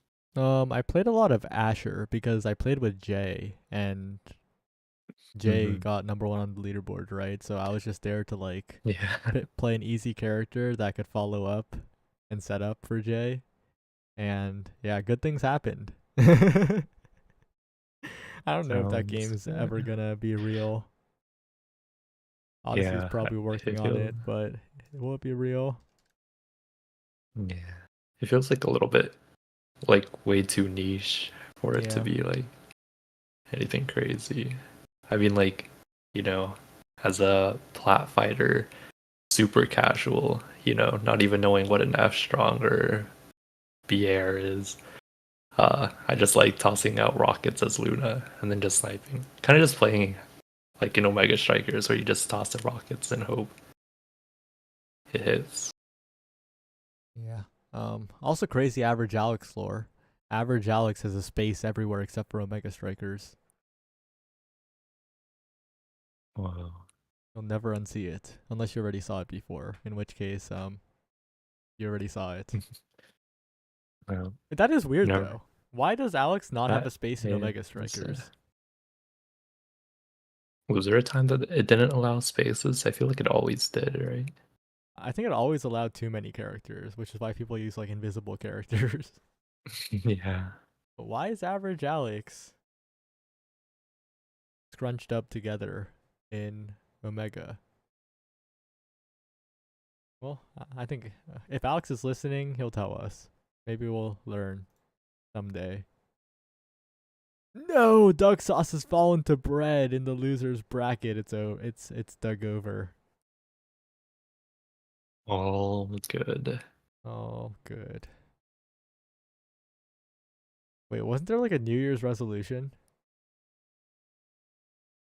For me or I think it was for cakes, in right? general? Not Oh, saying. for cakes. Oh yeah. Oh. I don't know anything about that. I saw the stream and I think I saw a message like that and it was so funny. Oh yeah, I think it was Death Gun saying like New Year challenge, don't say all good.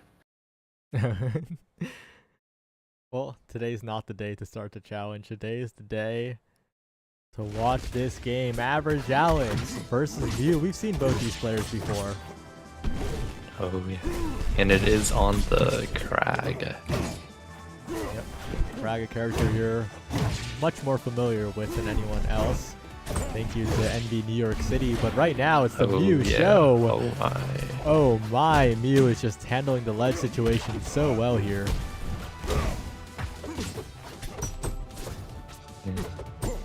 Also, apparently Crag. Alex like just reopened the game, so maybe he's not warmed up.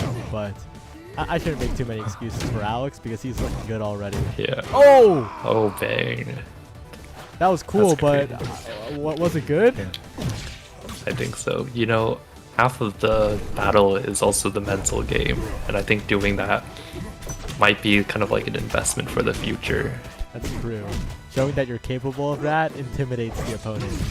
And that's what Alex is all about here. But right now, Mew is just constantly all over the place. The rocks coming out from Alex, though, looking solid. So Craig looks pretty big. Is he also like a heavy character? Does it take more to? Yep, he is heavy.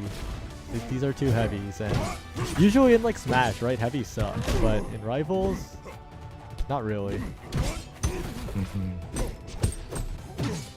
The whole like designing a character around the gimmick that shapes their kit is pretty huge. Oh, Alex tried to cheese there. That guy went for the up B into up air, but Mew was ready for it. This stock though might not be long for this world here. Alex pushed all the way down, has the pillar, still stays alive, but at 147, I don't think Alex is gonna survive for much longer. Our hero's Still in doing a trouble. good job. Just living on the edge like that. Still I guess that's surviving. like one of like the main things with Craig, where like you don't really feel like too pressured to get back on the platform. You kind of can just chill and wait, you know. Yep. All about that patience game. Alex, one good hit will kill Alex here, but I think he could still do it because. Okay, well, Oh, I spoke too soon. Mew played that so well though. That was scary. Like Mew was moving with the locks and putting on so much ledge pressure. I think I know. I think Doug Sauce might not have had enough sauce to beat Mew, even if he was warmed up, was saucing it up. I think Mew's on another Yeah. level right now. Holy moly! it looked very clean, but I think average Alex can still bring it back. Wait, Brett is also a locks player?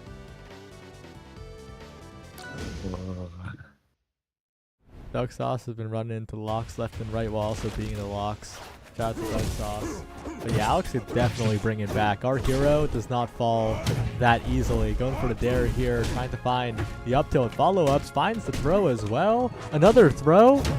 Oh, trying to just get the kill right now. Oh, Huge parry. And even more damage for average Alex, who is looking like this is his average performance. His average performance is excellent. oh my. I had a much better way of phrasing that line, like 4 hours ago. But I lost it.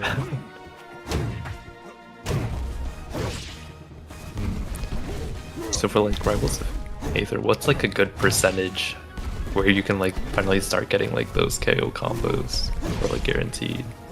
It really depends for each character, but you usually see like heavies getting blown up at around like the 110 mark. That's when they're like really in danger. But like you can see like big KO confirms at like the 60-70 range as well, if like it's the perfect range and they DI wrong or whatever. Oh no, Alex, not enough resources to get back there. Mew, once again, trying to reclaim the lead here. And there's this one combo that Krags will go for, I think. It's like down throw into up strong. And that's the one that kills really early.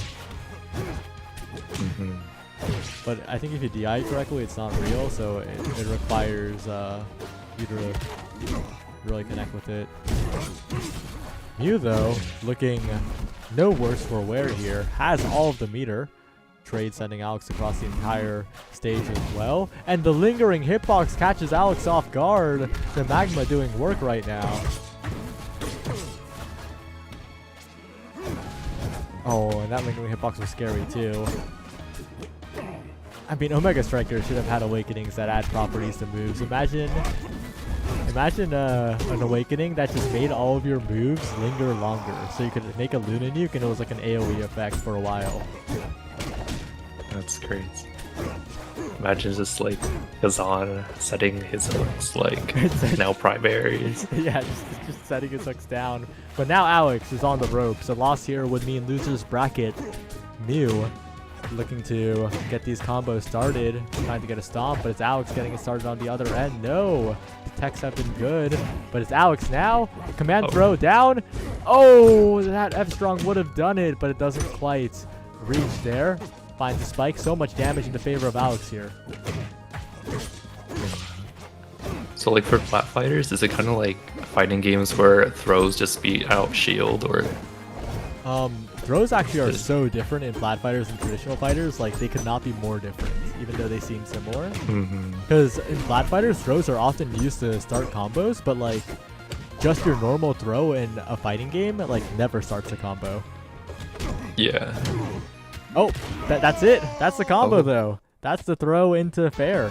That's what Alex was looking for. And that's a 1-1 set right now.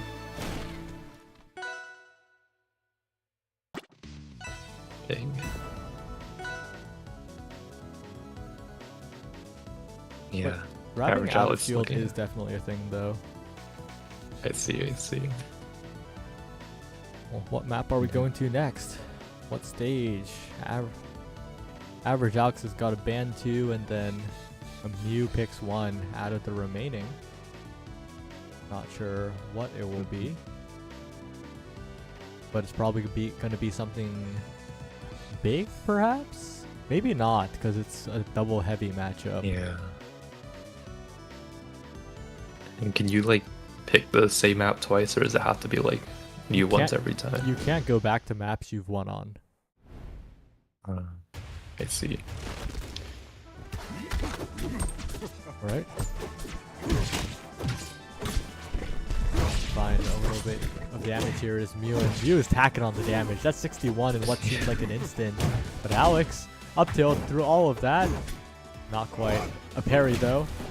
Oh, Alex was going for quite a bit off of that parry, but Mew got the ledge in time.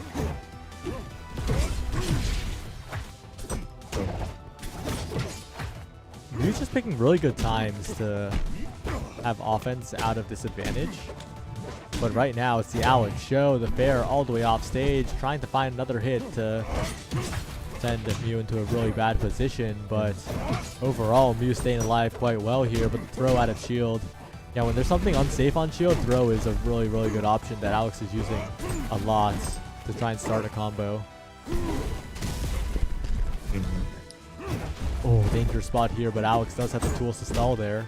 And that move caught Liari a lot, right, in the previous game we watched. But Alex has a lot of tools to stall right below the ledge to not get caught by that. Yeah, it feels like whenever like Alex gets like the advantage, it's like all good. But then when yeah, or like for just like both players that they have the advantage, it looks pretty clean. But when they're on the defensive, it's a bit harder to make a play. There's the down throw into fair. That's the frag kill combo that does so much work. Especially the jabs into up tilt. Good DI from Mew to DI out and not let Alex get too many follow-ups, but still gets the up air strings. Slides off the platform, I think, and didn't get enough height there. Trying to find a little bit more with the rock. Not enough.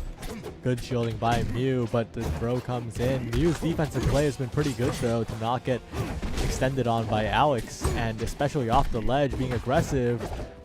Getting the spot dodge as well, but it's still a damage lead for Alex here.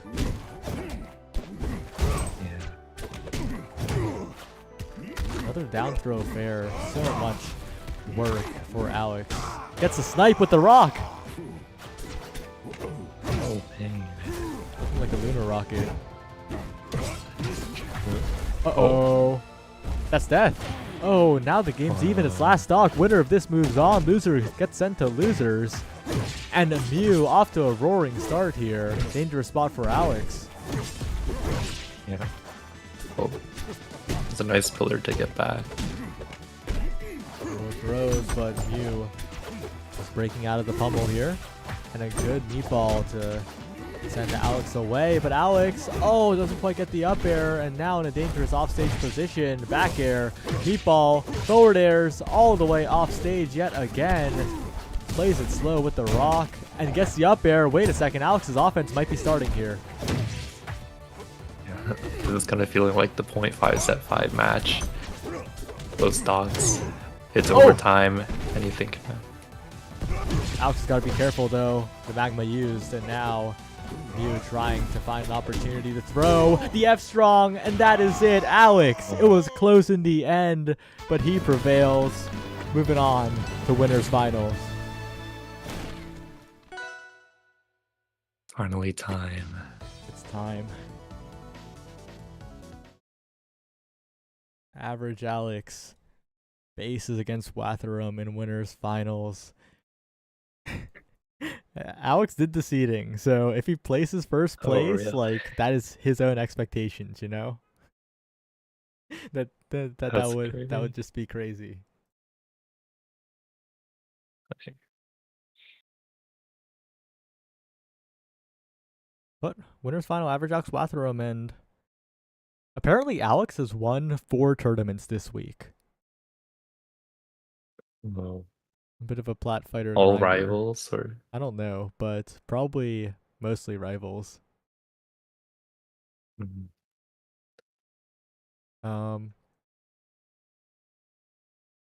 He's trying to go for the 5th win here, and it's looking very possible.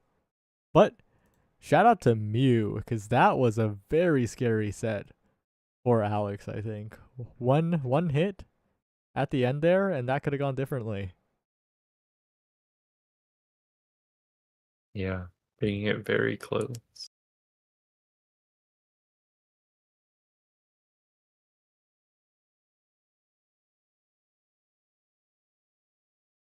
All right, winners final. Average Alex Watherum seed 1, seed 2, as predicted by Alex himself. Crazy how that works. Yeah. I got disconnected. Wait a second. Oh,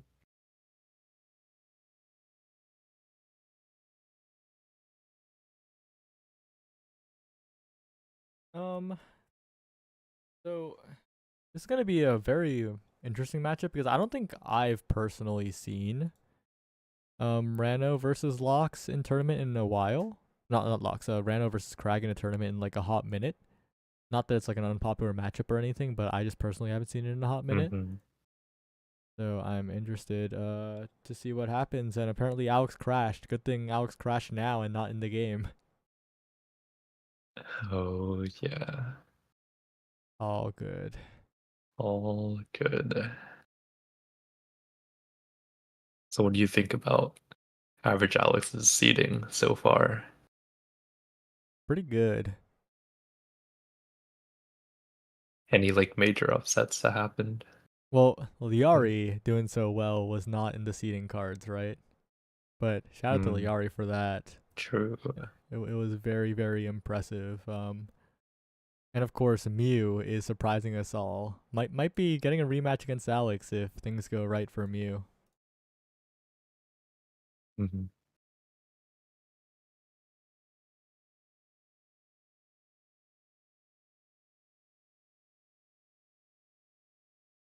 Right? Well, if we head into the game soon, it's gonna be a best of 5, so it's gonna be a little bit longer. It's gonna be a little bit different, and I'm interested to see just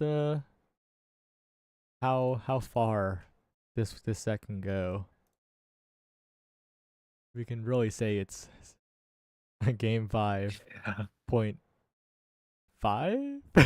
Stock 5. Stock 5. Oh yeah.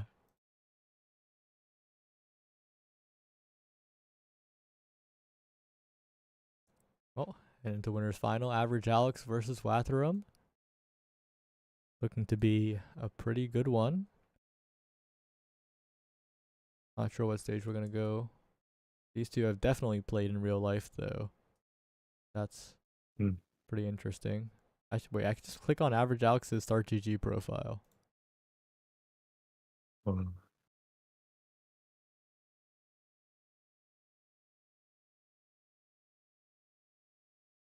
Okay, so is this it?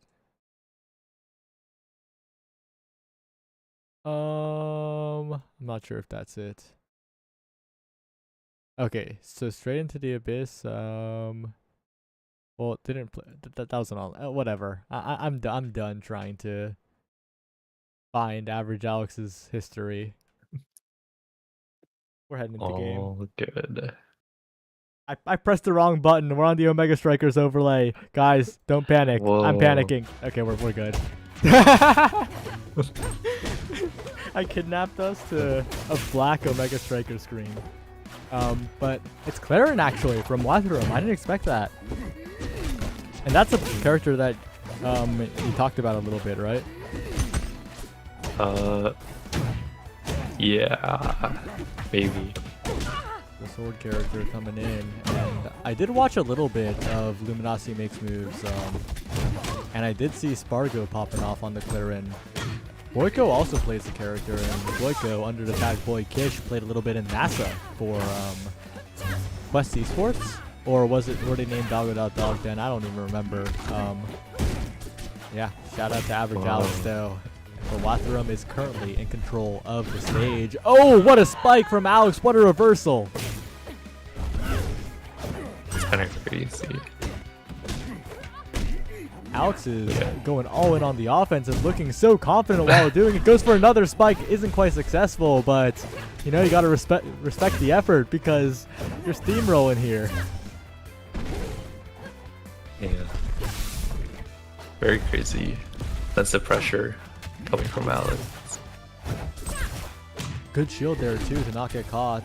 And oh, Watherum going for the down beat to try and catch Alex pressing a button, but the weight there just has all the reads right now.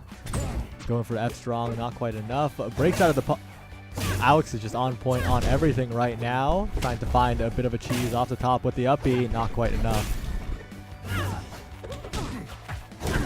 Oh! Just dashes back and does the down strong. 3 stocks to 1. A huge lead for Average Alex, looking very above average right now. Oh, yeah. Oh. Yeah, I'd stop making the above average joke. We use it every single time. And by we, I mean I. And not the I, that's correct. I mean, I isn't me. And whoa, what a good recovery by Alex, covering himself with the rock. There we go. Watherum, though, taking the stock, trying to bring this game back to a reasonable level in terms of stocks, as Alex is just continuing on the offense non-stop.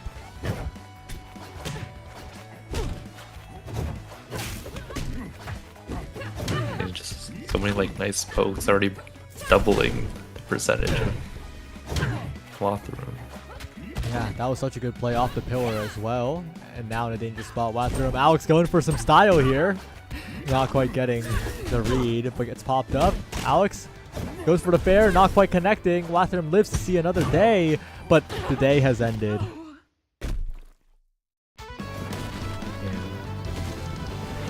Right. Alex was a very, very offensive first game. Watharum had good moments, but again, the pace was dictated by Alex, right? Feels kind of scary. Kind of like, usually with like heavy characters, I kind of like, my mind just goes to like play defensive, play patient, but it's having like a boulder rolling at you. Oh, That could also work. before, when you were asking about like stage differences, this is the stage where the side blast zones are tiny. Like if you get hit off the side, you will die. But the top, you will not die too early off the top. So we're gonna see average Alex's down throw fair be deadly. We're gonna see Watharum's fairs be also very scary, and we're seeing a lot of combos coming out early from Watharum.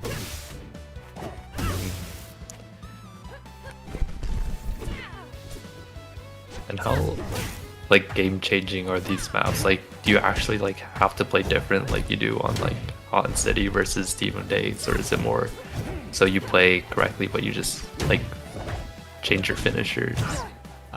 You have to play very differently, I think. A lot of characters' game plans change in terms of they have to play a lot more defensively on maps where they're not as favored. And oh, that was really good. Watharum knows the response. Very familiar with Crag, but the ledge hogged by average Alex, making sure that the Clarion can't recover. But yeah, the differences are pretty big. I think like the general combos could be the same in a lot of cases, but like how you position, how much you run forward is definitely changed a lot by the stages.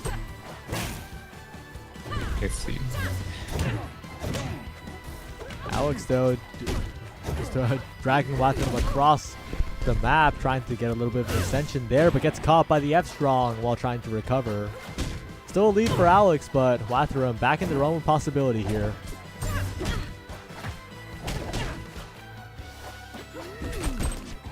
Looking quite doable, but Alex on the chase.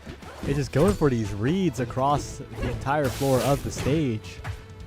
Trying to find a little bit more here with the down throw, with the fair. Such a powerful combo at ledge, and with the tiny blast zones, like it felt like an extra kill there, even though it would have killed on almost any stage.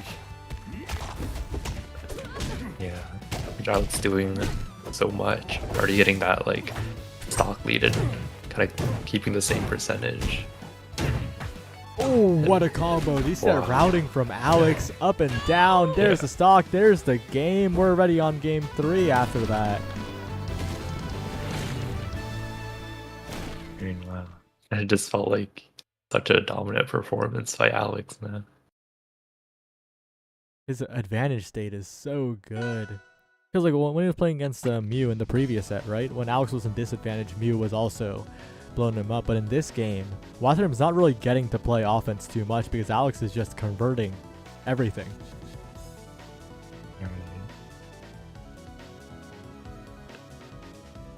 Are you expecting some sort of like character swap or anything, or just sending it back and playing better win more?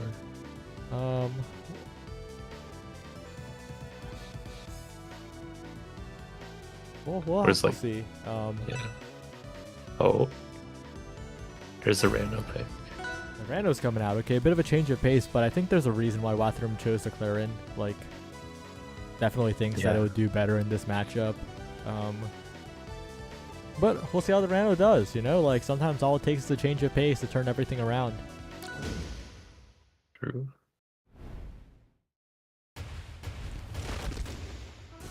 Right, and right into game number 3. Average Alex, though, going to be as offensive as ever, but Watharum starting up a bit of a combo, getting help from the Rock as well, but reversed immediately by Average Alex. And now trying to edge guard here. Just gets the follow-up, gets the pickup off of the ledge, and it's just non-stop offense. Yeah. Oh! Oh my. Rando isn't the lightest, but I think he is pretty light, so that is definitely something to be concerned about. Also, How does this? Yeah, how does this map fare with like the other ones that we saw? I think this is a relatively like neutral map in terms of like the properties are pretty average, relatively speaking. But Alex is making use of the game plan as usual. Trying to chase down Lathram here. 106% already. Stock here would be absolutely massive as Lathram is trying to play slow, trying to build up these up airs into the fair kill, but it's not enough. Alex surviving at the edge of the world and getting his way back just barely, and with an entire stock still remaining to play.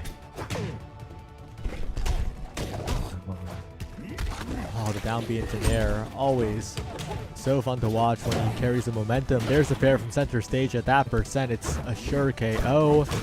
And now Lathram on winner side stock. Huge advantage for Alex. Yeah, I'm still surviving.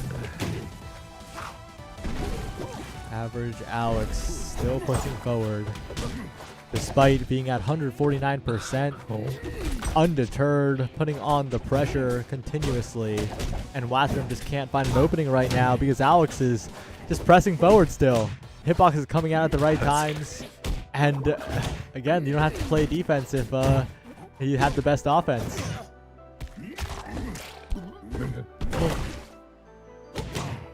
And that should be the stock. Good pickup from Lathram, but 108%. This is beyond extra credit at this point. Like, this is like a whole entire extra assignment that Alex has completed. There's a forward throw all the way off the stage, and no way to come back from that. Way too far.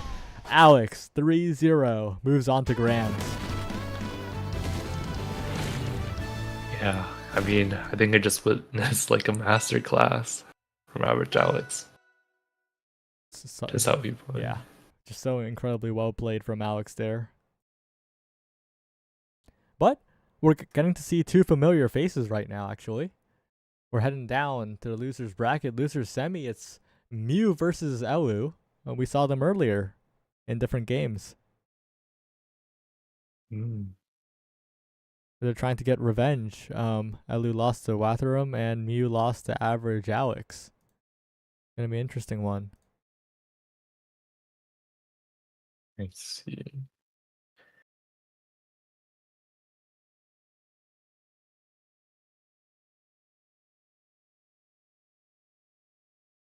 Is there anything crazy about this matchup? Lox versus Rano or Lox versus Clarion?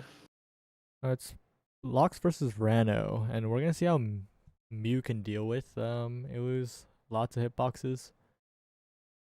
But I think Mew has the tools necessary, right? We saw Mew really pop off against Average Alex. It was last hit situation. I think Mew has what it takes to make it all the way back to Grands. The question is, will it happen? No, sorry. Damn, I was about to say something cool and that was so lame. All good. All good. Oh, yeah. How do you do it like so slowly, so smoothly? Chills. Because like, I can't. I get impatient. I don't know. Yeah. I don't know. A lot of patience necessary for Omega Strikers. Yeah, I guess I'm Especially not a the queue patient person. times. I guess I'm not patient enough. Yeah. The Average Alex, I'm going to check his tournament history real quick.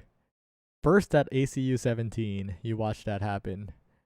First at a Rivals 2 tournament, first at another Rivals 2 tournament. Wow. That's a lot of winning. True. So is Rivals now kind of like Alex's main game? Or main fighting game?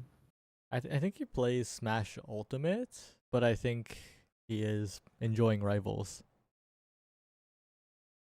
I see. It was like, in my memory, the first time I saw Alex was in the Grand Gauntlet, so... Oh yeah, he is definitely solid at various fighting games as well. We're going to loser semi next, though. It's Mew versus Elu. Gonna be a big matchup here. Lox versus Rano. And Mew has been quite spectacular so far in the bracket, but not someone to sleep on either. And Lox is always really scary to deal with if you're against a patient Lox player. And you see how Mew's sitting a lot in shield, and it's because if you throw out a button as Lox, you're probably going to get punished. So it's all about the reaction.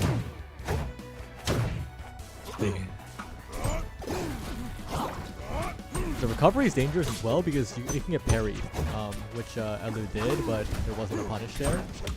So sometimes you want to reverse the recovery so it faces outwards, but it's again something that you have to really pay attention to because then they can punish the reverse recovery. But right now it's the Elu show just getting in there. The recovery mix up good for Mew though, who does manage to get all the way back.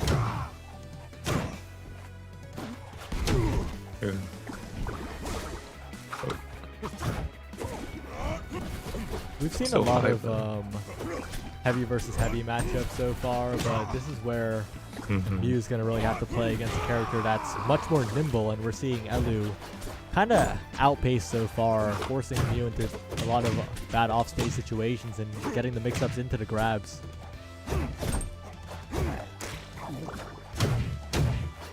Yep. Wow. So they just got like stuck in the bubble like that.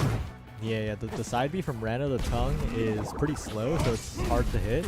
But if you do hit it, they do get stuck in the bubble. You can rack on damage. You can try to set up for when they pop out of the bubble. It's very, very good. And they can also be sent into the bubble like that. Oh, really good tech from Elu to stay alive at ledge there. Finding a fair is Elu. And although Mew excelled in the heavy matchup, it's looking like Elu is looking quite good here. Oh, but there's a good catch from Mew.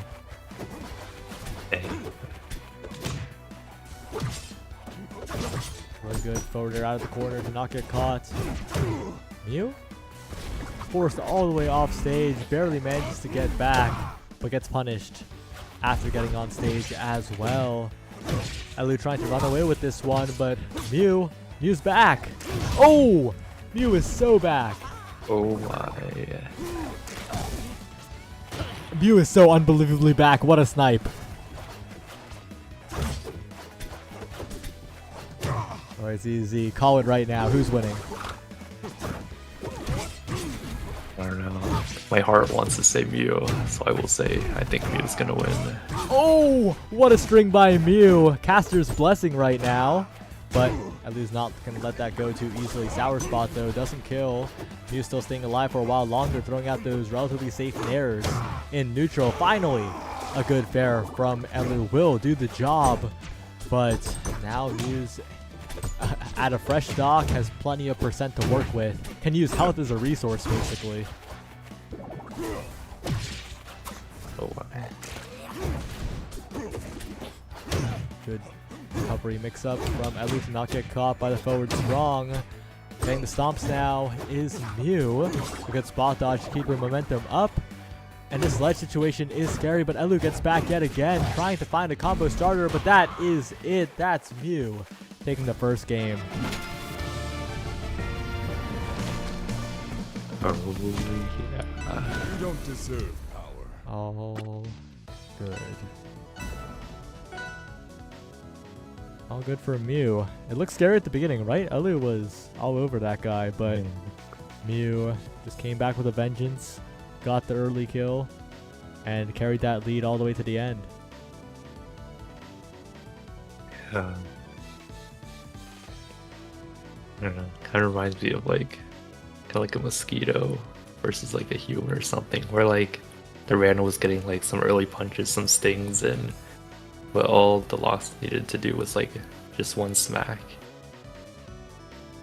Yeah, it really does end up being like that, where Mew gets a big opening that could swing the game, but Elu is just flying around, trying to build up damage slowly but surely, get the KOs, get the lead. CCZ, the poet. Yeah.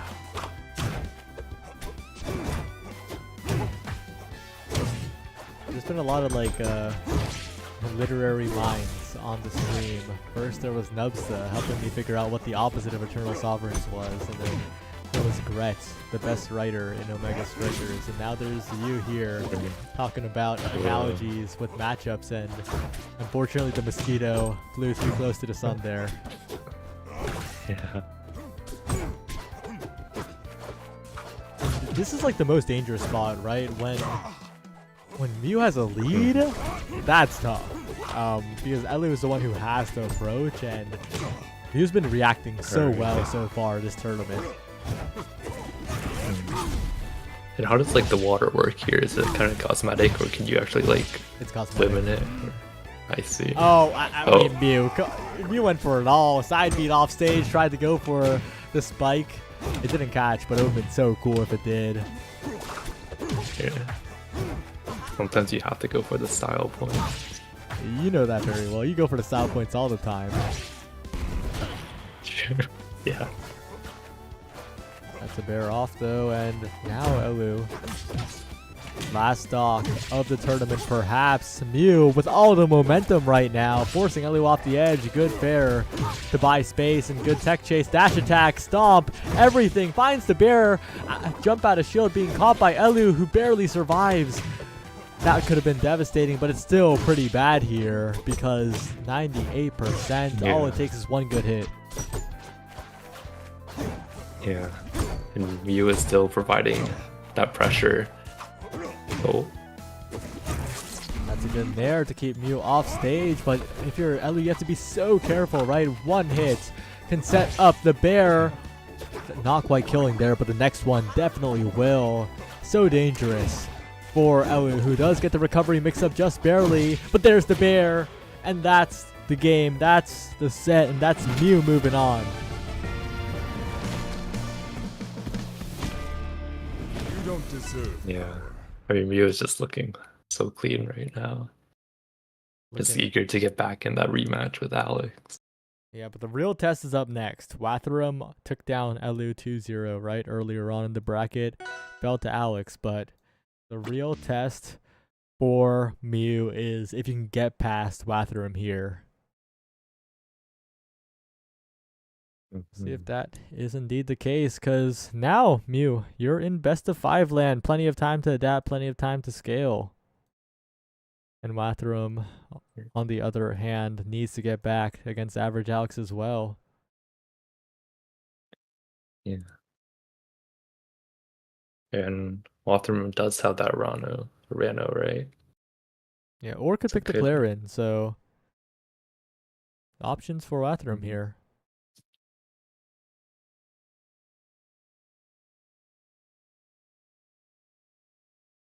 Yeah.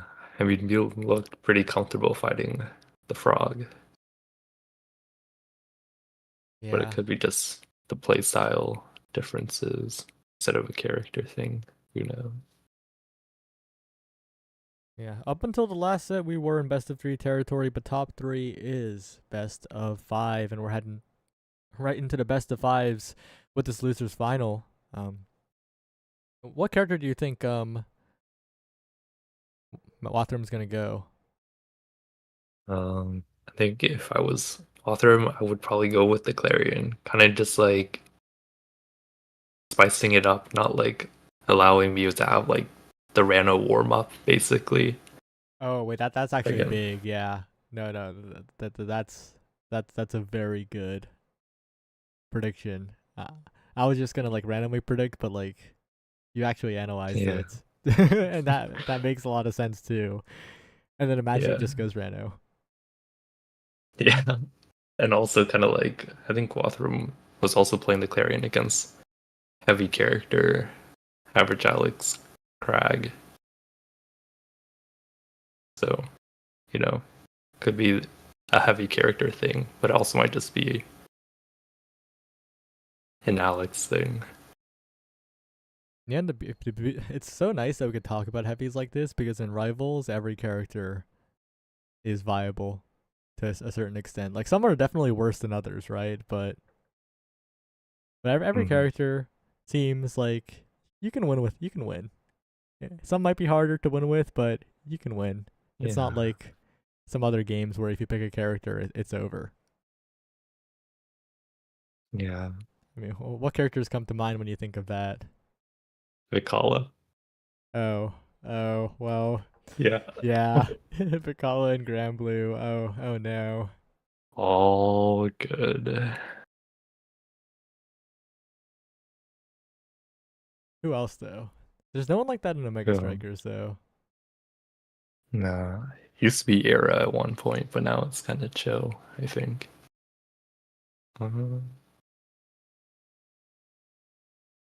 Uh, Let's see, what else? Yeah, everyone's fine. Shout out to all the Locks players in the world though. I'm a fan of the Elephant. If Mew is in Grands against Alex, I'll root for Mew. Whoa. Yeah. Feels kind of cool.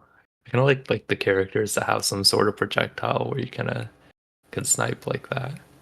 Tossing like the meatball or tossing the rock as Crag. And Weston, that's just incorrect. Ricard goalie's fine. It's pickable. X goalie, on the other hand, that thing's not pickable, unfortunately. I think You don't think Alex so? knows. I picked it in a game with Alex and Fiery, I think, and it did not go too well. It was on Taiko Yeah. Temple. I think it was team player start, Mhm. and I was trying to cosplay Kazan goalie with X because he gets extra power. And then I learned that the extra Mhm. power doesn't actually let you cosplay Kazan. Yeah. Yeah, it's more about the everything else in the kit. Mm. Yeah. I feel like there's like, if you can get that like team synergy goalie rotation going, I think X goalie could be kind of crazy. Speaking of YouTube, this is on YouTube right now. It's under the NASA stream. It's under the YouTube NASA stream though. Oh. I forgot to change it. It's too late now because you can't like change YouTube streams like midway without changing the like it's a mess. Mhm. Whatever. You have like the YouTube Shorts one going as well. Yeah. No, YouTube streams are treated like video uploads. They're treated like video upload slots, which makes it awkward. But we're heading into losers final, best of 5, Mew versus Wathram. It's gonna be quite the interesting one, especially because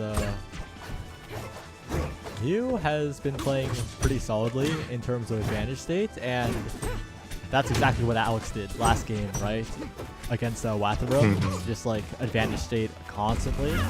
So we'll see if Mew can get it on a roll like we saw there.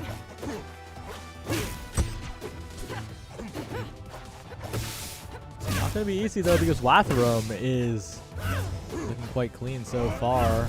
Doesn't get the F strong. Mew gets out of there in a jiffy, but again, these platforms doing so much work. That's the big thing, right? Platform layouts and so much of Locks being able to do anything is just capitalizing on the platforms. Well, I guess that's true for every character, but it does feel like Locks Yeah. is especially suffering without getting like a big platform chase. But there, sliding off the edge, getting the bear. Well played by Wathram, reversing into those bears so well. Not Wathram, Mew, my bad.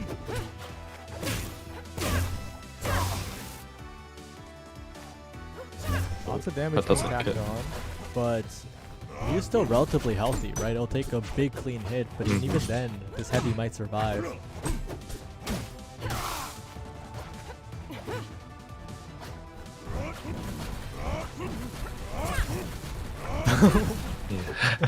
4 times in a row, not getting punished there. Mew just constantly pressuring, but there's a really good up strong. Wathram evens it up, and you didn't get too much extra credit, so I think if you're Wathram, you're not too sad about that. Pretty happy about getting the stock there against the heavy. Oh, really good meatball to cover the platform with space, cover the tech. And these dash attacks from Mew have been so on point. Yeah. seems like he's getting like the extra credit now, even though they're on the same stock. Yeah, a quick stock taking here from Mew would be a huge lead, almost insurmountable if the stock is taken right at this second. Really good stop, going for the neutral B, and a really fast up strong barely kills. I don't know. I'm kind of surprised that connected. Yeah, I didn't think it would happen, but indeed it did. And now Mew is free to fish, trying to get a huge lead now, and clips the neutral B charge as well, not letting Lathram get any clean hits. Oh, again, like just up being towards the neutral B charge, not letting Lathram charge that up, create a lead situation, and now it's a huge lead for Mew. Yeah, it seems like Lox's like recovery is kind of messing up Watharum here. Yeah, I think Watharum is gonna need to start like trying to parry, but even that's risky, right? If you miss the timing, it's so bad. And there's a stomp, there's the stock. That's Mew taking the first game in this best of 5.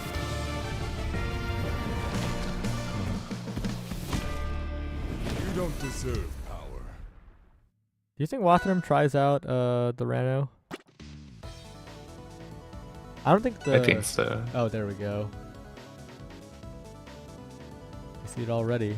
Might be the change of pace that's needed to bring this one back. What map are they going? They're going to Rockwall. Oh, okay. So Watham's going to be looking to kill off the sides with confirms into forward air, while Mew's just going to keep doing what they're doing because it's been working.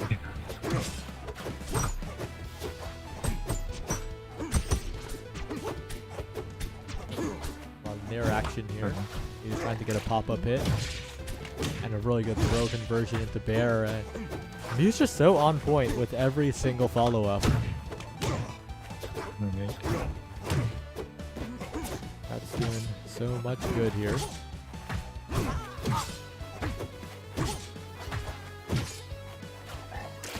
Alright, ZZZ. Yep. How do you think this game is going? Oh, what a good ledge hog. Oh.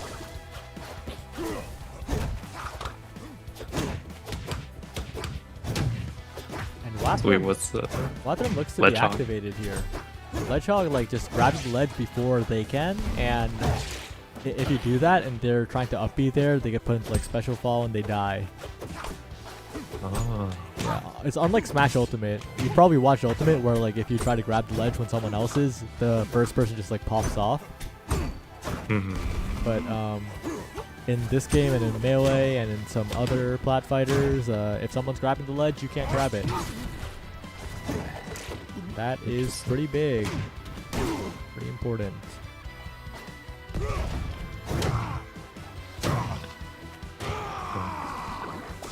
Walter finally has the advantage here. Yep. And he has the advantage. Trying to push it forward, not trying to let the lead slip because that is so dangerous. One wrong movement and everything could go wrong in so quickly.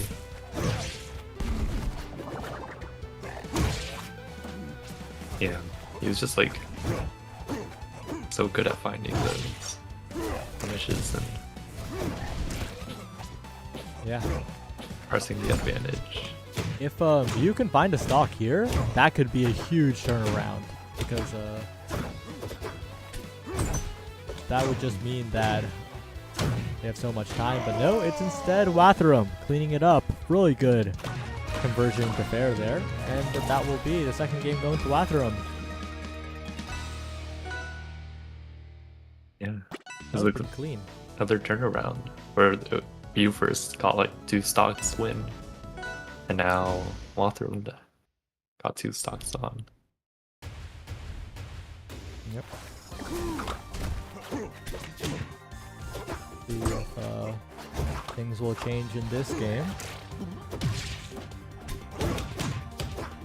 I'm not sure what's going to be happening here, but so far, quite even, especially because the stage is so small. I'm a little bit concerned for Mew, right? It feels like Watharum can just get all over. Yeah, seems like that's happening right now. Just such a small stage, and this is Mew's counter pick. What are they cooking here? They have to be cooking something, and that's what they're cooking maybe. That F-Strong covering half the stage. Yeah. I mean, I guess it seems like Mew has that edge guard game like really strong, and with like a small map like this, kind of make use of it. Following up off the up B hit, going to ledge, and jumping up with the Nair. Find the stomp as well, and the bear. And wow, what a conversion from Mew, getting so much off of that. Oh, Let the pop up. Gets bared off the side. First spot now, and wow, Wathram going all the way off the edge. Very, very good to try and get a stock, and indeed, that is what happens.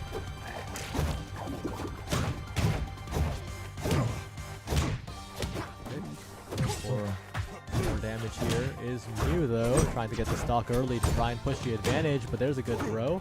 Wathram going all the way off to try and catch Mew early, but not quite. Went back to ledge, but that bear might mean a lot here.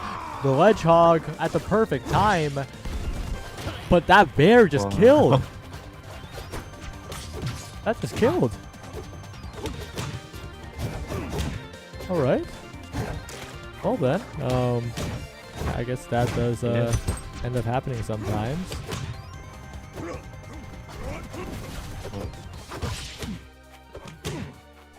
Wathram getting a lot of damage then to Mew. Yep. Trying to get some big advantage here is Mew trying to find a big hit into another big hit, basically. Box combo. Dangerous spot, but the bear is found off stage now. Another bear. This could be it. This could be Mew going for everything here. The F-Strong doesn't connect, but the forward throw sends off stage yet again. And Mew is fishing for these back airs. All it takes is one to send off stage and then a punish afterwards. But dangerous spot parried. Good tech by Mew to not get sent off.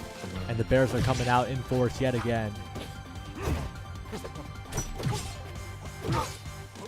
Oh.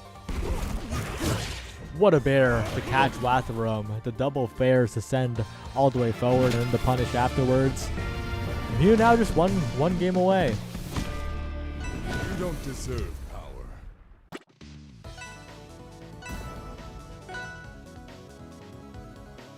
So when Rano goes into his own bubble, is like all good for him? You know, like Oh, you can still get hit while in the bubble, but like it cancels the knockback, so that part is all good. I see. Or like I guess I'm kind of trying to say like, does it have like the same effects if like the enemy or like the player that made the bubble is I in it? think it has the same effects. Okay. Yeah, it's very interesting that way. And then you pop out, and then you have to hopefully not get blown up. So let's see how it goes here. He's starting off strong. Yep, starting off very, very solidly here. Get a little bit more. Use Wathram, but again, like all those hits and the damage is even. Power of the heavies. Hard to get the openings, but when you get them, they hit hard, and that's exactly what Mew is doing here. Lots of pressure on the shield, trying to find a little bit of extra game evened up yet again, but those bears are so scary. One good bear and the stock has evaporated. He's looking for it, and there's the F-Strong. Not a bear, but it does send off stage enough. He's setting up for a bear. F-Strong setup, the lingering hitbox not enough.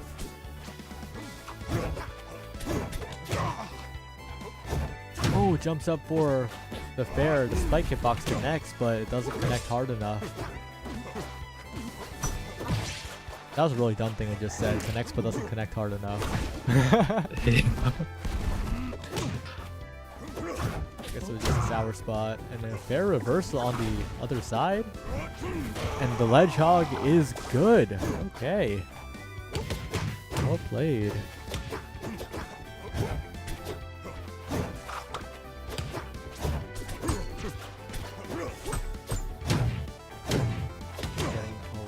of damage very quickly.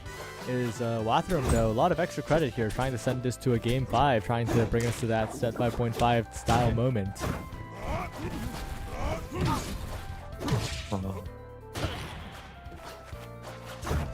81 is pretty high. Up bears coming through. Find a little bit more, not quite enough, but now it's Mew's turn to play, try to equalize this game, but Wathrem's all over right now. Oh, if that fair connected, that would have been death, but now the reverse on the other side of the world, bubbling out of there, but still getting caught by the back air on the other end. Dangerous spot now for Wathrem.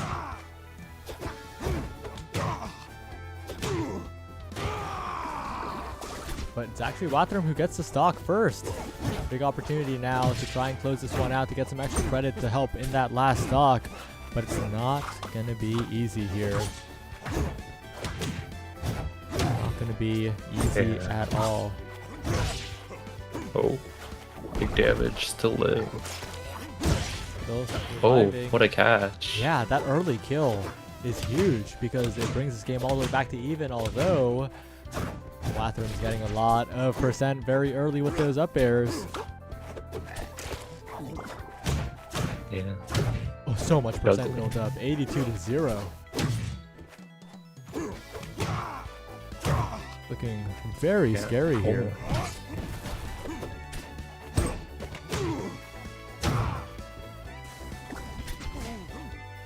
Yeah, Wathrem just looking very clean. Yeah. Right here. Close this You out can and move on to get it. game 5. That would be huge. But you gotta watch out. You gotta watch out for the spikes in a dangerous spot. Off stage. Oh, Oh, almost devastating for Wathrem. But instead it'll just be a simple ledge hog and a game 5 approaches. wow. Very close match. But it feels like Wathrem is kind of understanding Lox's recovery plan, I guess. Getting like extra ledge hogs, it seems more frequent as time progresses. Well, and on to the final game here. Winner of this faces off against the legendary Average Alex. So we'll see how it goes. First off, though, big damage out from Wathrem, but again, that's to be expected from something like this.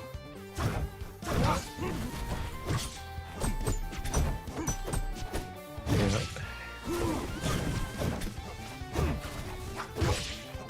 Lots of damage being put out early, but there's the big opening that Mew was looking for. Double fair off the edge, that killed! Oh, that's huge. That is so devastating for Wathrem. Mew with an early lead, so scary. Now, not pushed off stage, and once again, off stage situation. Gets the spike, gets so much damage extra.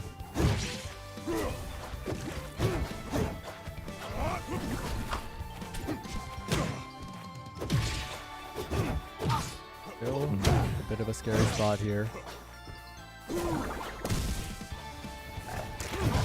That's Almost yet snipe. strong. What an Wow. insurmountable lead it feels like. It is looking Yeah. so scary.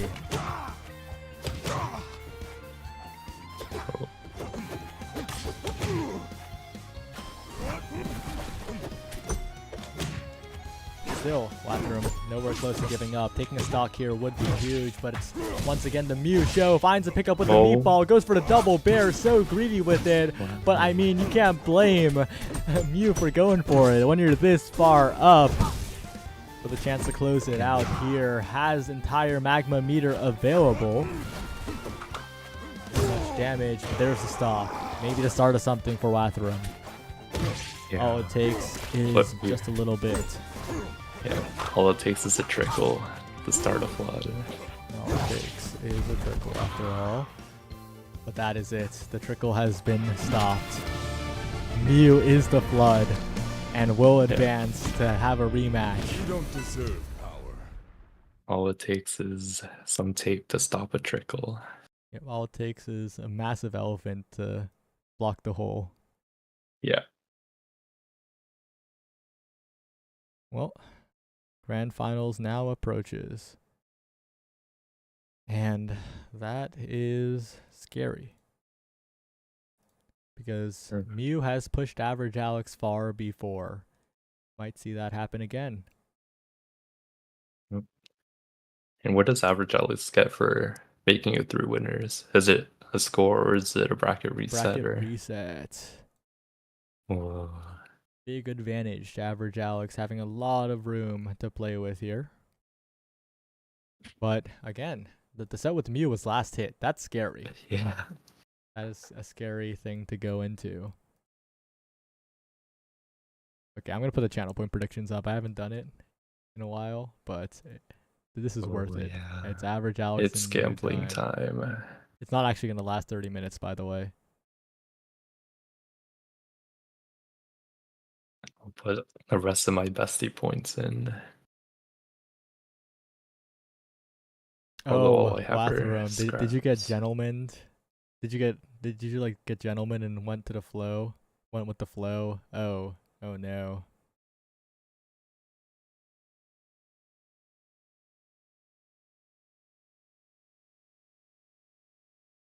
That's tragic. That used to happen a lot in Omega Strikers. People would just like take a while or Gentleman and people would just like not say anything. But I think people are better about saying things nowadays.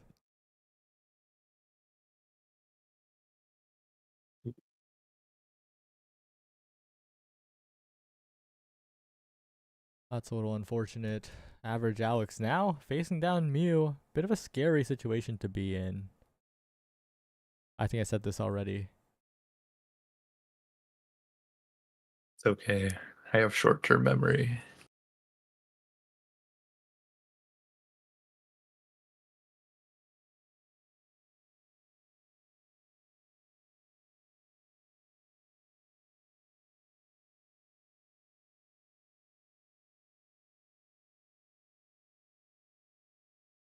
All right.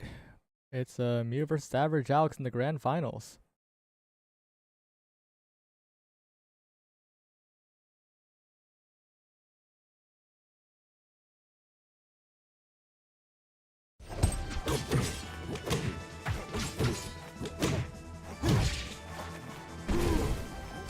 And He's starting off strong. this is an explosive matchup. Yeah. I feel like you don't expect this from like two heavy characters, but they're kind of just brawling it out, going back and forth. Yeah, and the advantage state of both these players has been so overwhelming so far, and we're seeing that right here. They're both blowing each other up all the way to 100% on the road to maybe getting a kill pretty soon. Rock is always dangerous, and those bears from Alex have been the main tool. This rock is so scary, actually. It blocks off the entire ceiling, creates a fake ceiling here. And Alex is popping up. Mew finding the stock and looking to make this set very different from their last.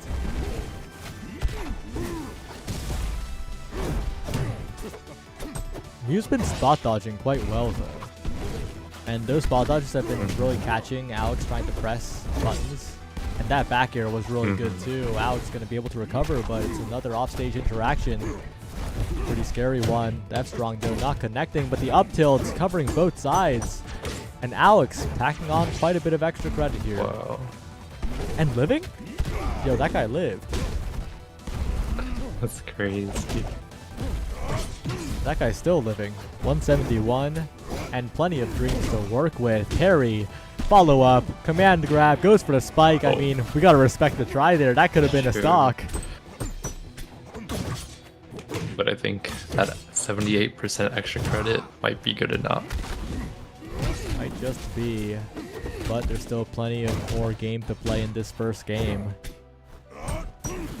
Average Alex looking quite good, but it could turn around in an instant, especially with something like that.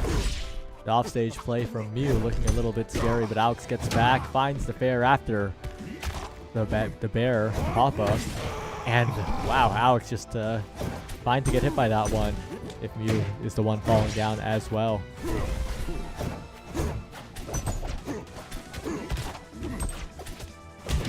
The heavy matchups are always so fun to watch because they just blow each other up. Yeah. Does seem like that. They don't have the mobility to like dash around each other back and forth and like try to throw out safe buttons. So like they either blow each other up or they're shielding. And oh, 152. Big opportunity for Mew here. A kill here would mean a very doable game. 71% for a heavy is not death percent by any means. So if Mew can find a big string here, that would be huge. But Alex, shield discipline, gets caught jumping out of shield though. Again, those bears by Mew on people shielding have been so good. And getting another throw here, it's the Mew show. It might just be. Oh, it's the Mew show. Finds the dash attack, finds the bear. Now Alex is in a ton of trouble. That was brave. Alex goes in, finds the up air, tries to pick up some advantage here. And Mew hit off, but the up B connects. And now Average Alex thrown back.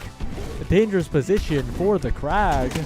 But manages to use the rock to safeguard the recovery. The fair doesn't connect. The fair doesn't connect again. A good tech, but lands on the pillar, gets F strong. Then Mew takes the first game.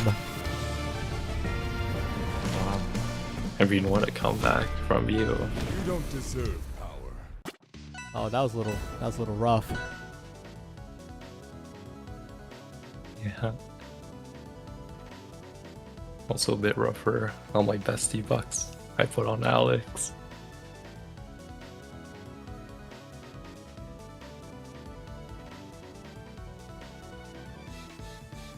But yeah, he said you just had to find those strings, and they definitely did. It's all about the offense in a matchup like this.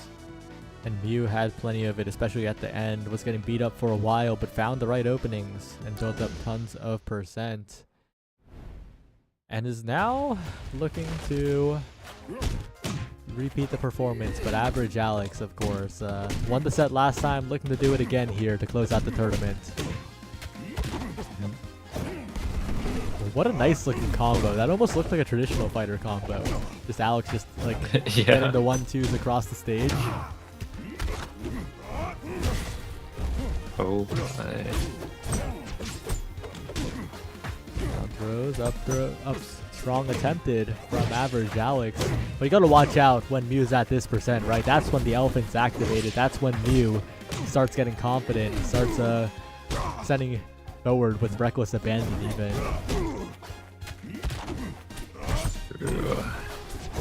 But that bear will shut the door on the stock, and Average Alex, a clean stock's exactly what you need in terms of building a lead here.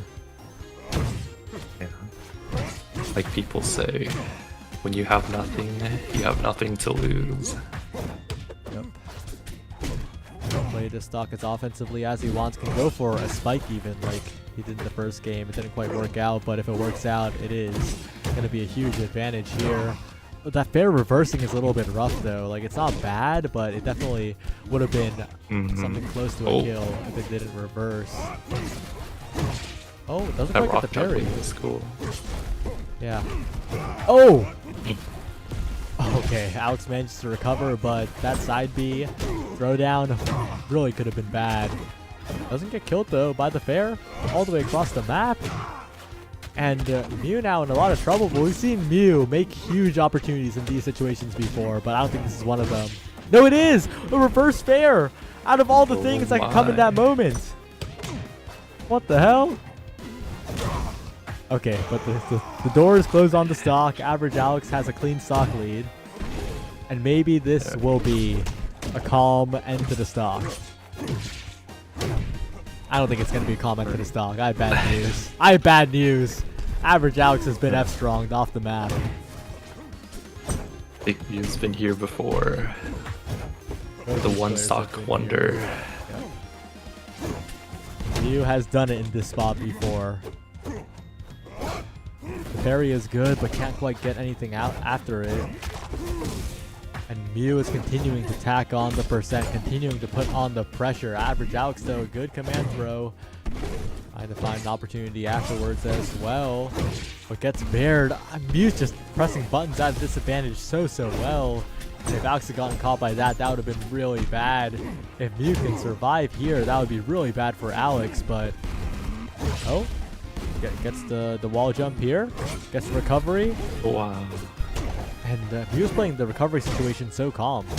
But there's the air in near the blast zone. Average Alex closes it out. It's 1-1.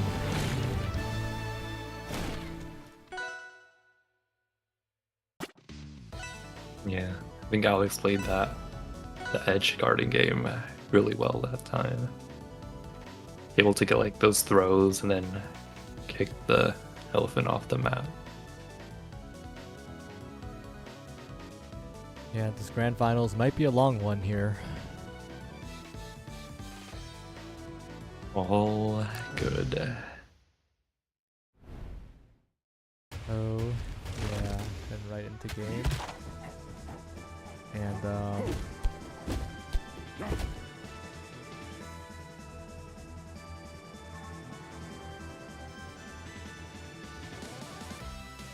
A lot of mind games happening right now.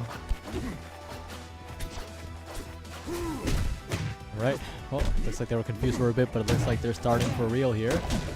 So basically, what happened there was, you're not allowed to go to the stage you won on, and Mew won on the stage, but Average Alex was like, whatever, you know, like, it's fine. Yeah. Which, you can gentlemen to whatever, but technically you're not supposed to go back to a stage you won on. That's where the confusion was. Oh, that F-Strong almost connected. That would have been the death of Locks there, but instead, it is Mew surviving for a while longer, and if Mew surviving, Mew is thriving another up strong to get extra percent. And the pillar sent away as well. Dangerous spot for Alex, but the recovery mix-up is quite good. Looking comfortable off stage here. Once again, throwing the rock off, covering the recovery with the rock, and there's the combo. That's what I was looking for all day. The throw into up strong. And how weak is this pillar? Is it just like one shot breaks it, or? One shot breaks it, and that's a nice spike. One shot breaks it, and if Crag is on the pillar when it breaks, it goes into free fall, so Alex is always making sure to jump off before it gets killed. Because if it got killed while he was on it, that would have been really bad. He would have been free falling towards the stage. Good command throw from Alex, trying to get a bit of a dunk here, perhaps playing it slow, trying to get it down B, set up, pop up, perhaps, but instead Alex pushing forward still, building up a bit of a lead here as the rocks come out, not quite enough to catch Mew though. Good pop up here. Going for a fair. Oh, can't quite get the punish after the parry. And a good up air down from Mew to get out of the dangerous situation, but the up air from Average Alex off the top. One more stock to take a lead in this set.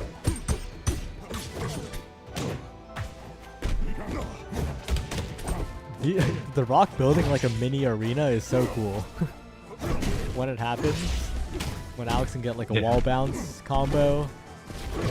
It's so many creative situations, but right now getting even more extra credit here. 77%. Dangerous spot here though, getting thrown down in a bear to close out the stock. Cleanly played from Mew. We might have been here before. Mew has been in this situation before for sure. Oh. But so has Alex, and Alex might be adapting. Very much a possibility. Alex looking a lot more stable here, and there's the parry, there's the punish. That's what's supposed to happen against the Locks up B, and Alex gets the maximum value. One game away from closing the tournament now. Oh.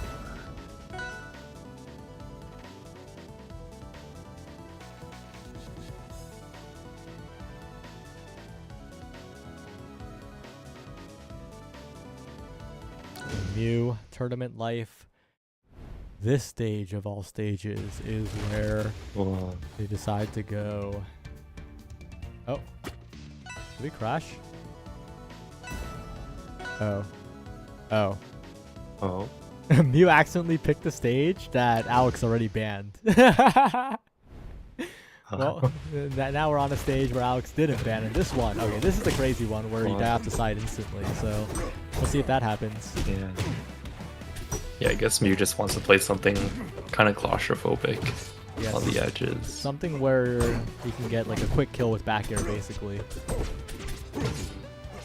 That is exactly what they're going for at the moment. Good wave dash back from Average to buy space, though. And the rock will as well. So much damage coming out from Average Alex. The combo down. Oh, gets the coverage on the tech options. That was insane from Alex on that mini platform.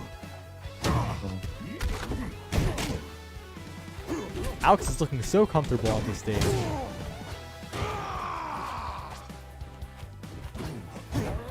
It's looking a little effortless at the moment, but if Mew can get a bit of a robbery here, that would be enough to even up the game, maybe create a bit of a threat here. Frag with the rock coming in, but the rock ends up helping out the recovery of Average Alex. And a throw, looking for a combo. Jump past into Bear was really creative there. I really like that option. Going for an F-Strong, going for everything here. Alex is looking confident in this potential final game. Yeah. Alex might have put on the Sad Boys vacation shirt. They're just having a grand old time here. One stock remains. Average Alex looking to close out the tournament now. Oh! And Oh! Is that it? That's it! What a way to close it out, Average Alex.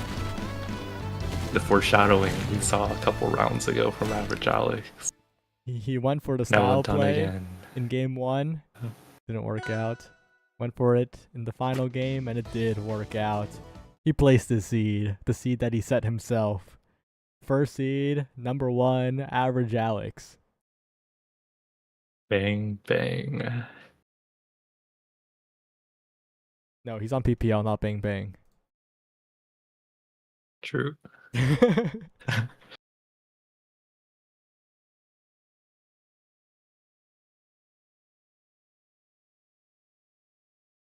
Well,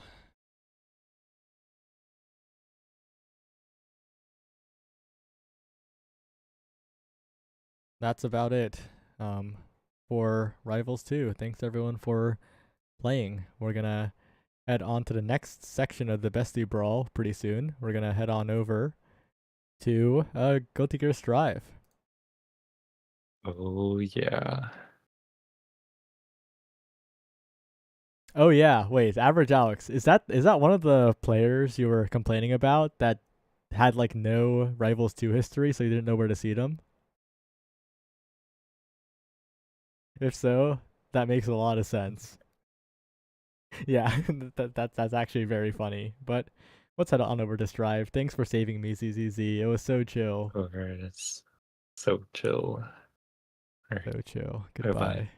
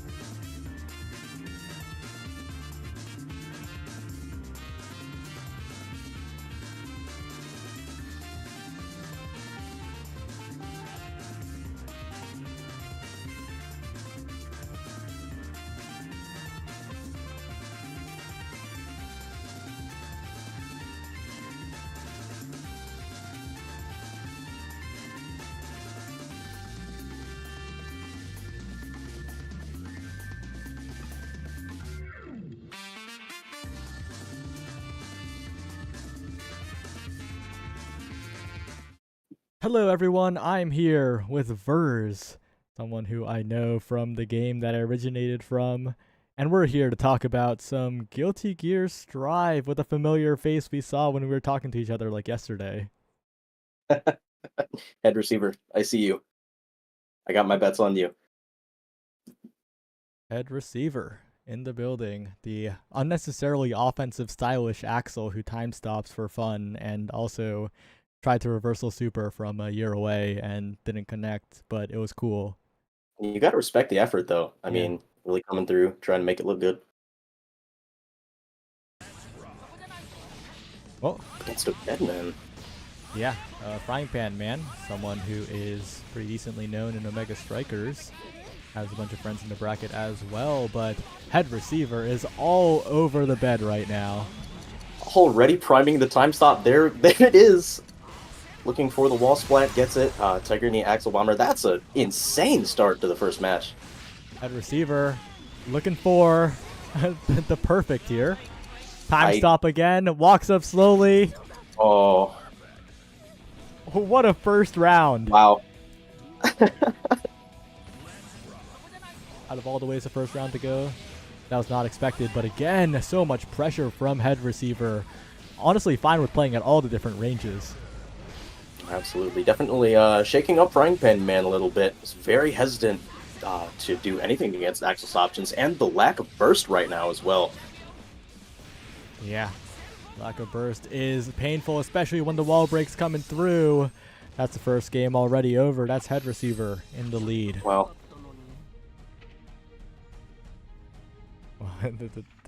that was a Head Receiver game. that's got to be some good head that they are receiving to make all that possible. Early burst from Frying Pan Man. And a little bit of a better start for Bedman. Does not want to be super far away, but we're leading into some of the options here. Burst from Head Receiver. Burst is now completely off the table. Oh, but now setting up the time stop. And the time stop already. Oh. So much confidence from Head Receiver on I- that.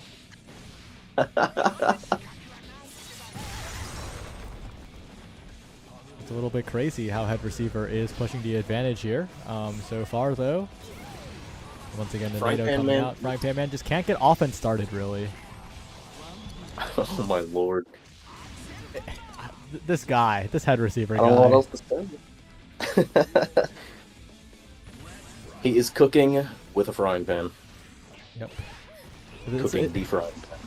It's synergy in all forms. It's Head Receiver and the bed. It's the guy cooking and a frying pan. And it's going to be up to Frying Pan Man to maybe make something happen. But it's just so difficult to get anything started when Head Receiver, we saw in the VOD from Bestie Brawl #1, they like pressing out of disadvantage. And if they're guessing right, then Frying Pan Man's just not able to get anything started. Wow. Frying Pan Man not standing a chance, not finding a way in against Axel. And there's so much meter build on some of his moves. You're just able to time stop, even if it's blocked, you know? Build up enough meter, go for it again. Why not? Your opponent's not going to approach you safely. You can take advantage of that. Yep. Great cross-up. Head Receiver just non-stop pushing forward, no blocks. We don't need them. Okay, maybe some blocking, but not much. The best defense is a good offense, and Head Receiver definitely has that right now. Frying Pan Man out of burst might not have been the wisest idea considering the position that he's in right now, but Red Room cancel. Oh, Great confirms. That's a healthy chunk of damage. Oh, Yellow Roaming Cancel will get rid of the special that was loaded. And Head Receiver will take the round anyway.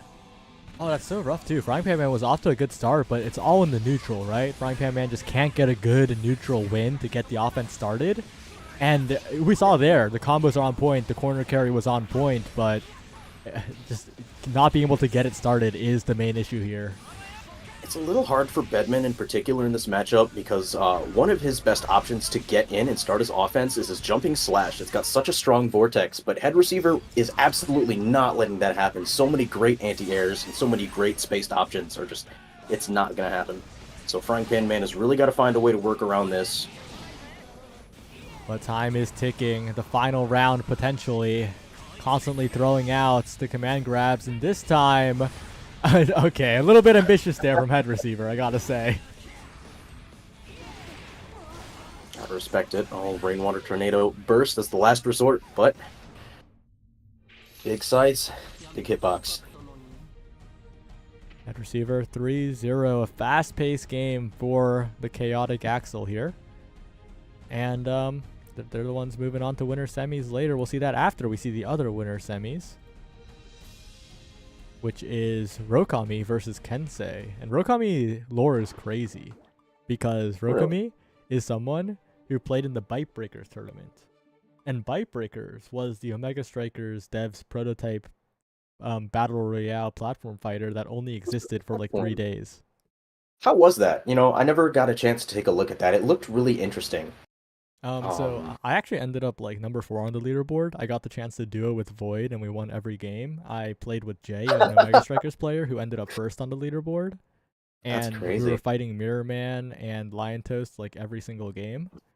It was a fun time, but I don't think the game would do well if it actually released. It was very fun. There were a lot of funny things that happened, and of course they intentionally didn't balance for 1v1s because they're focused on trying to get the battle royale platform fighter concept, which is a crazy like genre, by the way. That's like What a weird combination. that's like a Mino dev style genre. Like, if it wasn't a battle royale, like Mino would be on that. So is it getting a full release someday, or was it really just an no one experiment? knows. No one knows, but Radio silence, huh? Odyssey tends to commit to the games that they work on, so it's probably going to be full released. Yeah, we'll have to see whether it does or not. But okay, Sounds I got interesting, though. sidetracked though. But Rokami played in the playtest tournament that we ran, got 3rd place, and the playtest tournament was chaotic. You should watch clips from it because it was a clip game because they didn't balance for a 1v1, and it was a platform fighter where all the viable characters were touch of deathing each other. That is fantastic. It sounds incredibly entertaining. We'll have to check that out after this then. Yeah, well, we'll see how it goes. Rokami versus Kensei. Yes. Kai and an Elfelt.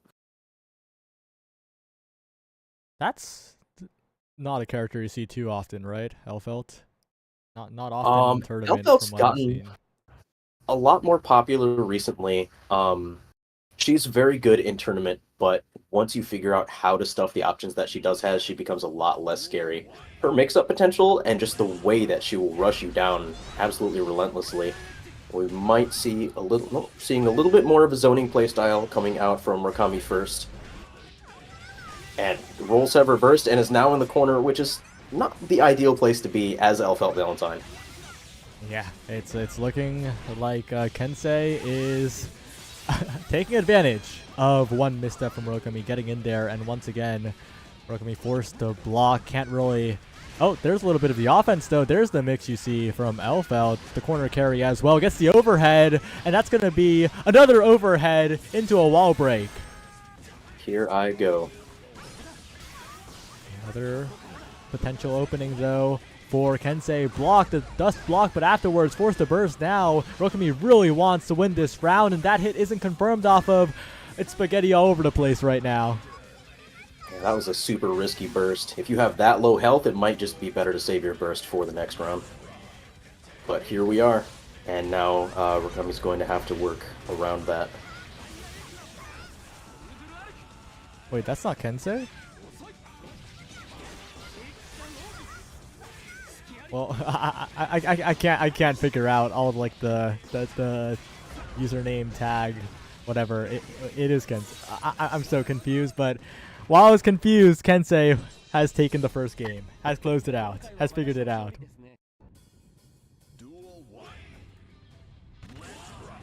So Rokami's going to need a strong round start. Again, Because ideally, sorry, go on. no, my bad. I false started like twice on you. But it kind of feels like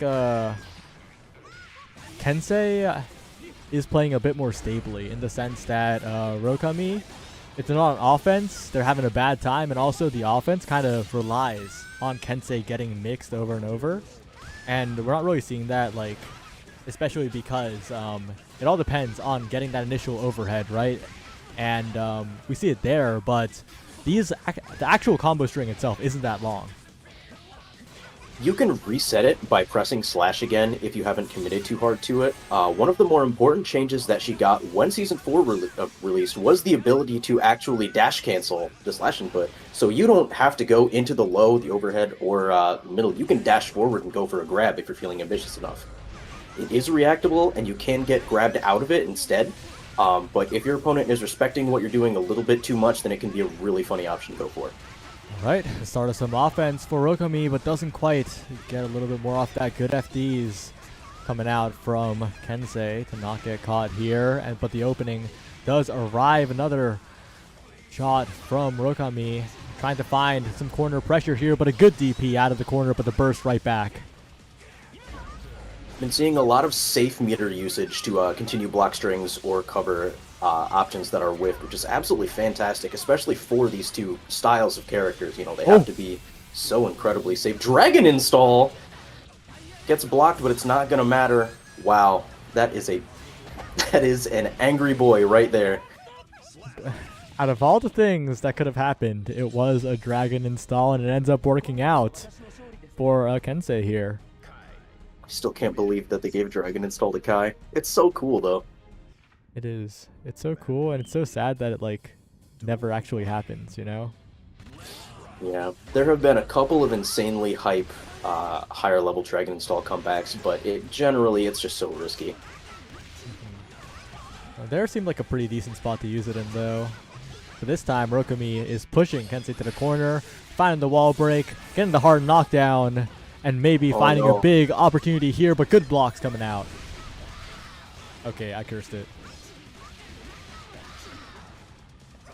One more tap. Went for the cheeky grab. Gotta respect it. Bomb Bomb Chocolat gets stuffed out by Vapor Thrust. And Elfel, it only needs one hit to close it out, but getting that one hit is going to prove a little difficult as we see another Dragon install for the wall break. This is like, this is the moment to use Dragon install. One hit away, and unfortunately gets caught out by the Abare from Rokami. Well played to bring this to a bit of a lead here. We haven't really seen this from Rokami, but the offense is really picking up. Oh yeah, and honestly, that was such a scary place to Abare there, but it was great timing. Getting a hard knockdown against a Kai in Dragon install is absolute nightmare fuel. So having the knowledge and the wisdom and the patience to wait on that is very smart. Air throw? What?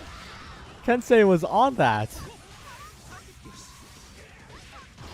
Well, back in the corner. DP actually baited out by Rokami. Big opportunity to do a ton here. Finds a super as well. That's not going to kill though, right? It will not, but that will be a hard knockdown, and that gives Elfel enough time to set up some very decent air throw. Episode Stuffs 2. Out Bomb Bomb Chocolat. Wow. Air throw on that episode 2. It comes back again. Kensei is on point against it. I feel like we've been here before. Deja vu. What? Rokami putting out a pretty good string there. That is a healthy chunk of damage, and that's really what you want against Kai. You want him to have as little options as possible and as little resources to work with in general. He does have burst, almost full tension, and Rokami does not have burst. There it is, baits the burst, and that's going to be a confirm into... Nope, drops the combo. Rokami is alive. Yeah, gets out of the corner as well, but it's still one hit dangerous spot. But this could be the round. Big opportunity for Rokami across the world. Doesn't quite get it, but finds the pickup afterwards. Shot Oki. Oh, that was such an unfortunate backdash. All right. It's just not quite invul enough. We got a set on our hands. Love to see it. Love to see Elfel. Such a fun character. Letting the intro roll. No, okay. Well, my bad. I cursed the intro.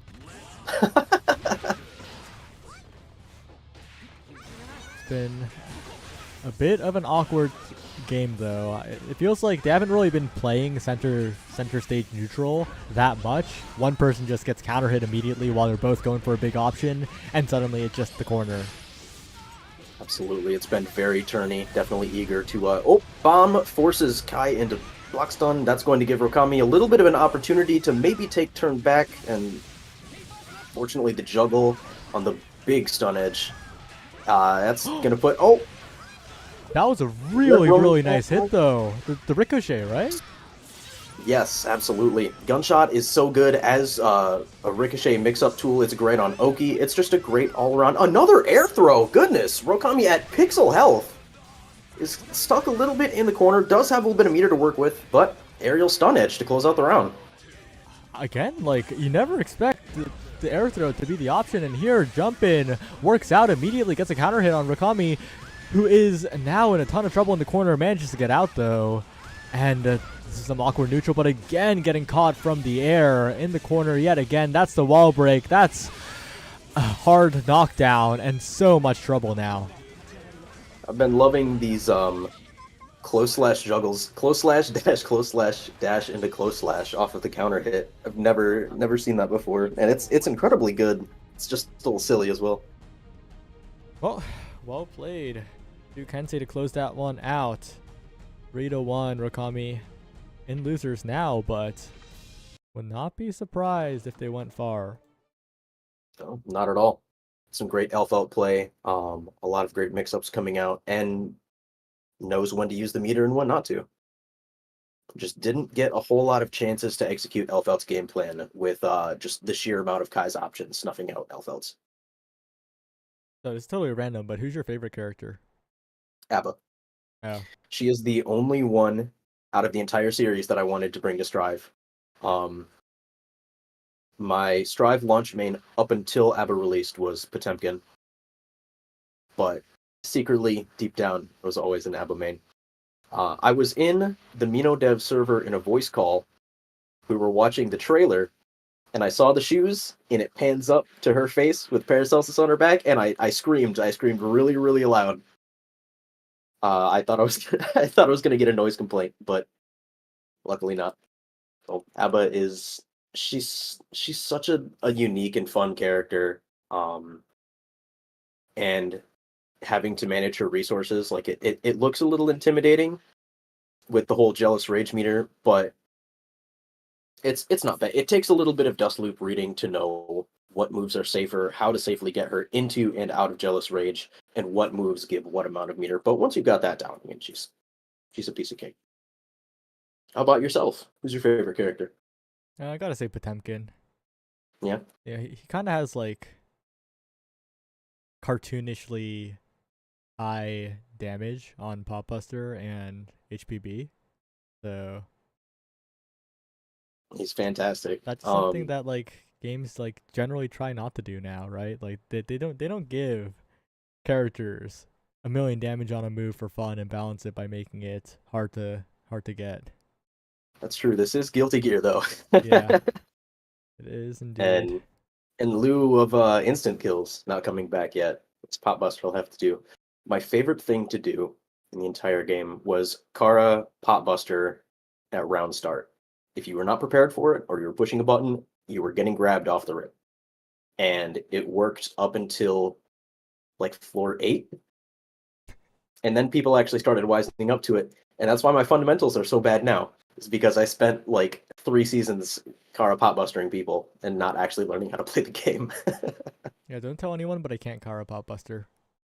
Oh, Ooh, yeah. if you want to it's pretty learn, bad. hit me up. Yeah. Once you get the timing down once, it's like riding a bike. Oh, also, speaking of riding a bike, I went ice skating for the first time in like 8 years on Really? Friday. Did you fall? Once, but like it took me like 3 minutes to get back into the groove of things, and then after that it just felt so nice. Okay. I gotta get back into that. That's what Do you, muscle memory is so real. that's true. Do you keep up with hockey at all? You like the Nope. sport? Unfortunately not. It is very cool.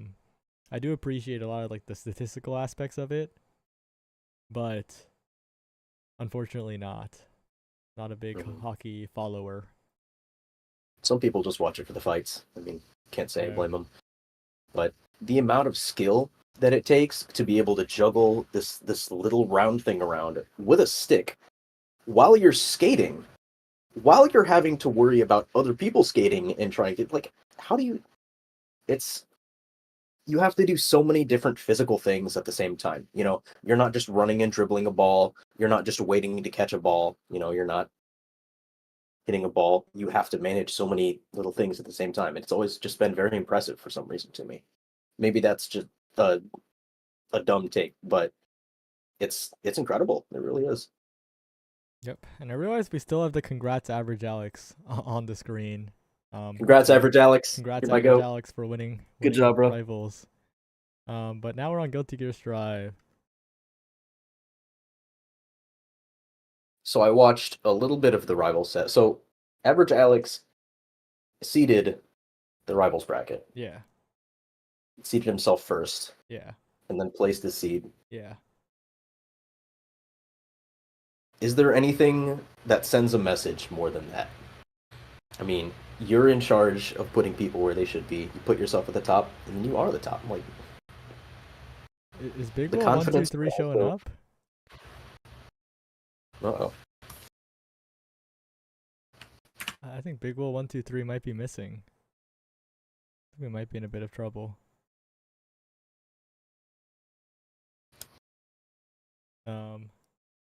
But we have to wait anyway because the match progression is awkward right now. Oh wow, wait, this is actually a lot of trouble actually. Uh-oh. I see that. Goodness.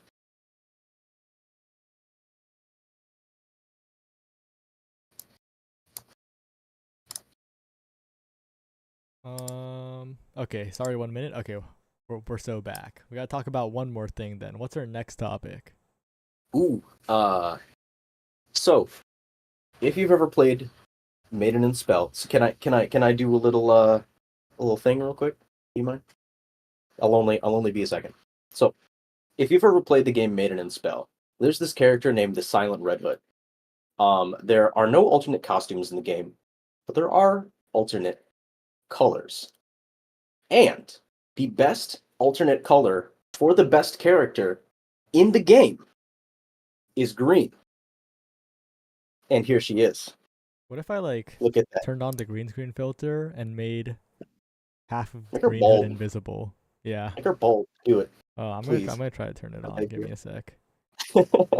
Filters, chroma key. Oh wait, there already was a chroma key, but it was on magenta for some reason. Is it like making Oh. you washed out? No, it isn't. What the hell? I turned to green, and I'm gonna turn it like.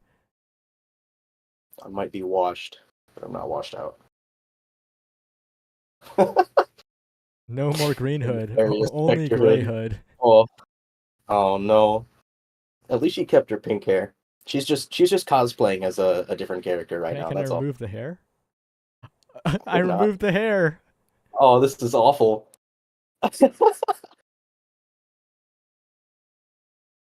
Wow. I feel kind of bad. Oh no, it took her identity away. Yeah. But go play Maiden and Spell. Go play Maiden and Spell. Give it a shot. It's a great Go game. practice Maiden and Spell. It might come in useful one day in a few months. Absolutely. Foreshadowing as a literary if you device. If you decide to play Red Hood, don't play Red Hood. Play Green. Trust. Honestly, play neither of them. Play Lich. Mm. See, you play Lich if you want to win the game. You play Green Hood if you want to get bitches. Yeah, I win the game. sorry. I have 100% win rate on Maiden and Spell stream games. Yeah, Yeah, I've been in one stream game. I was gonna say yeah. I Yeah. believe that. And it You're was just my- the best of all time. Yeah, I mean, no one's beaten me on Totally. stream in a tournament game in Maiden and Spell, so you know. That's fair enough. You gotta respect that. You know? All due respect. Where is Big Will 1, 2, 3? I said 1 minute, but it's been like a few minutes. Mm. That's not very good, is it? Talk about capitalism and the housing crisis. Oh, Big Will's here. Nice. He was so interested We in have a hearing about match. capitalism Let's and go the housing gambling. crisis. Well, Big Will wanted to talk about capitalism and the housing crisis, immediately joining as soon as it was mentioned. But instead, we're going to talk about the game. ooh, there is a Viking on my screen. I'm feeling something. Bit familiar with Baiken, Katone, Killmonk, Tony, notable Omega Strikers player, won the first bestie brawl on this Baiken character. Really? Yep. She's definitely a little unorthodox. Her playstyle is so much different from the other characters. She doesn't have as much rushdown potential, but once you get them in the blender, they stay in the blender. And that Yozansen as a move, especially if you Tiger Knee it, that's a very, very quick overhead and can lead to a lot of dangerous stuff. Great parry. That's going to be a huge chunk of damage, and putting head receiver in a bad spot. That would be the case if it was any other Axel, but this is head receiver we're talking about. Just pressing buttons out of the corner no matter what. No one is safe. Safe round start, nothing doing on the Yozansen. Big Will looking for a mix-up, goes for the parry, but head receiver has the patience to wait that one out. And I do want to point out that head receiver is playing green, so they do have a little bit of a buff here. They definitely are green, and you're a green fan. But right now, that doesn't seem to matter, as it's equalized in terms of rounds. Final round now, and the round start's going to determine everything, it feels like. But it's a pretty calm one from head receiver for head receiver standards. Yeah. Big Will's really been liking going in with those Yozansens, which is a great option, but it does have a little bit more end lag. But it's not going to matter. It's such a huge amount of damage with the charged dust for the wall splat. Wow. Head receiver doesn't have burst either. Does have tension, but we'll see what he does with it. Deflect shield coming out. Head receiver's a huge deflect shield fan. I've seen more usage of deflect shield from head receiver than from any other, every other player combined, I think. Wow. But it seemed to not make the difference there. Big Will taking it home. Yeah, you gotta know exactly when to use it, or if you can use it on reaction against the slow move, but it does burn half of your burst meter. Sometimes that's the only option you really have. Great Red Roman cancel, continuing the combo. Fantastic. It's gonna put head receiver in an even worse position. Viking with the positive meter, she does have 50%. And unless this time stop pulls out an absolute miracle, that might be the gun. Gun, yeah. You were so right. Instead of the miracle, it was indeed the gun. But we did see what head receiver was going for. But I think the big difference is that Big Will is finding their way in a lot more now. And that's just a huge difference maker, right? If Viken's on your face, then things have changed.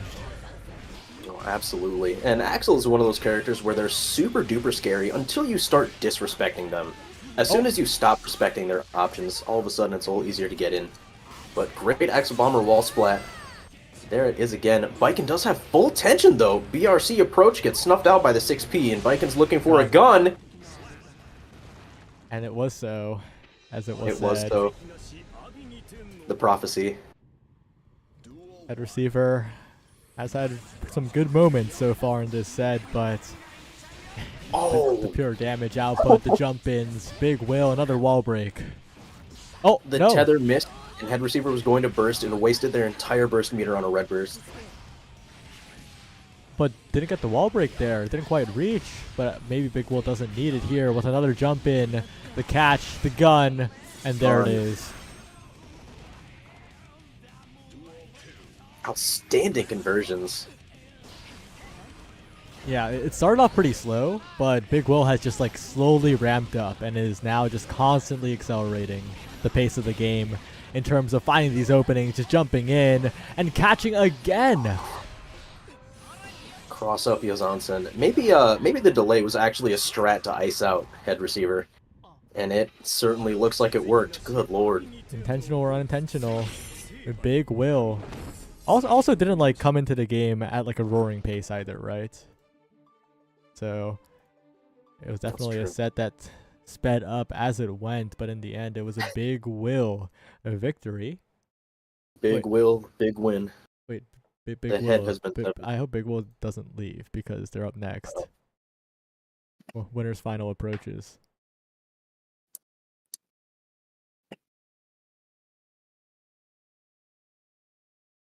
Big Will can't leave. He's so big, he won't fit through the door. Big Will, big W's? Oh, you're Big W. so right, Big Will. Holy moly. It's winner's final time, though. Same lobby. Same code. Ready to go whenever the players are. It's Kensei versus Big Will.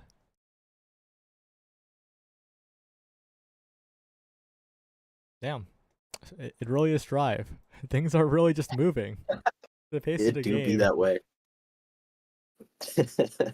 Also, I'm gonna make a confession that I made on Bestie Brawl #1, but you know what I think when I see Azansen? Hmm. I think Grand's jump unique. Yeah. Yeah, it checks out. Yeah. Or alternatively, me sword fighter Nair. That's for the real ones. All right, that's significantly worse. Yeah, it is significantly worse, but it's for the real ones. Absolutely. Seeing a great conversion off of the jumping dust to put Big Will in the corner. Does have shock state, and Kensei just looking to kind of space out, not even wanting to go in the range and potentially get parried or tethered. That would spell not a great time for Mr. Kiske over here. Kensei is playing these corner situations very comfortably. Like, there's none of any of the hesitation that we saw in the Rokami set. It feels like Kensei is pretty familiar with Big Will. Or Baiken, either or. Great wall splat. That's going to be over 50% gone in an instant. And shock state and meter on the field. We're looking for red Roman cancel. Bursting Forces out. the burst. Not a whole lot else you can do in that situation. Oh, big aerial counter hit, getting out of the corner, but still such little health. The gun and the combo afterwards is quite good as well. Trying to find a little bit more in the corner. Gets the tether. This is big opportunity. Cross up, not quite. Oh no! Cross up Yuzansen whiff. It was such That's a good an attempt. absolutely heartbreaking way to end the round. Yeah. You gotta respect it, but it is Kensei who does close it out. And oh, what's happening here? Big Will shooting the router with the gun.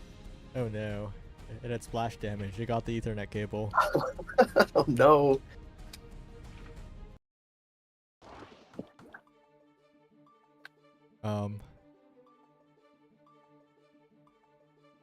Are they in game and we missed a spectate? Looks like it. That's a little unfortunate. Oh, we can watch their avatars battle it out. So, Big Will does have a slightly thinner object of combat. What is that? Is that like a violin bow? It looks like it, yeah. Hmm. Big Will stuck in the corner, getting poked out here. One more opening will do it. Kensei doesn't get to confirm. Big Will still surviving on a sliver now, going for a reversal, maybe the gun, but no, nothing. This round's looking quite lost, but I'm not sure if it'll be him. No, actually it is. Finds the counter hit, finds a combo, but oh, gets a Baridon, and that's the round for Kensei.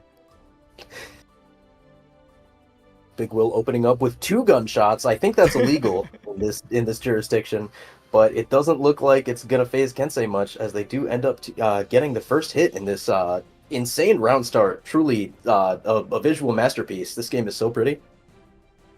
Yeah, it's Big Will in a bit of a lead here, getting the tether, getting the combo, looking for the wall break, but drops it, and Kensei punishing, but getting counter hit afterwards, drops the combo as well. It drops back, and I can't explain what's happening with the HP bars. This is like a really, why are they, what's happening with the HP bars? Like, this doesn't seem natural. They're like alternating, going down in like tiny They chunks. are. They're just like poking each other or what? It's just repeated counter hits.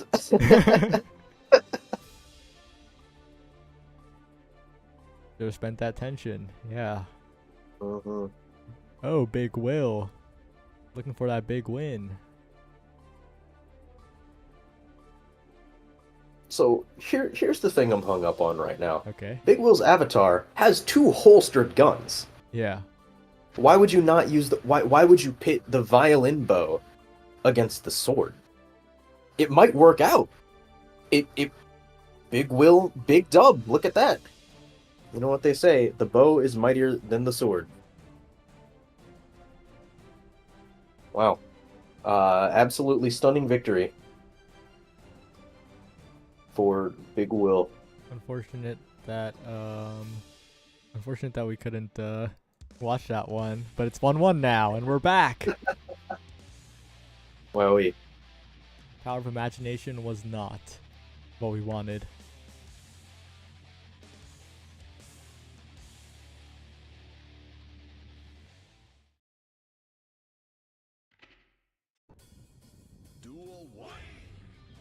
Right, heading right back into things. A very safe round start from both players, just trying to get a poke out, but Big Will's being pushed to the corner already. We saw this in the first game. Kensei starting out just zoning with the stun edges, and it has put Big Will in a little bit of a rough situation. Big stun edge, big stun state. Really loving these run-up throws. Oh, goes for a bit of a mix-up there afterwards on the jump in, on the empty jump, but no, and now it's the offense turn of Big Will. A ton of damage, corner carry being looked for here. Backdash, but getting caught by the Johnson jump in. A burst expended to keep this one going, but blocked is the gun. Oh, follows up the throw whiff with a PRC. Good option. We're looking, he might get enough. Oh, not gonna need it. Slide kick. Looking for another dragon install. Hoping we can get another one before this set is up. Yeah, it'll have to be the right place at the right time, at the right moment with the right health. But right now, it's the corner combo and the wall break in the favor of Kensei here. Big chunk of damage. Oh, big counter hit jumping slash though, and that's going to be a conversion for a ton of damage. Wall splat, charge dust for the damage. No hard knockdown, but full tension on Kai's part. Is in the health range for Dragon Install. Obviously not wanting to use it in neutral. Big Will, in very good conversion off of the gun, just pulling him in, put him in the block string for a little bit longer. Oh, got a little greedy afterwards, and there's the throw. Uh-oh. The tether into the poke, the low poke was enough. 2K is a cheater's move. Oof. Yeah. Oh, charge dust. believe We'll it. see if Big Will pops the burst early. Yep. Charge dust of all things is a little bit ridiculous. Super rare. That's a hard knockdown after the wall break, though. It's going to be so dangerous here. Goes for another one. Wow. Oh, I Air almost throw. forgot. I almost forgot. From the previous set, Kensei's a bit of an air throw beast. We've seen it more than a few times last set, and it, right when he needs it most, pulls it out. We can go up 2-1.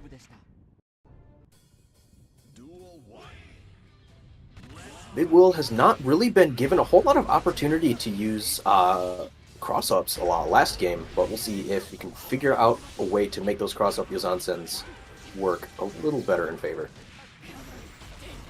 Oh, it doesn't quite Cool. get the hitbox they were wanting, but still manages to get a combo afterwards. Drops it, but there's the DP that whiffs.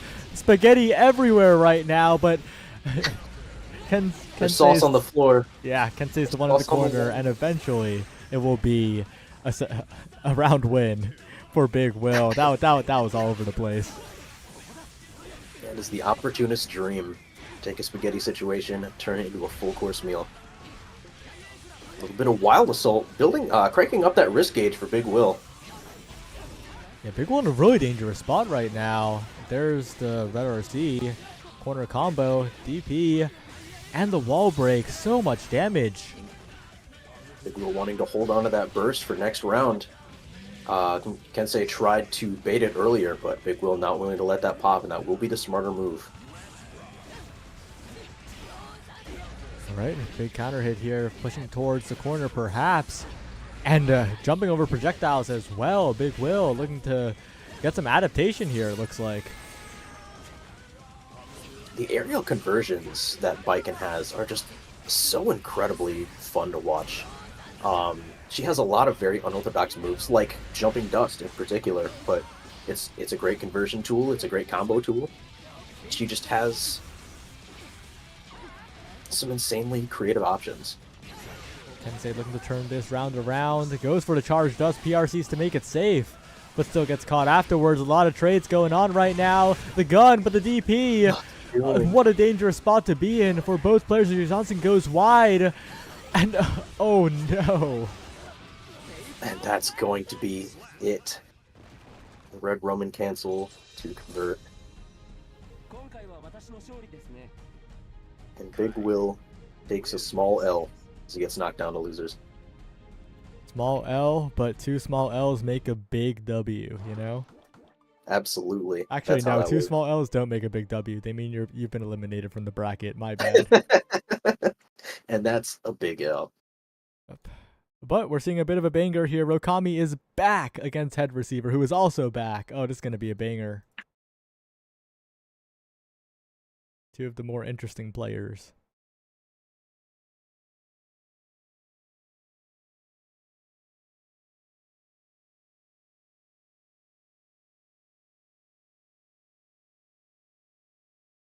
Yeah, 2 L's don't make a W. My bad. I'm spreading misinformation on the internet. Also, Axel. An interesting matchup.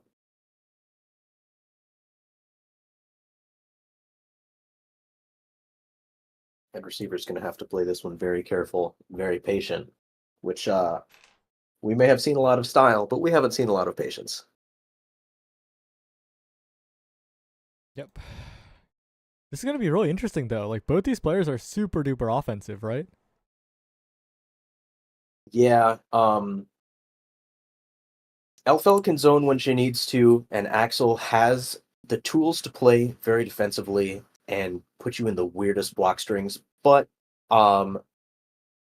ideally, Elfeld definitely wants to rush you down, especially with her little boost that she does with her gun. If you space that out correctly, it's super plus. You're very safe, and you can lead up to really whatever you want. Axel has all sorts of options to move you around the screen, even if you're blocking, and that could be make or break in this matchup. Could be very good and could be very bad, but we'll have to see what happens. We will have to see. Going to be an interesting one. 2 fan favorite players, despite their fan favorite status being achieved through like only 1 tournament each. But that makes it even more impressive, you know? You got to make that big of an impact. Oh, absolutely. Yeah. I mean, You know, for context, Rokami played Aimi, but in the main like touch of death move that people used was Nair, because it was like a multi-hit Pikachu style Nair that could drag down. great. But Rokami didn't use that at all, That's which is why they were very cool. respectable. Strong round start for head receiver. Really, the only thing that you have to worry about at this range is gunshot. Looks like Head Receiver's dealing with it quite decently. He has to burst out of there though. But whoa, what a hit there. Wild hitbox. Great conversion into the Axel Bomber, too, for just a little bit more pushback. Throwing out Rainwater. Wow, Tornado lasts for so long now. Amazing counter hit to close out the round. That is exactly what head receiver needed. Yeah, building up momentum very, very quickly and looking for the early hit as well to get an advantage. NATO, the multi-hit, forcing Rokami into block, and when they try to mash out, there's another hitbox thrown out by head receiver non-stop in the corner. Pull you over here. I'll cross you up. I'll hit you with the Axel Bomber. And I'll convert off of it, too. Wow. Who's What an playing the absolute rushdown beat. character? It's Guilty Gear. It could be anybody. True. It's really a coin flip at that point. Right. Early pokes, and once again, so much of the round can be determined so early on if head receiver gets a good hit and forces Rokami to the corner. Yeah, this is a little rough for Rokami. They're respecting head receivers' options a little bit too much, and they're really getting punished for it. If you're gonna wait for a move to punish Axel, you need to make sure that you have the option to get in as well, because otherwise you're just gonna be sitting and you're gonna get chipped out for the entire game. A big corner carry here, big opportunity for Rokami potentially. Has the gunshot to make that safe for the moment, but now is once again forced to deal with head receiver in your face. I really liked the YRC not even wanting to deal with Elfeld's mix-up at all.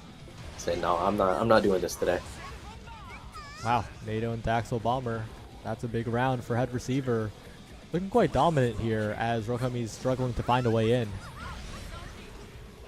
Both of them about half burst. Nope, head receiver spends it on the Wild Assault. This is a great opening for Rokami. That's a lot of stage push, and head receiver has less than half burst. Oh, but can't maintain the offense here because head receiver back to the zoning waves, ready to time stop at the drop of a hat. Looking for it here, wants to get one good hit potentially, but it's actually Rokami back on the offense into the corner. Wow. Great follow-up hit. You know, deflect shield is excellent when your opponent's not in the corner. Oh. And kaboom. Good. Honestly, I respect the attempt, you know, like Oh, when the bombs absolutely. are on you, you got to go for something crazy, but unfortunately, it didn't end up working out. Rokami getting the first round of the entire set here, and head receiver's back at it.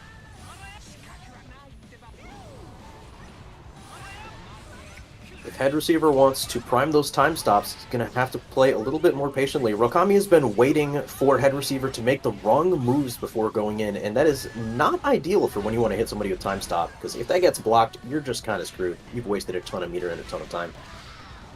Yeah, Rokami's been very patient at a distance. Very, very good, like you said, and now getting a big opening, big damage, a lot of carry towards the corner. That's going to be a wall break here. Has the bombs as well. Such a dangerous spot for head receiver. Head receiver has the Doom counter and blows up. Wait, it didn't even blow up. It blew up after. It's like using Perish Song and then just killing the Pokemon anyway. It's sending a message. That's the important thing. Oh, the Flex Shield doing a lot of work there, but Rokami just keeps pressing forward now. Good FDs, but getting caught in the end. Head receiver, little Ancient block. Yeah, also has little to no burst. This is a rough spot. Elfeld's almost at full tension. You have none, and you have no burst. What is an Axel to do? Maybe that. Axel gets out for the moment. Head receiver, YRC, but gets punished. Gets a counter hit, actually. What? That's huge. And now Both Rokami players pushed all about the the way same back. on all resources. Head receiver's got a little bit of burst. Nope, deflect shield to push back. And water's out. Command grab. And that's going to be enough. There it is. You know what? I'm sorry I ever doubted you, head receiver. You're still my goat. Okay, maybe you should have doubted head receiver though. Like, it did take until the third game That's for true. the prophecy to be fulfilled. You know, like for the caster proclaimed coolest player, like we gotta have more standards. That's true. That's true. We need to set the bar a little bit higher. YRC out of pressure, pushing Rokami back once again, and so much damage. Command grab as well.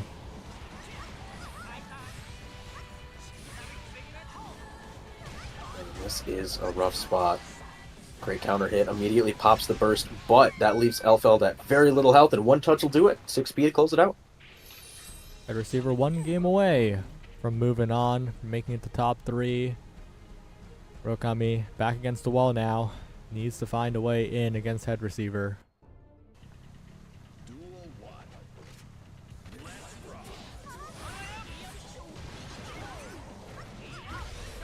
The round starts a little bit awkward, but really good blocks from Rokami to not get pushed to the corner there and take so much damage, and the one doing offense in the end, and catches head receiver mashing a little bit. That was a good deflect shield, but ends up getting wall splatted anyway. Head receiver has been a little quick on the trigger with the deflect shields and the wild assault these past couple of games, and that's really not worked out in their favor.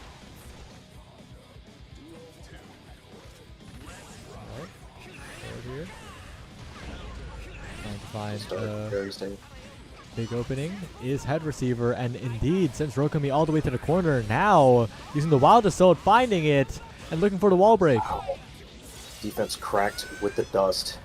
Alfeld on absolute life support, 2P. Perfect round. 1 round away from moving on here. This could be it. A big round start win. The burst burned.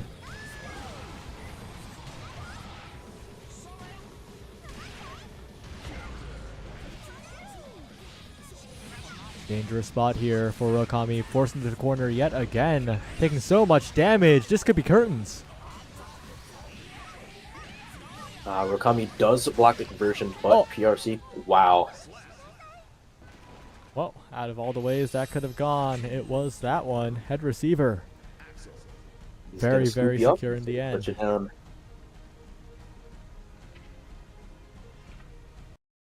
There's only 2 more sets left. Well, 3 if you count reset, but that may or may not happen. The prophecy states a bracket reset. I'm not telling you who the prophet is.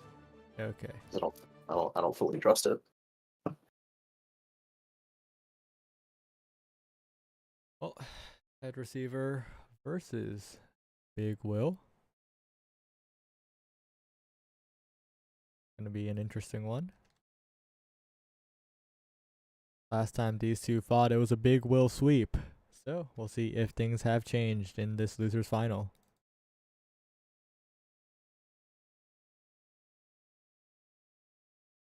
The head receiver is definitely going to have to pace himself a little bit more. He got stuffed out really hard by some of Big Will's parries. And also, Big Will picked really good times to jump in. And head receiver usually covers like some jump in options, but like sometimes you're just getting patient, you know? Oh, absolutely.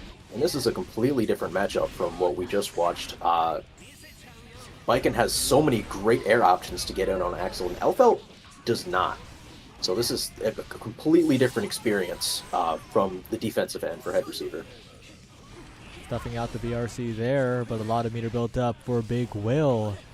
This could be really dangerous, but it's head receiver buying a lot of space here, but getting shot after trying to bash after the PRC. Big Will's in his head. That was tragic. Yeah, head receiver, I think Big Will has adapted really comfortably to head receiver's game plan. And that is scary, but right now it's head receiver making use of the tether a little bit. That was a solid tether combo, and gun coming out, jumps over the gun. Wow, Viken is not doing so hot. Oh, but does get Axel in the corner for a healthy chunk of damage. Grab tether, looking for the wall splat. Cross up Yozansen, might not even need the wall splat. But no conversion, and Wow. burns the burst. Wow. BRC volatile round. into catching Big Will. And head receiver looking a lot better than last time, I think. Especially catching here. So much damage. 3 times. Oh my lord. And catching the jump in as well to avoid getting hit. And head receiver all over him at the moment. That's the first game.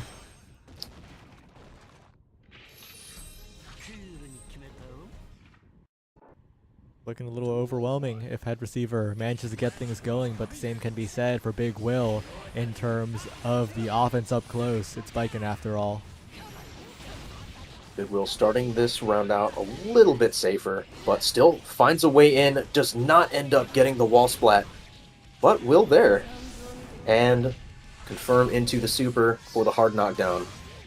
Head receiver has no burst, no tension. He's going to have to eat whatever mix-up Viken decides to feed him today. The tether's so scary. The Zonson comes out, and that will be the round.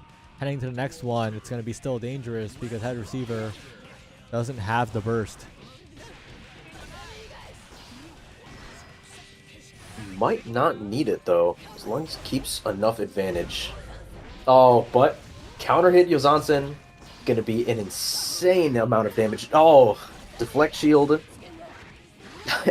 Don't- He's in the blender. He's in Just the a blender. masterclass of throws from Big no. Will here, knowing exactly what head receiver wants to do. When you're against a deflect shield user, maybe press the other button.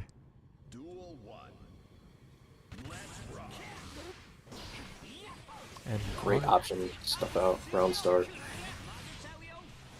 yeah, it's a little bit awkward for head receiver, but makes it work. He gets the small combo, pushes Big Will back, and is playing very cautiously against the jump-ins now.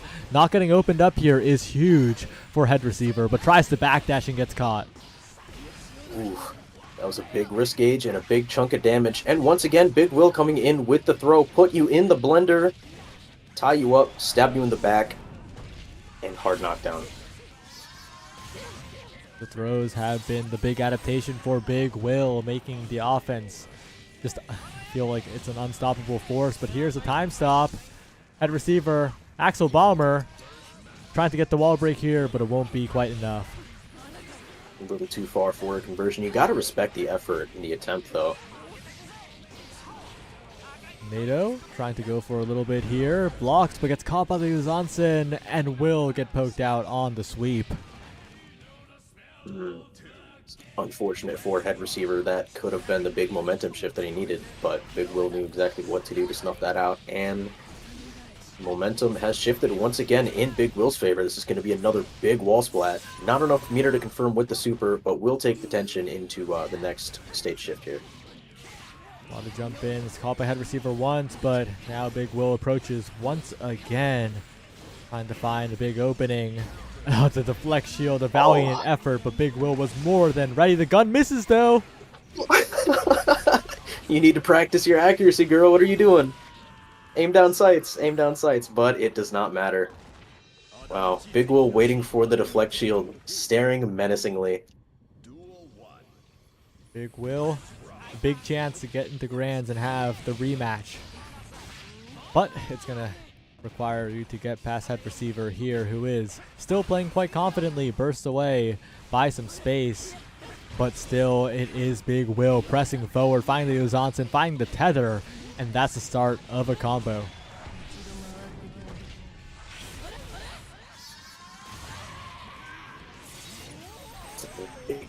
Look at that.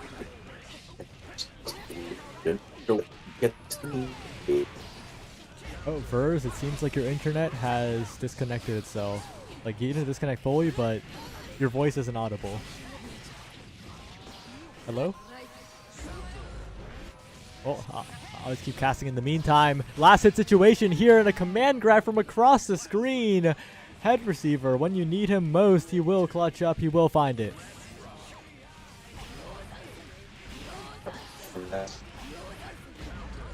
And this aerial assault is just unrelenting.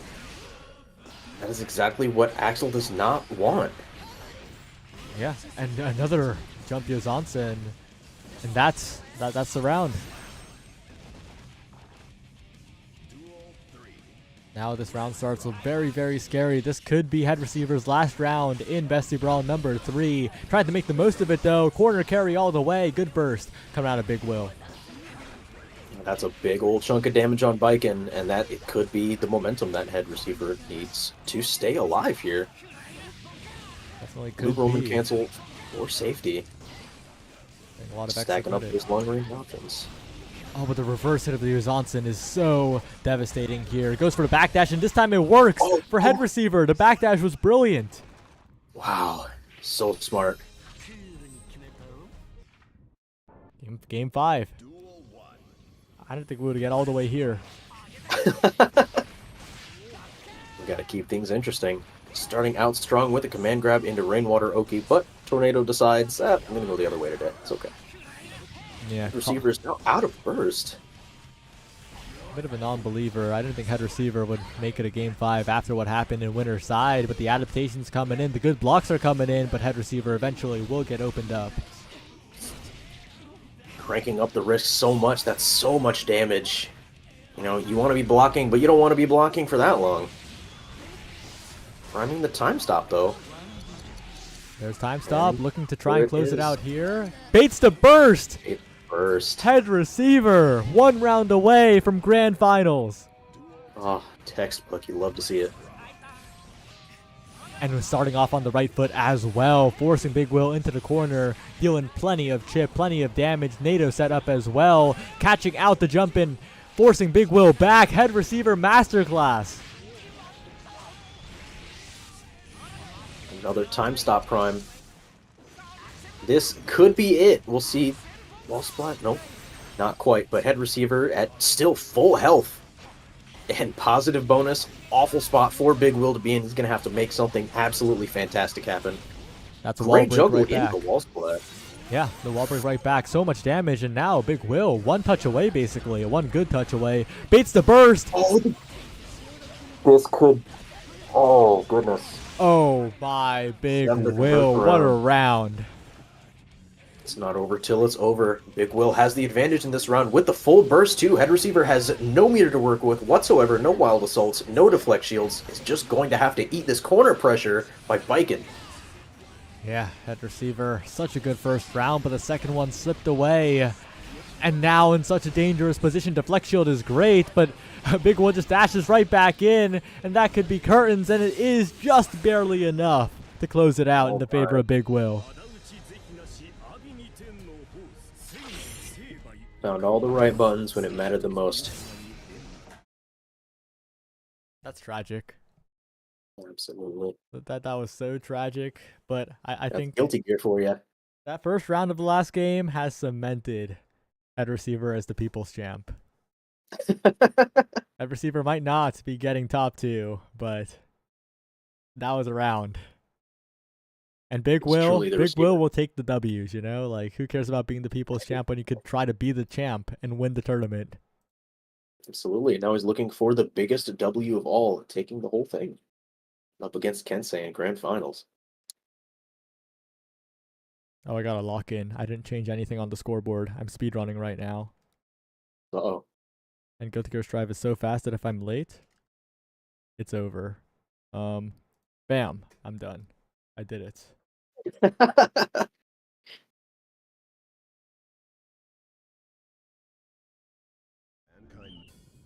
All right, Kensei versus Big Will.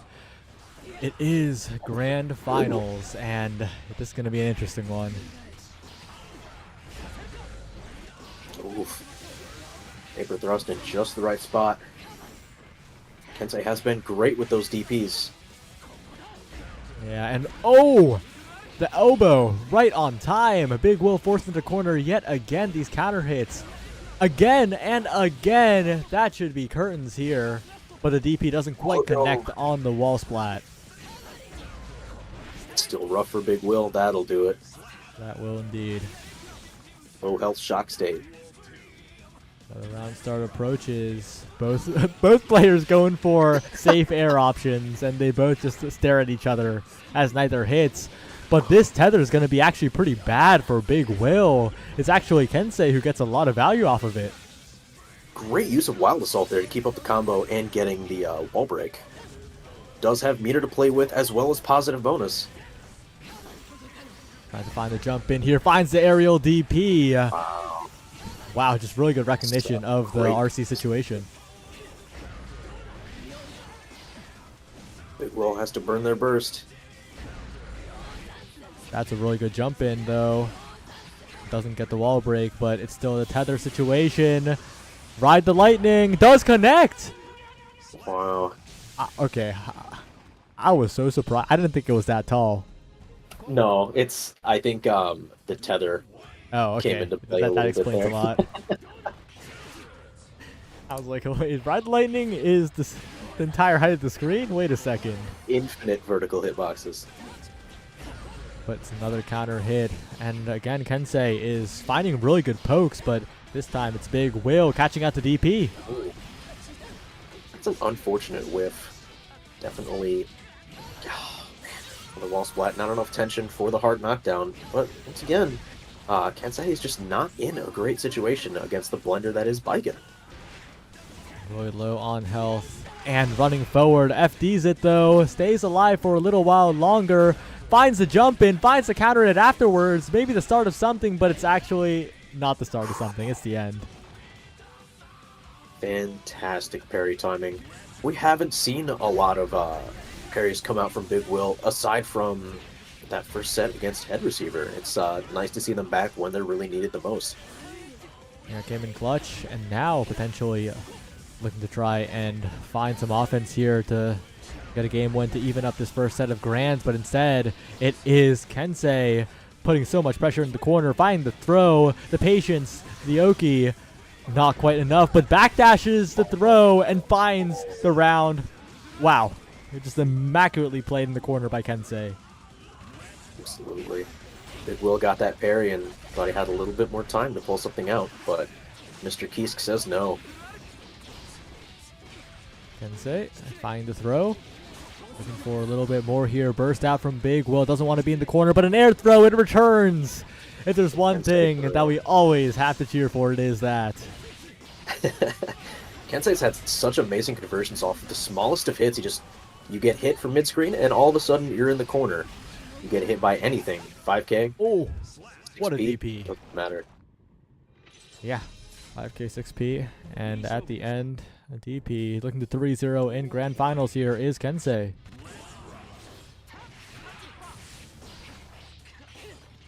Not going to be too straightforward, though. Big Will is looking for a lot of jump-ins, a lot of aerial stuff, but there's the air throw yet again. I thought there was going to be another one there. Also, Johnson. Yeah, for sure. Big Will has to burn the burst. Burstless game. Big Will stuck in the corner with Shock State. This is the round. Man. Heading into the next round, too. This is going to be really, really scary. No burst on the board for Big Will. Of course, not for Kensei either, so the offense could be huge. That was a very cheeky 6P at round start, but it did exactly what Big Will needed it to do. Gave him a little bit of breathing room. But, unfortunately, Kensei takes the opportunity. Goodness. Yeah, Big Will, on the other hand, trying to find the big opening, but it's looking quite difficult because Kensei's also someone who is in the air. So much meter for both players here. Burst about to come online for both, already online for Big Will. The chip damage come into play possibly as the health bars slowly dwindle. The air combo, the burst bait, and that is it. Kensei is your Bestie Brawl number 3 champion in 3-0 fashion in Grands. What a dominant performance. Big Will has taken the other small L to create a big L. No. Think on the bright side. It creates a small W. That's true. Yeah. It does create a small W. Second place is a pretty solid W, I gotta say, you know? Can't say it's a big L, but it is definitely not a big W. Shout out to Kensei. What a tournament. And, yeah, well, that's it. Anything you want to say? No, I got nothing. Great stuff from everybody. Watching Strive is always such a treat. It's not only fun to play, but it's so visually appealing and just as a spectator sport. Like, you're never bored looking at this game. Even if somebody's getting walled out by Asuka, you know, you look at the cubes and you can go, oh, haha, cube. You know, it's visually stimulating. It's nice to look at. Yep. Well, Kensei, big winner today. Big Will,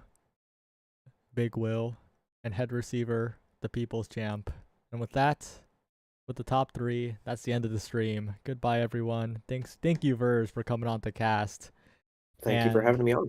Thanks everyone who watched Appreciate this the 7-hour marathon spanning 4 different games. Goodbye, everyone. Peace.